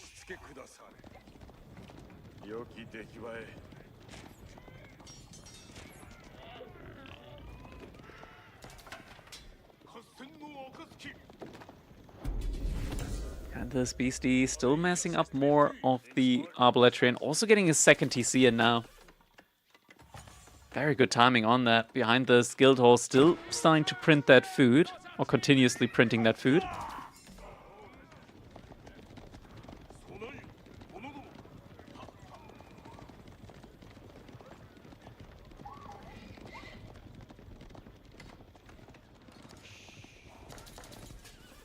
Double outpost now at the front as well, just needs to keep that safe. 21 villagers out here on the deer. Definitely a risky endeavor. But Beastie still has that keep to fall back on. He's got that second TC now. He's starting to get farms in. He just needs like 2-3 minutes and he'll be in a really good spot. The question is Wham going to give him that much time? Because Wham has an awesome amount of food right now to play with, income-wise. Fight being taken here. Villagers need to evacuate. Outpost just going to get torched down. 3 villagers going down. Oh, a little distraction maybe. Villagers able to run out. And the Yumi not quite there to kill him. Oh my god, the little heal there from the monk saves the villager. Thoughts and prayers were enough to save her. That's not typically the case.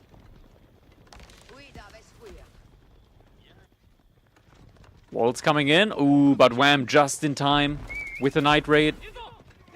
It's gonna spot out all of these villagers here to go down immediately. Beastie, great reaction timing though. After that initial alert, immediately pulls the villagers back. Lose a whole bunch more vills at the same time though. Fight gets taken in the middle of the map, rather on the front of Beastie's gold now. Yeah, still no daimyo behind all of this, but it feels like it might not even matter. Yumi Archers pushing in. They did focus the Pavisa deployed Arballetria for a while, so they barely did damage there in that fight for a good part. That was a great fight for Beastie at the end of the day when it comes to trading out the resources, right? Like, destruction value is looking still a lot hotter for Beastie at the moment than it is for Wham. But now the Yumi Archers are finally starting to get some value in, but still, like, they don't even have +1 pierce damage. Wham completely is missing pierce damage and the daimyo. Now seeing a return of the Gyari cavalry and some Tanigashima Shigaru as well. Still no daimyo though. He does have the Takeda clan daimyo. And you really need one of those. There we go. He just queued it up. He heard me. Behind this, Beastie. He just wants Imperial Age now. Beastie just wants Imperial Age. He will probably want it on a gold vein though. He needs it on a gold vein.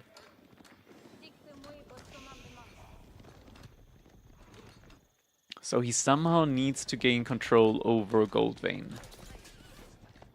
He's sending units out around the side in order to find a suitable one. Is he just thinking about walling off? He's got the gold for it. He's got enough food inside of the guild hall for it as well.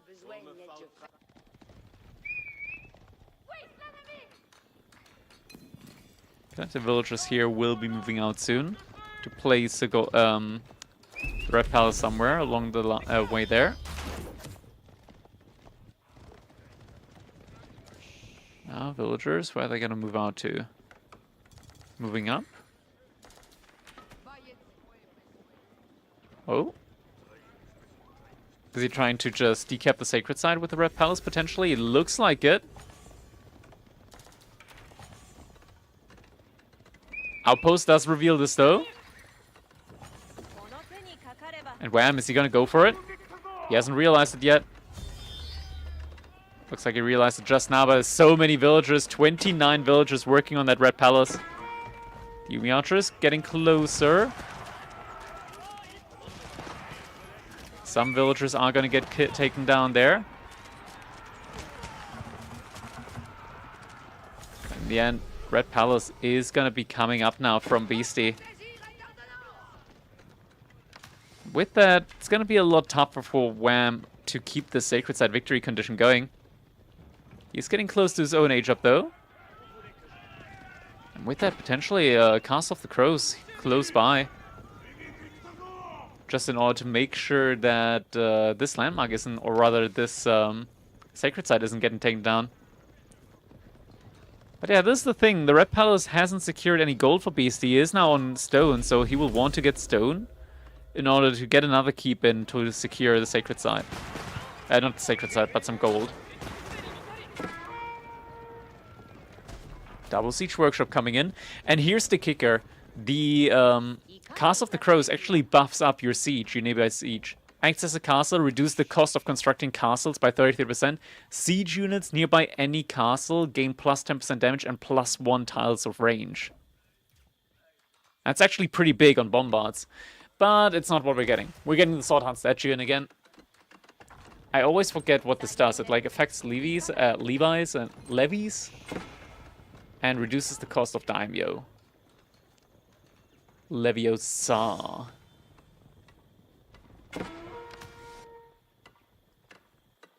Additional horsemen coming in here and some nice Wham walls behind this as well.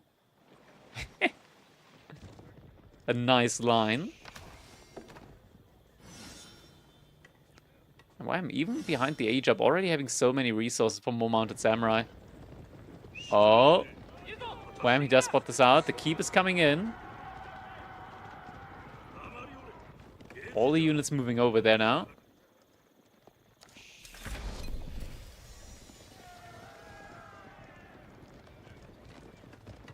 So keep will be coming up. Upgrade on the Yari, upgrade on the Mounted Samurai as well, coming in. Behind this, Wham's just making sure that he keeps control of the sacred site. But oh, Beastie, he's flooding Horseman in now. He's gonna be able to get the decap in. Yeah, it looks like the decap is gonna be coming in here now. This is bad for Wham. He did not want to lose that sacred site. Victory timer is gonna get reset now.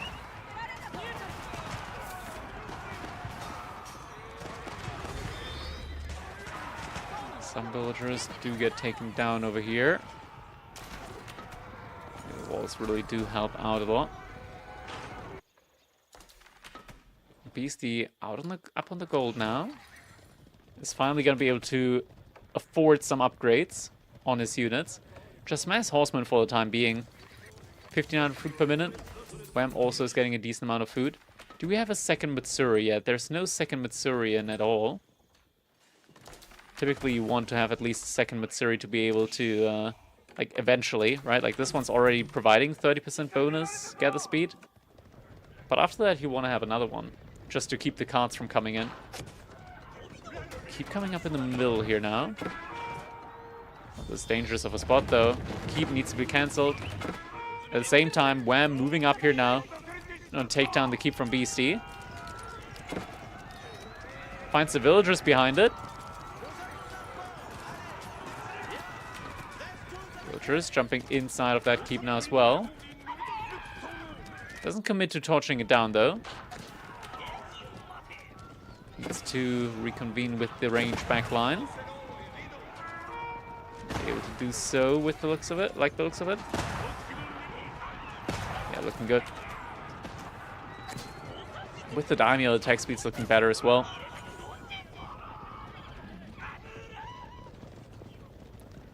Wham doesn't know about the second TC? Yeah, he doesn't know about it.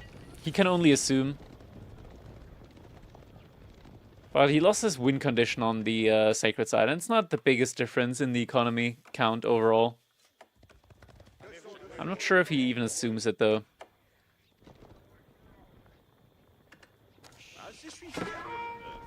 Yeah, keep still up there.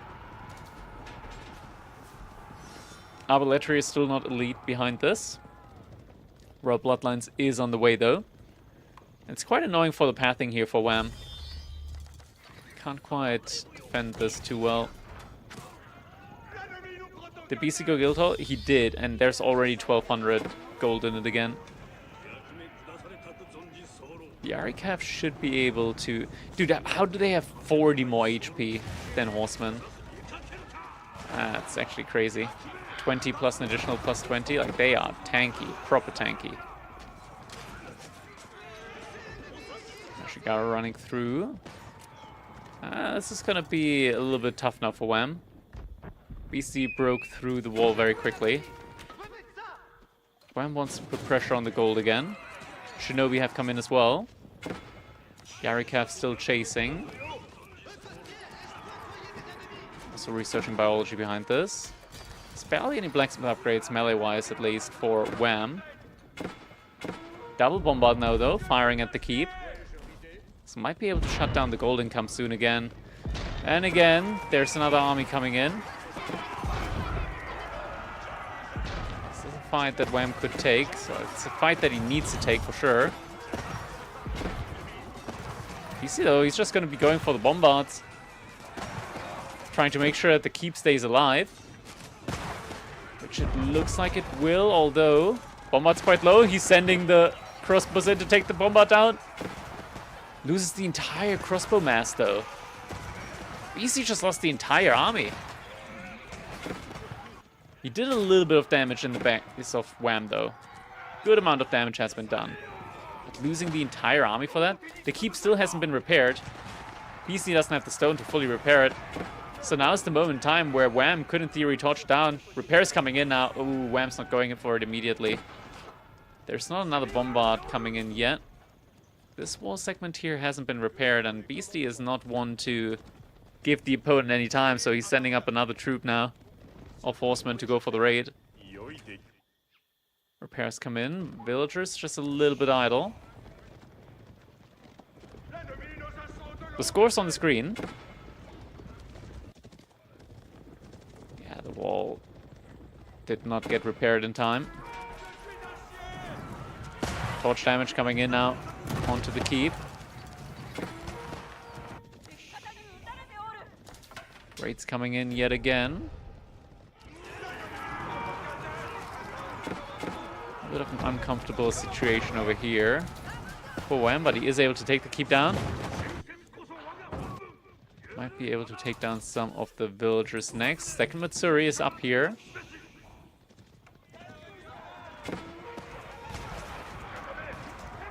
More villagers getting taken down.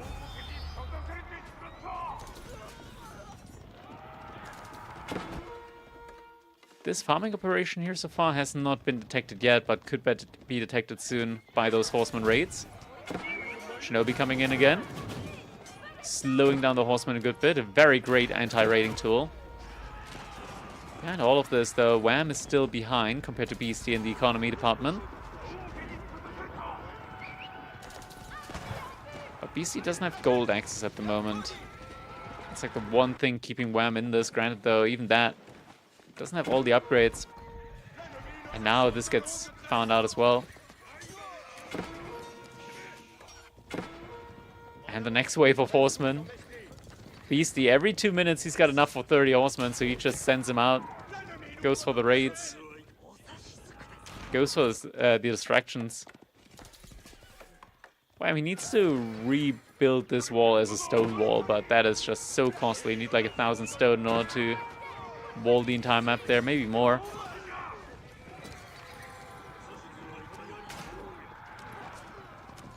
Beastie, yeah, he's just sending the horsemen in for the raids, just running them around. There are some outposts up now, though, for Wham, so he could send the villagers inside the outpost, keep at least some of them alive. More get taken down, though.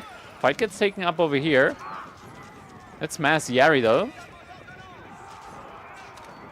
They're all relatively low health.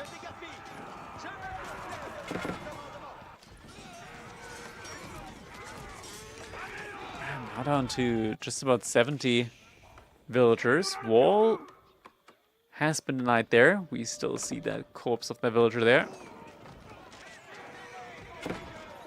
Yari taken down over here. And all of this. Beastie did just take out the gold from the guild hall and is getting a lot of research in now as well. Yeah, Beastie hasn't had gold access for quite a while. But now he's able to move out yet again. He just got stone in the meantime. Now he's going to be able to drop 1 or even 2 keeps next to the gold.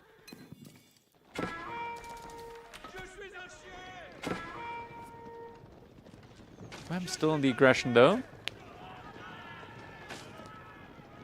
Being the aggressive player here. But keep is coming in. Nothing about to block that out.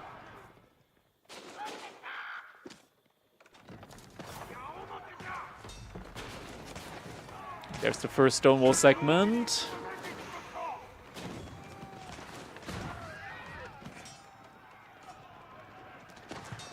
Yeah, BC's just gotten so much value in from these raids. It's kind of crazy.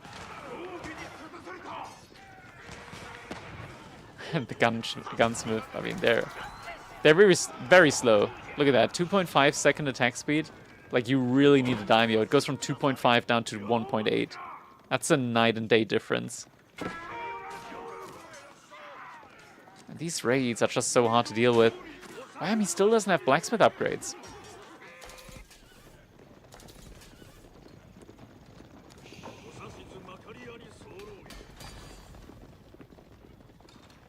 Like Tatara, for example, has just still been completely missing.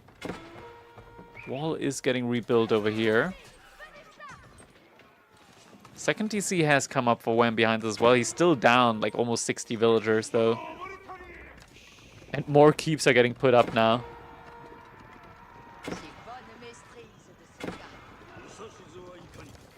Yeah, this has to be quite frustrating. We're starting to see some trebuchets coming in now. Just start taking down the Red Palace.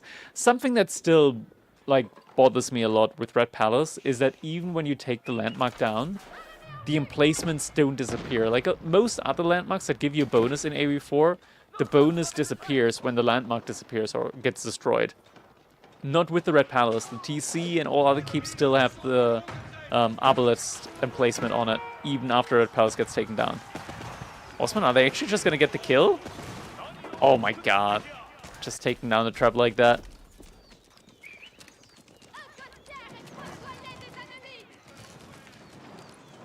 Yeah, it feels like Wham was just really, really all in into this. And I feel like this is the point where Wham probably realized, okay, maybe my opponent was on 2 TC earlier than I thought he was.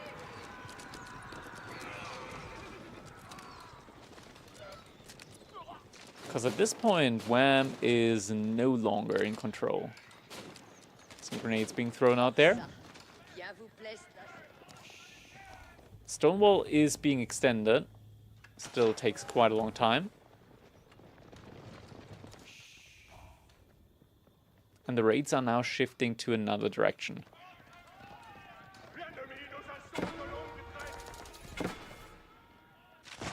Meanwhile, engagement in the middle as well. Rebaldekin coming up alongside this. Not being focused down at the moment, though. Another trebuchet going down. Daimyo getting taken down. Bonus attack speed is being unleashed.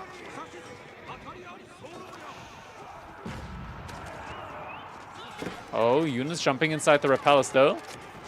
This is when the Red Palace really starts printing out these projectiles. Horseman yet again going for these raids. This is just so annoying here. Second troop coming in now as well.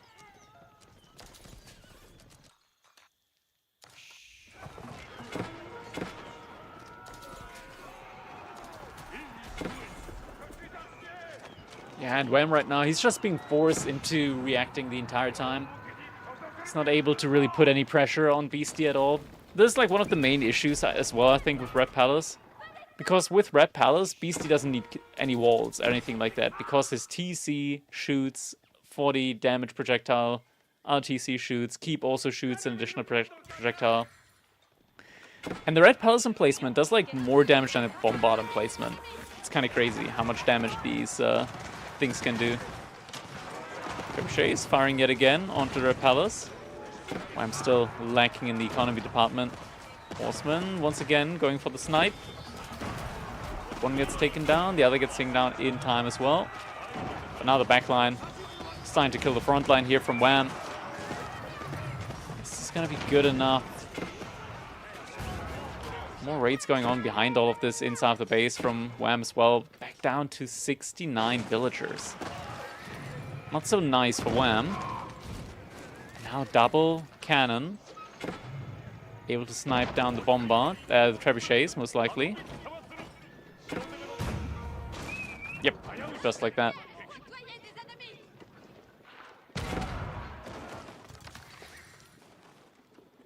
I feel like if it wasn't for the Red Palace there in the middle, would have been probably a different game. Wham had units nearby, just didn't react immediately. Crouching buildings getting put up next to the keeps now.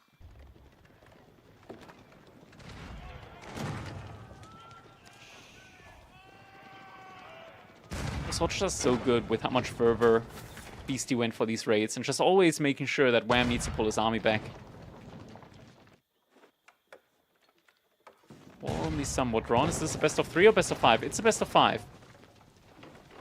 So we still have at the very least one more game to go after this. Yeah, the keep has been taken down.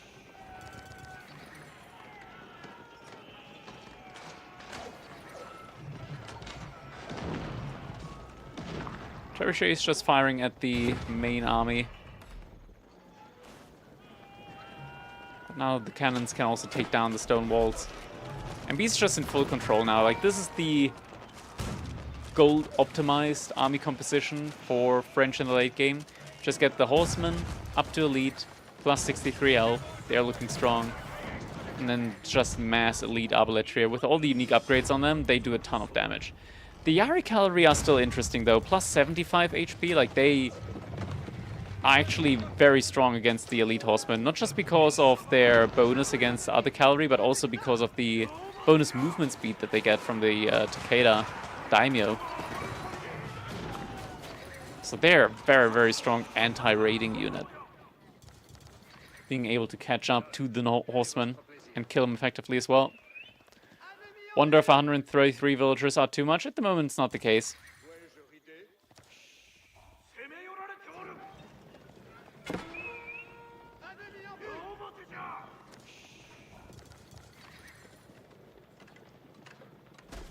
Perhaps moving up again.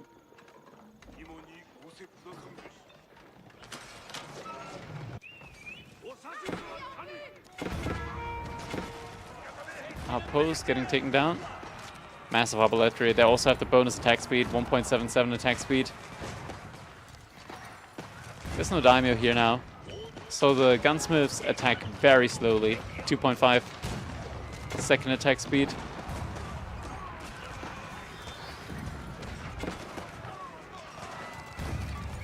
Barricav's still doing a good job. Looks like he might actually be able to take the cannons down now as well. Cannons being focused down, at least one. Both getting taken down. Reinforcements coming in from the bottom side.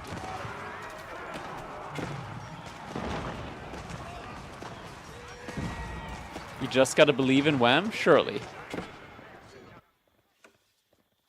There's 3,000 gold inside the guild hall. Beastie already has 2,000 gold. He's got like 60 units in queue. I think he's been chilling at this point in time. He's even stealing Wham's stone behind all of this. Is this for third place? No, this is the grand final. It's for first and second place.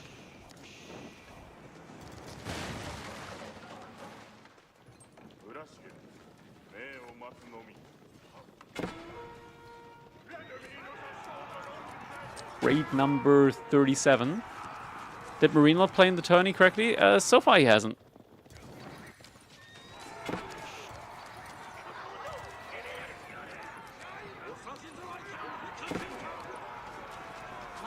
Defensive keep coming in.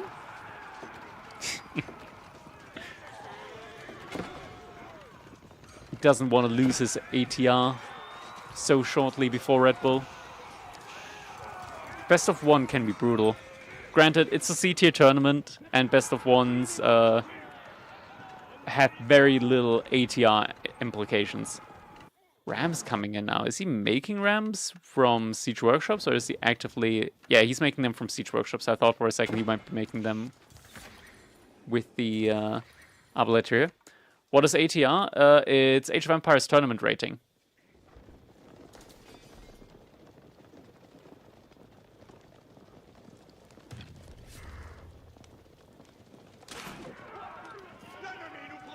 There's like a public player tournament rating system that basically decides what seed a player gets in order to give you a more favoritized positioning in a bracket, in a tournament bracket.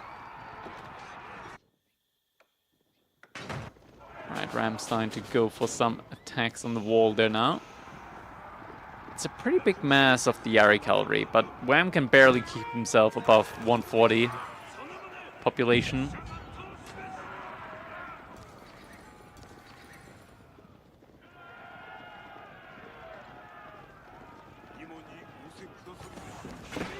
Now that the hole has been opened up in the wall, we'll just not immediately nearby to repair. He's just gonna immediately stream the horseman through. Same time, more walls coming in over here. Oh my god. Mass spearman attack from the back line there. That's toxic. Aye, aye, aye. Yeah, even if he sends the Yari cavalry out, then the Yari aren't gonna wanna, like, deal with spearmen, right? Due to it just being the counter.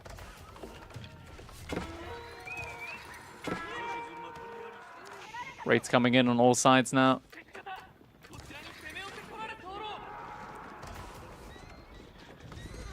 That's a pretty cool looking landmark, though.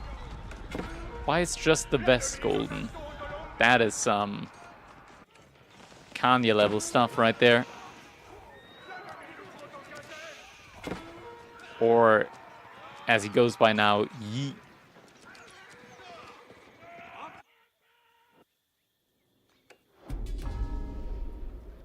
Finally, BC starts picking up that sacred sign in the middle of the map. Wham is gonna try to deny that, but yeah, I mean, there's too many arballetry there as well. Who is that man in the statue? I have no idea.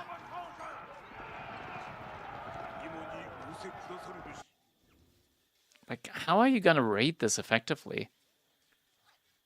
There's like 38 garrison slots, and all of these keeps or TCs get like the red palace emplacement as well. More raids coming in. Oh, the arballetry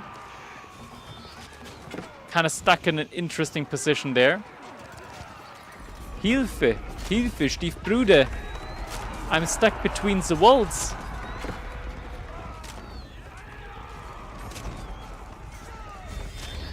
I mean, there's 63 spearmen with 10,000 food left in the bank in queue.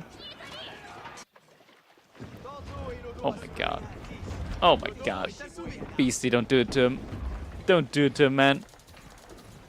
Wham is coming back. No. No. How much gold? 6,000 gold in the guild hall.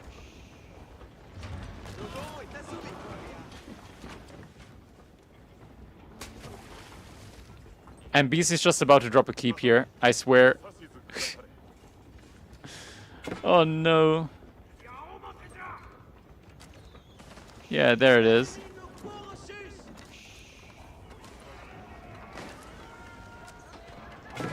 Ah, now the rams are coming in. He's just torching everything down.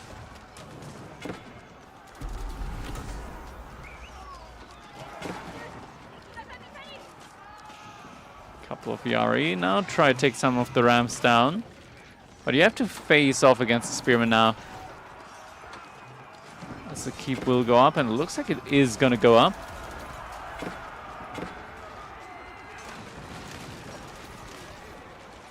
Or is it? Or is it? Oh, it just barely went up. Only 2 villagers left. Needs to burn the keep down now, but it already has boiling oil on it, so we'll do a good amount of damage there as well.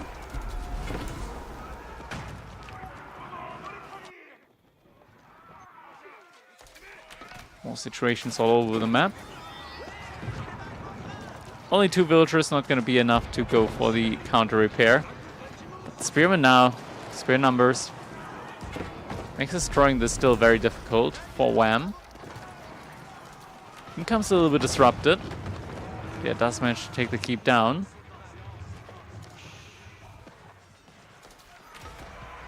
Still, I mean, destruction value is actually in the lead for Wham.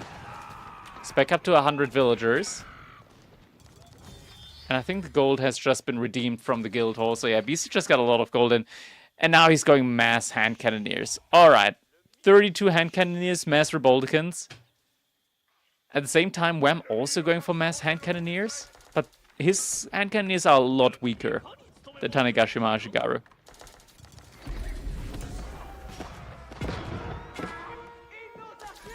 This game just doesn't want to end.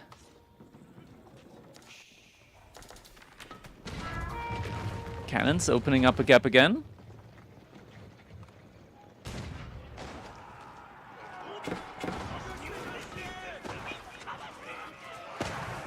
How much do the Ashigaru cost? They cost like 90-60? No, 70-70.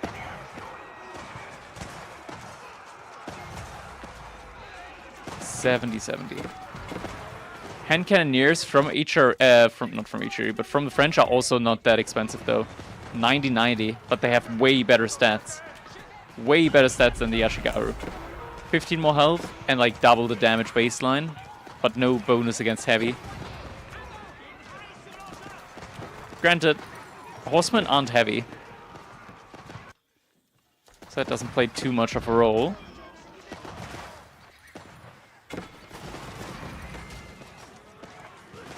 Oh, actually able to take down some of the Republicans there.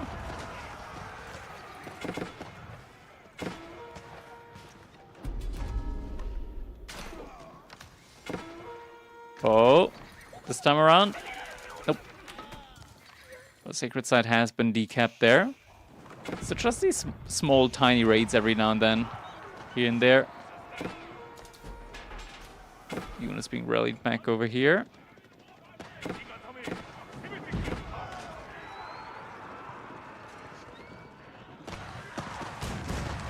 Yeah, tower has been taken down, and now another keep coming in from Beastie. Just locking this in even further.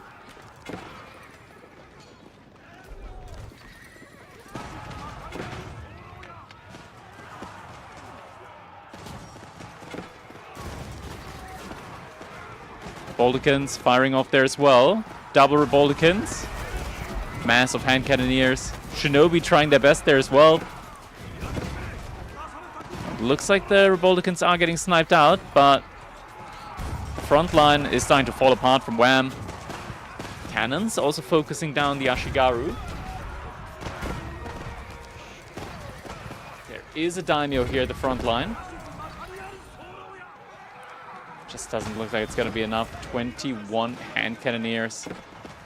The Guild Hall back on gold again behind this.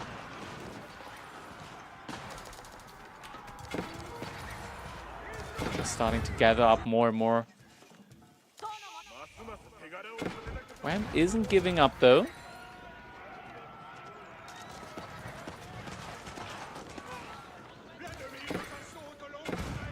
Not yet at the very least.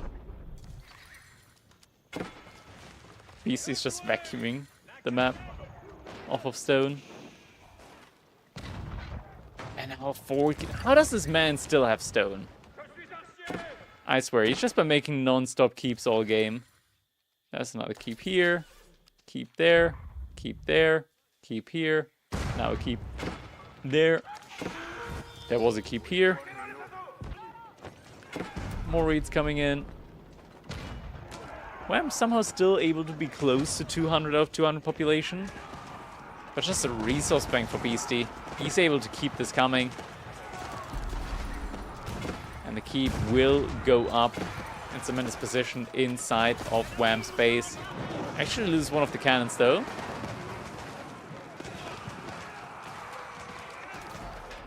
Cannot remain here at the front line. Continues to take the fight though.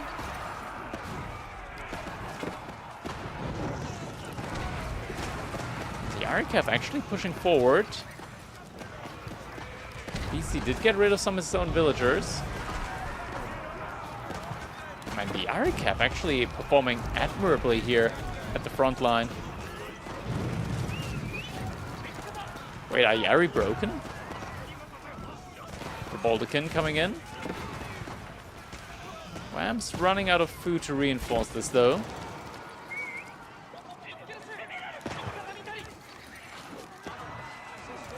That was a very strong showing there from the Yari. They were looking very, very strong there. Oh no, the bombards are getting found out. And Lash, thank you for the raid. Much appreciated. Hope you had a good stream.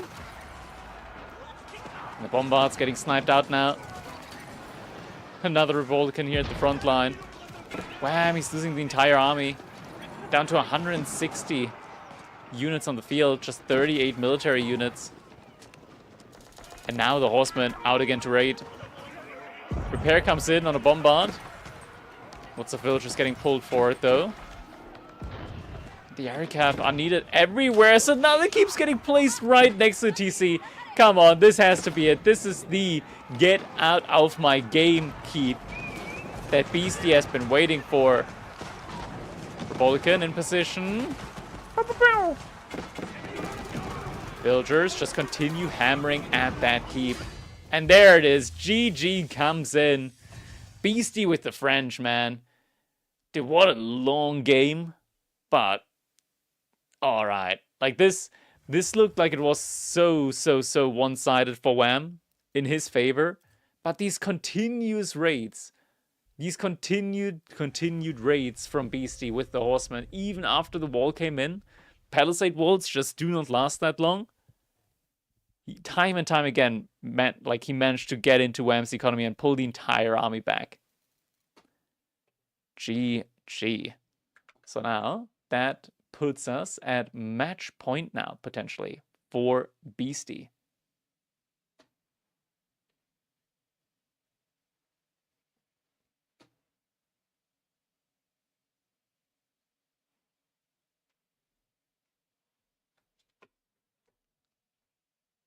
All right.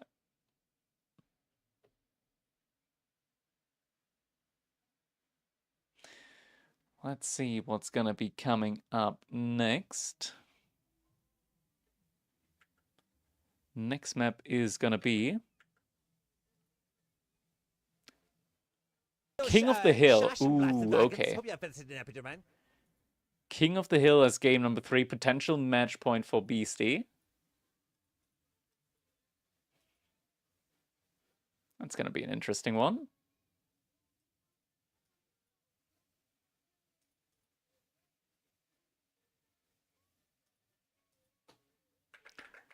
Beastie picking Byzantines.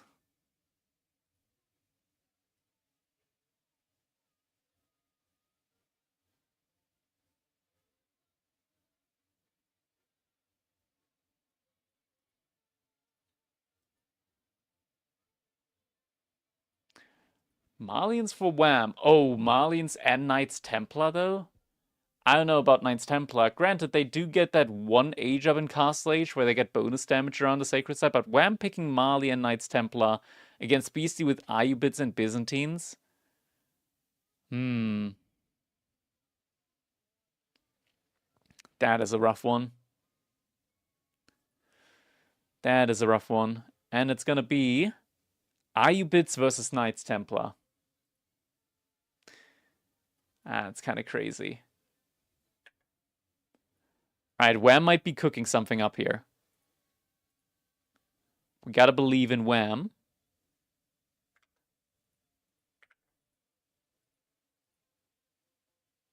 See whether it's a cook or get cooked type situation.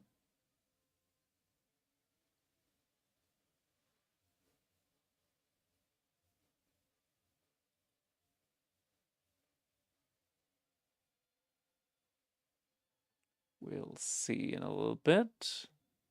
They're in the lobby now.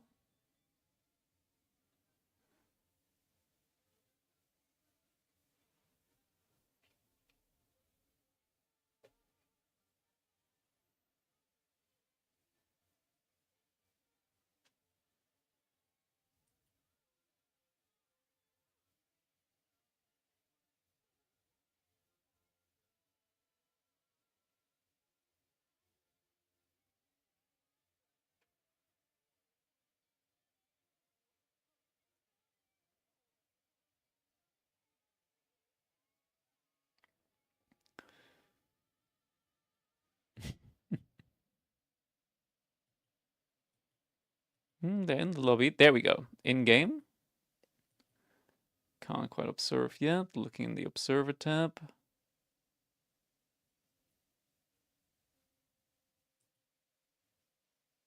Where is it? There it is. All right. We're loading in.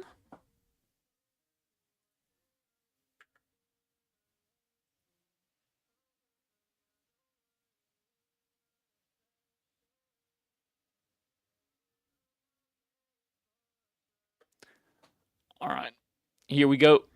It is time, ladies and gentlemen, as we are preparing to watch the potential match point here in our grand finals for the Crack Cup number 7 on this here Friday. Let me quickly switch over to... where do we have it? Where do we have it? There. All right. Switching over, the score is switched around. We've got Beastie in the color yellow playing as the Ayyubids. His opponent in the color purple is none other than Wham playing as the Knights Templar. Actually, I'm going to switch it around again. Flip the UI around. There we go. Wait, that doesn't make sense. Flip. Oh, it didn't flip when I clicked the flip button. That's why. There we go. All right, flipped around. House of Wisdom coming up. We do have the mining camp here to the side. Ooh, that's a lot of the food here, right to the left side. From Beastie. Knights Templar for Wham. What is Wham doing? What is this build? 2 villagers immediately on stone. 2 villagers already on wood. 4 villagers on food. Now sending the villager out to gold. Okay.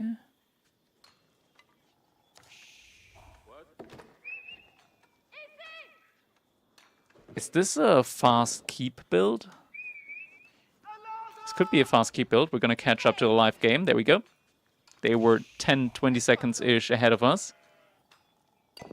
Yeah, I feel like this is a fast keep build. Or fortress, rather. Going for a fast fortress in the middle of the map. Interesting, interesting. Not sure how good that is, though, especially on, like, the EGC version of this map. It's kind of tough getting a safe passageway with the pilgrims for the Knights Templar. Because you can just run around here or run around here when the fortress is in the middle and deny them. Culture Wing Logistics, not a big surprise there. Just the go-to age of choice at the moment for the Ayubids.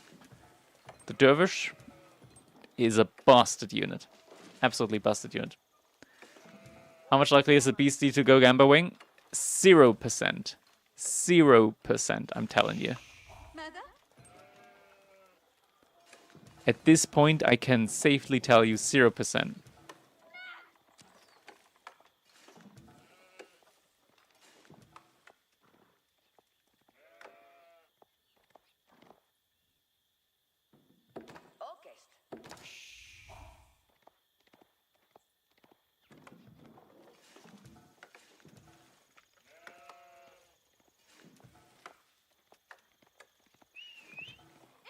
Right behind this, Knights Hospitaller coming in. Yeah, more villagers now moving over to stone.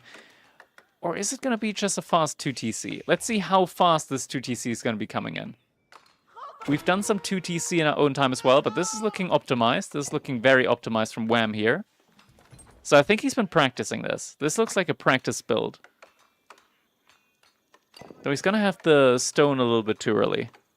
He's going to need to pull the villagers over to wood. It's like semi-practiced. Timing should still be pretty good, though. Does have the stone for it now. Villagers getting pulled off. Where is he going to send them to? To the deer. Okay, okay. So the timing's very close to the 4-ish minute mark. They did nerf the wood gather speed at one point for Knights Templar. So it makes sense that you can't, like, get it immediately, like, perfect. Alright, Egypt has come in. It's like 4:25-ish. It's still fine timing.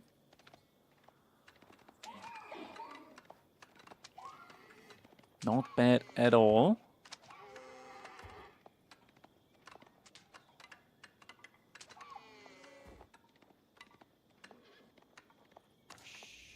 What's going on in chat there? Hand cannoneers are not range damage. Hand cannoneers are range damage. And Republican are the siege solution for cavalry? Huh?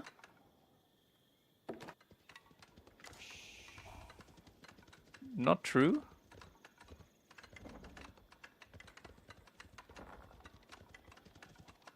Yeah.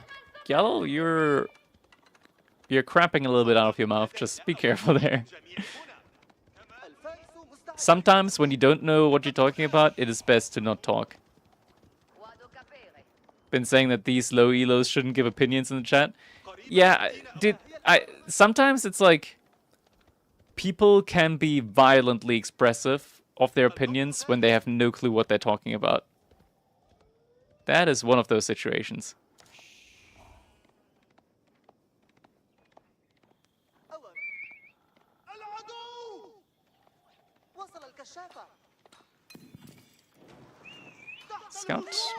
finding in some mining camp here now. Wham! I mean, the Egypt's going to be coming in incredibly quickly now for Beastie. Wham has just pulled off villagers over 2 gold, so it's going to take him a while. He's getting the food income from the deer industry ring coming in behind this. Perma? Like, just because somebody's talking out of their ass, I'm not going to immediately perma. But, yeah. Just telling him to be careful. Ooh, the wolves were a little bit annoying there. But an outpost is coming up in the middle of the map. Interesting play there from Beastie, from Wham. Just wants to make sure that his opponent isn't getting the... Oh my god, the wolves. So annoying. His opponent isn't getting the middle sacred side immediately for free. Spearman moving forward. Dervish moving around the side there. And once he sees both of the Dervish here, he should pull the other Spearman back. Feels like the old days where you collect and drop the wolves. Yeah, a little bit. BC has 300 gold in the bag, so should be able to get a lot of units in and then re-secure the gold. Wham's not too far off the age up, but also not that close at the same time. Outpost finishing up.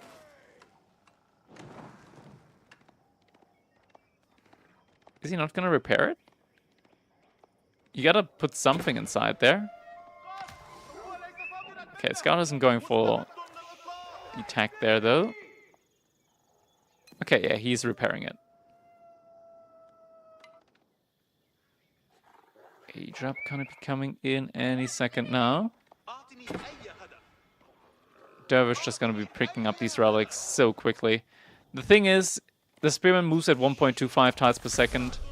The Dervish at 1.22 with the relic, and he heals himself, so the Spearman without being hardened has like 0 chance at all at denying a relic, even if it's picked up right next to him. Triple archer range, triple stable coming in now from Beastie, as well as a mosque.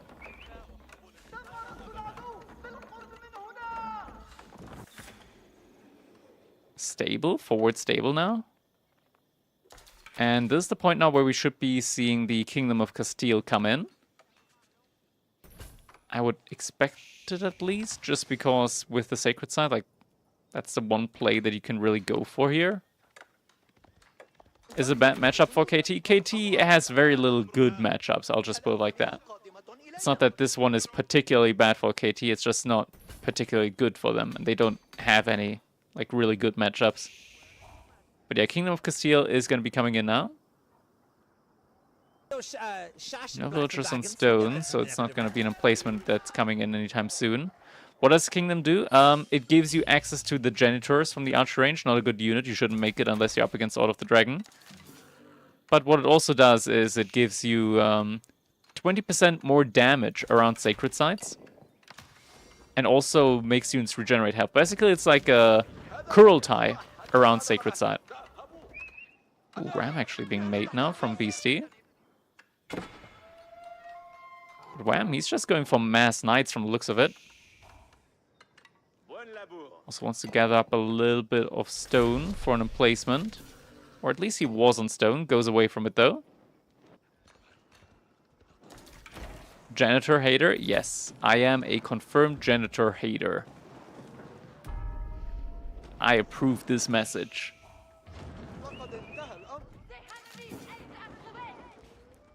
Outpost in the middle, getting taken down. Multiple outposts now coming in from Beastie on the other hand side. Sacred Site just being capped, so this outpost didn't really achieve anything so far. Stable also getting rammed down. What's your Gamba Wing opinion? What's my Gamba Wing opinion? I mean, it's just not that good of a landmark compared to the other choices that you get typically. And it's so random, you can't rely on it.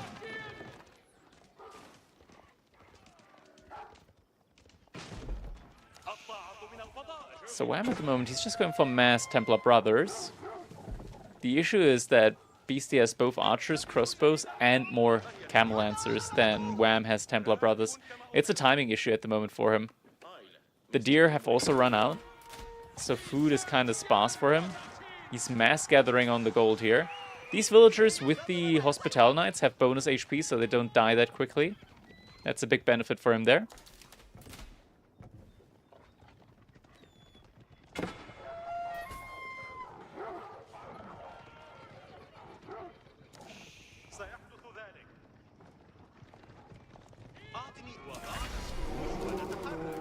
Is he?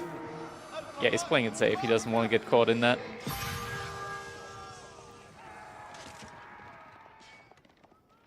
More villagers moving out to the gold there. But yeah, Wham's not getting any pilgrims in at the moment just because BC has the sacred site. Walls have been put up, but this is where he's getting all of his food from at the moment. Wham is going to have to pull the villagers back. We'll do so now. It's a lot of idle time. Ooh, one rogue villager. Getting taken down there with the charge. Wall is gonna have to be rebuilt.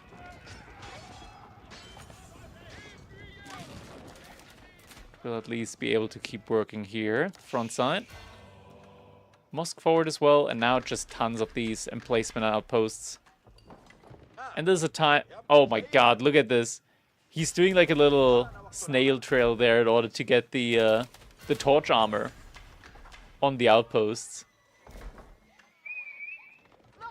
With the House of Wisdom. That is toxic. It's almost connected. Mass crossbows coming in as well at the moment.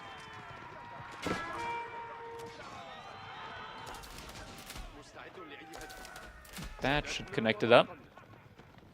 Has BC lost a single game today? No, he has not. I don't think he has. Oh no, Templar Brothers getting body blocked there by the wall that just came up.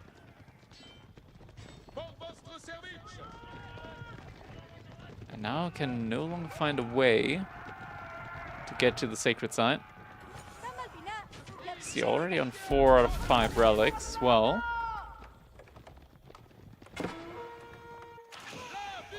Brothers going for a couple of small snipes there.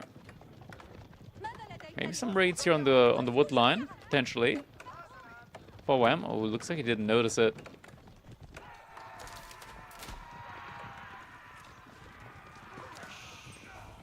Finds the villagers here on the berries. Is he going for it this time? Splits up the military. Gets a couple of villager kills.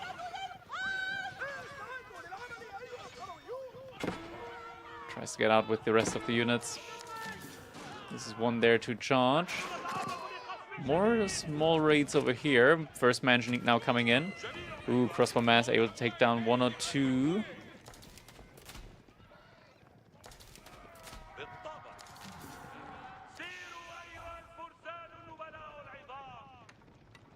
Wall is getting put up over here, and it looks like we're actually getting some janitors in now.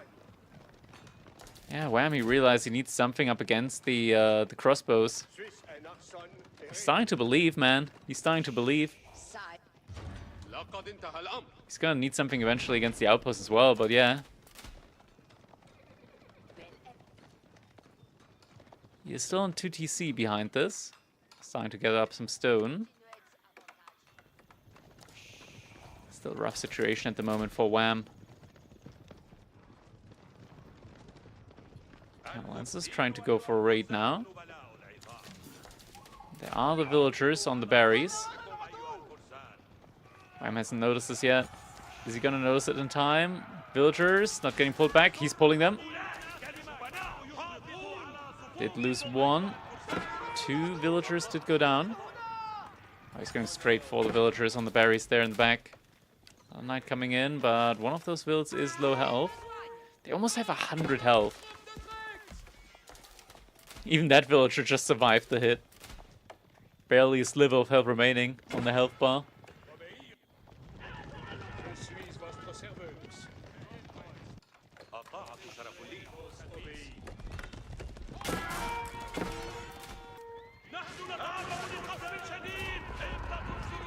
Yeah, I mean, the Janitors just do no damage. Oh, pinches one of the Camel Lancers, though.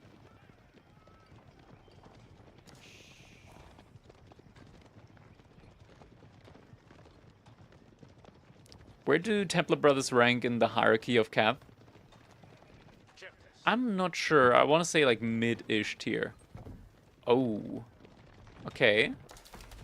Looks like Wham wants to put up a fortress in the middle of the map. The wall just blocked it, though.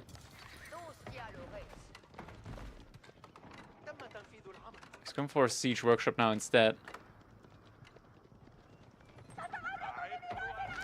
Already up to, well, 3 Springles. Springles actually, they don't have the range tag anymore. They used to have a range tag, where something like Javelin Throwers or Janitors would have done bonus damage to them. I'm not sure if that still applies. Oh, that's a weak Templar Brother. That's a gift, if I've ever seen one. But now these 100 HP villagers gonna be putting that fortress up. And that's a lot of them as well. Going for a surround on the Camel Lance as well. Only lost a single villager. Janitors also starting to pick off some units there. Only lost 3 villagers in the entire exchange. That's a pretty good one. Sacred Side Timer is starting to tick down though. There aren't any trebuchets coming in from Beastie. Second Siege Workshop coming in from Wham.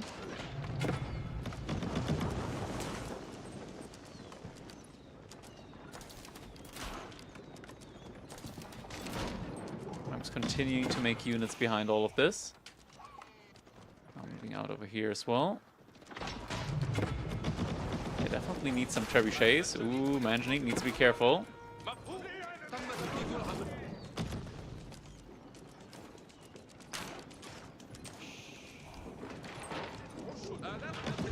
More Springles coming in. He's just going mass Springles at this point. Granted, Manjanique's also there. Gonna be able to do some really good damage. As we know, of course, from the Manjanique. 2 minutes left on the Sacred Side Timer. Can Beastie hold this? It's looking very good for him. The army value doesn't lie. Wow, he's got a lot of Templar Brothers, but honestly, I feel like at this point, if he just made mass horsemen, get to like 20 horsemen, he could do that within a minute. Wham DC'd? No, tell me it ain't so. Tell me it ain't so. Oh no. And he forfeits as well. Damn. How unfortunate. If only we had a restore feature. Oh, that's so unfortunate. That was such an interesting game. Like, the timing there was very, very close. But yeah, at this point, he deceived. GG comes in. And that means we've got a victor for the Crack Cup number 7. Was GG anyway? Yeah, I think so as well. To be fair, it looked pretty over. He's got more resources overall, but it's just such a toxic matchup to play against when the Manjaniques are there in the middle of the map.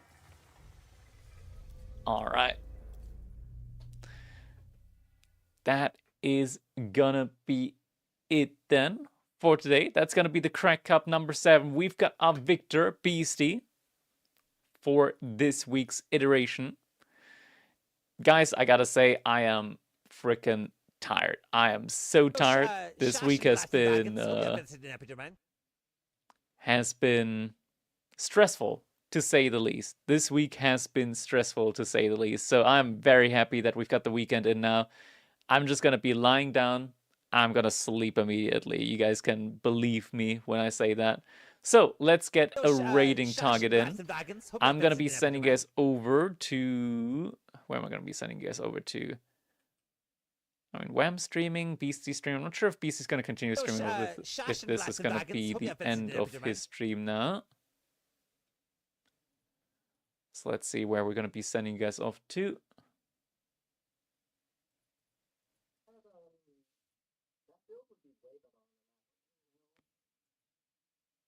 Mm-hmm. All right. Am I going to continue streaming? I think I'm done. All right, BC says he's done. I'm going to be sending you guys over to Wham then.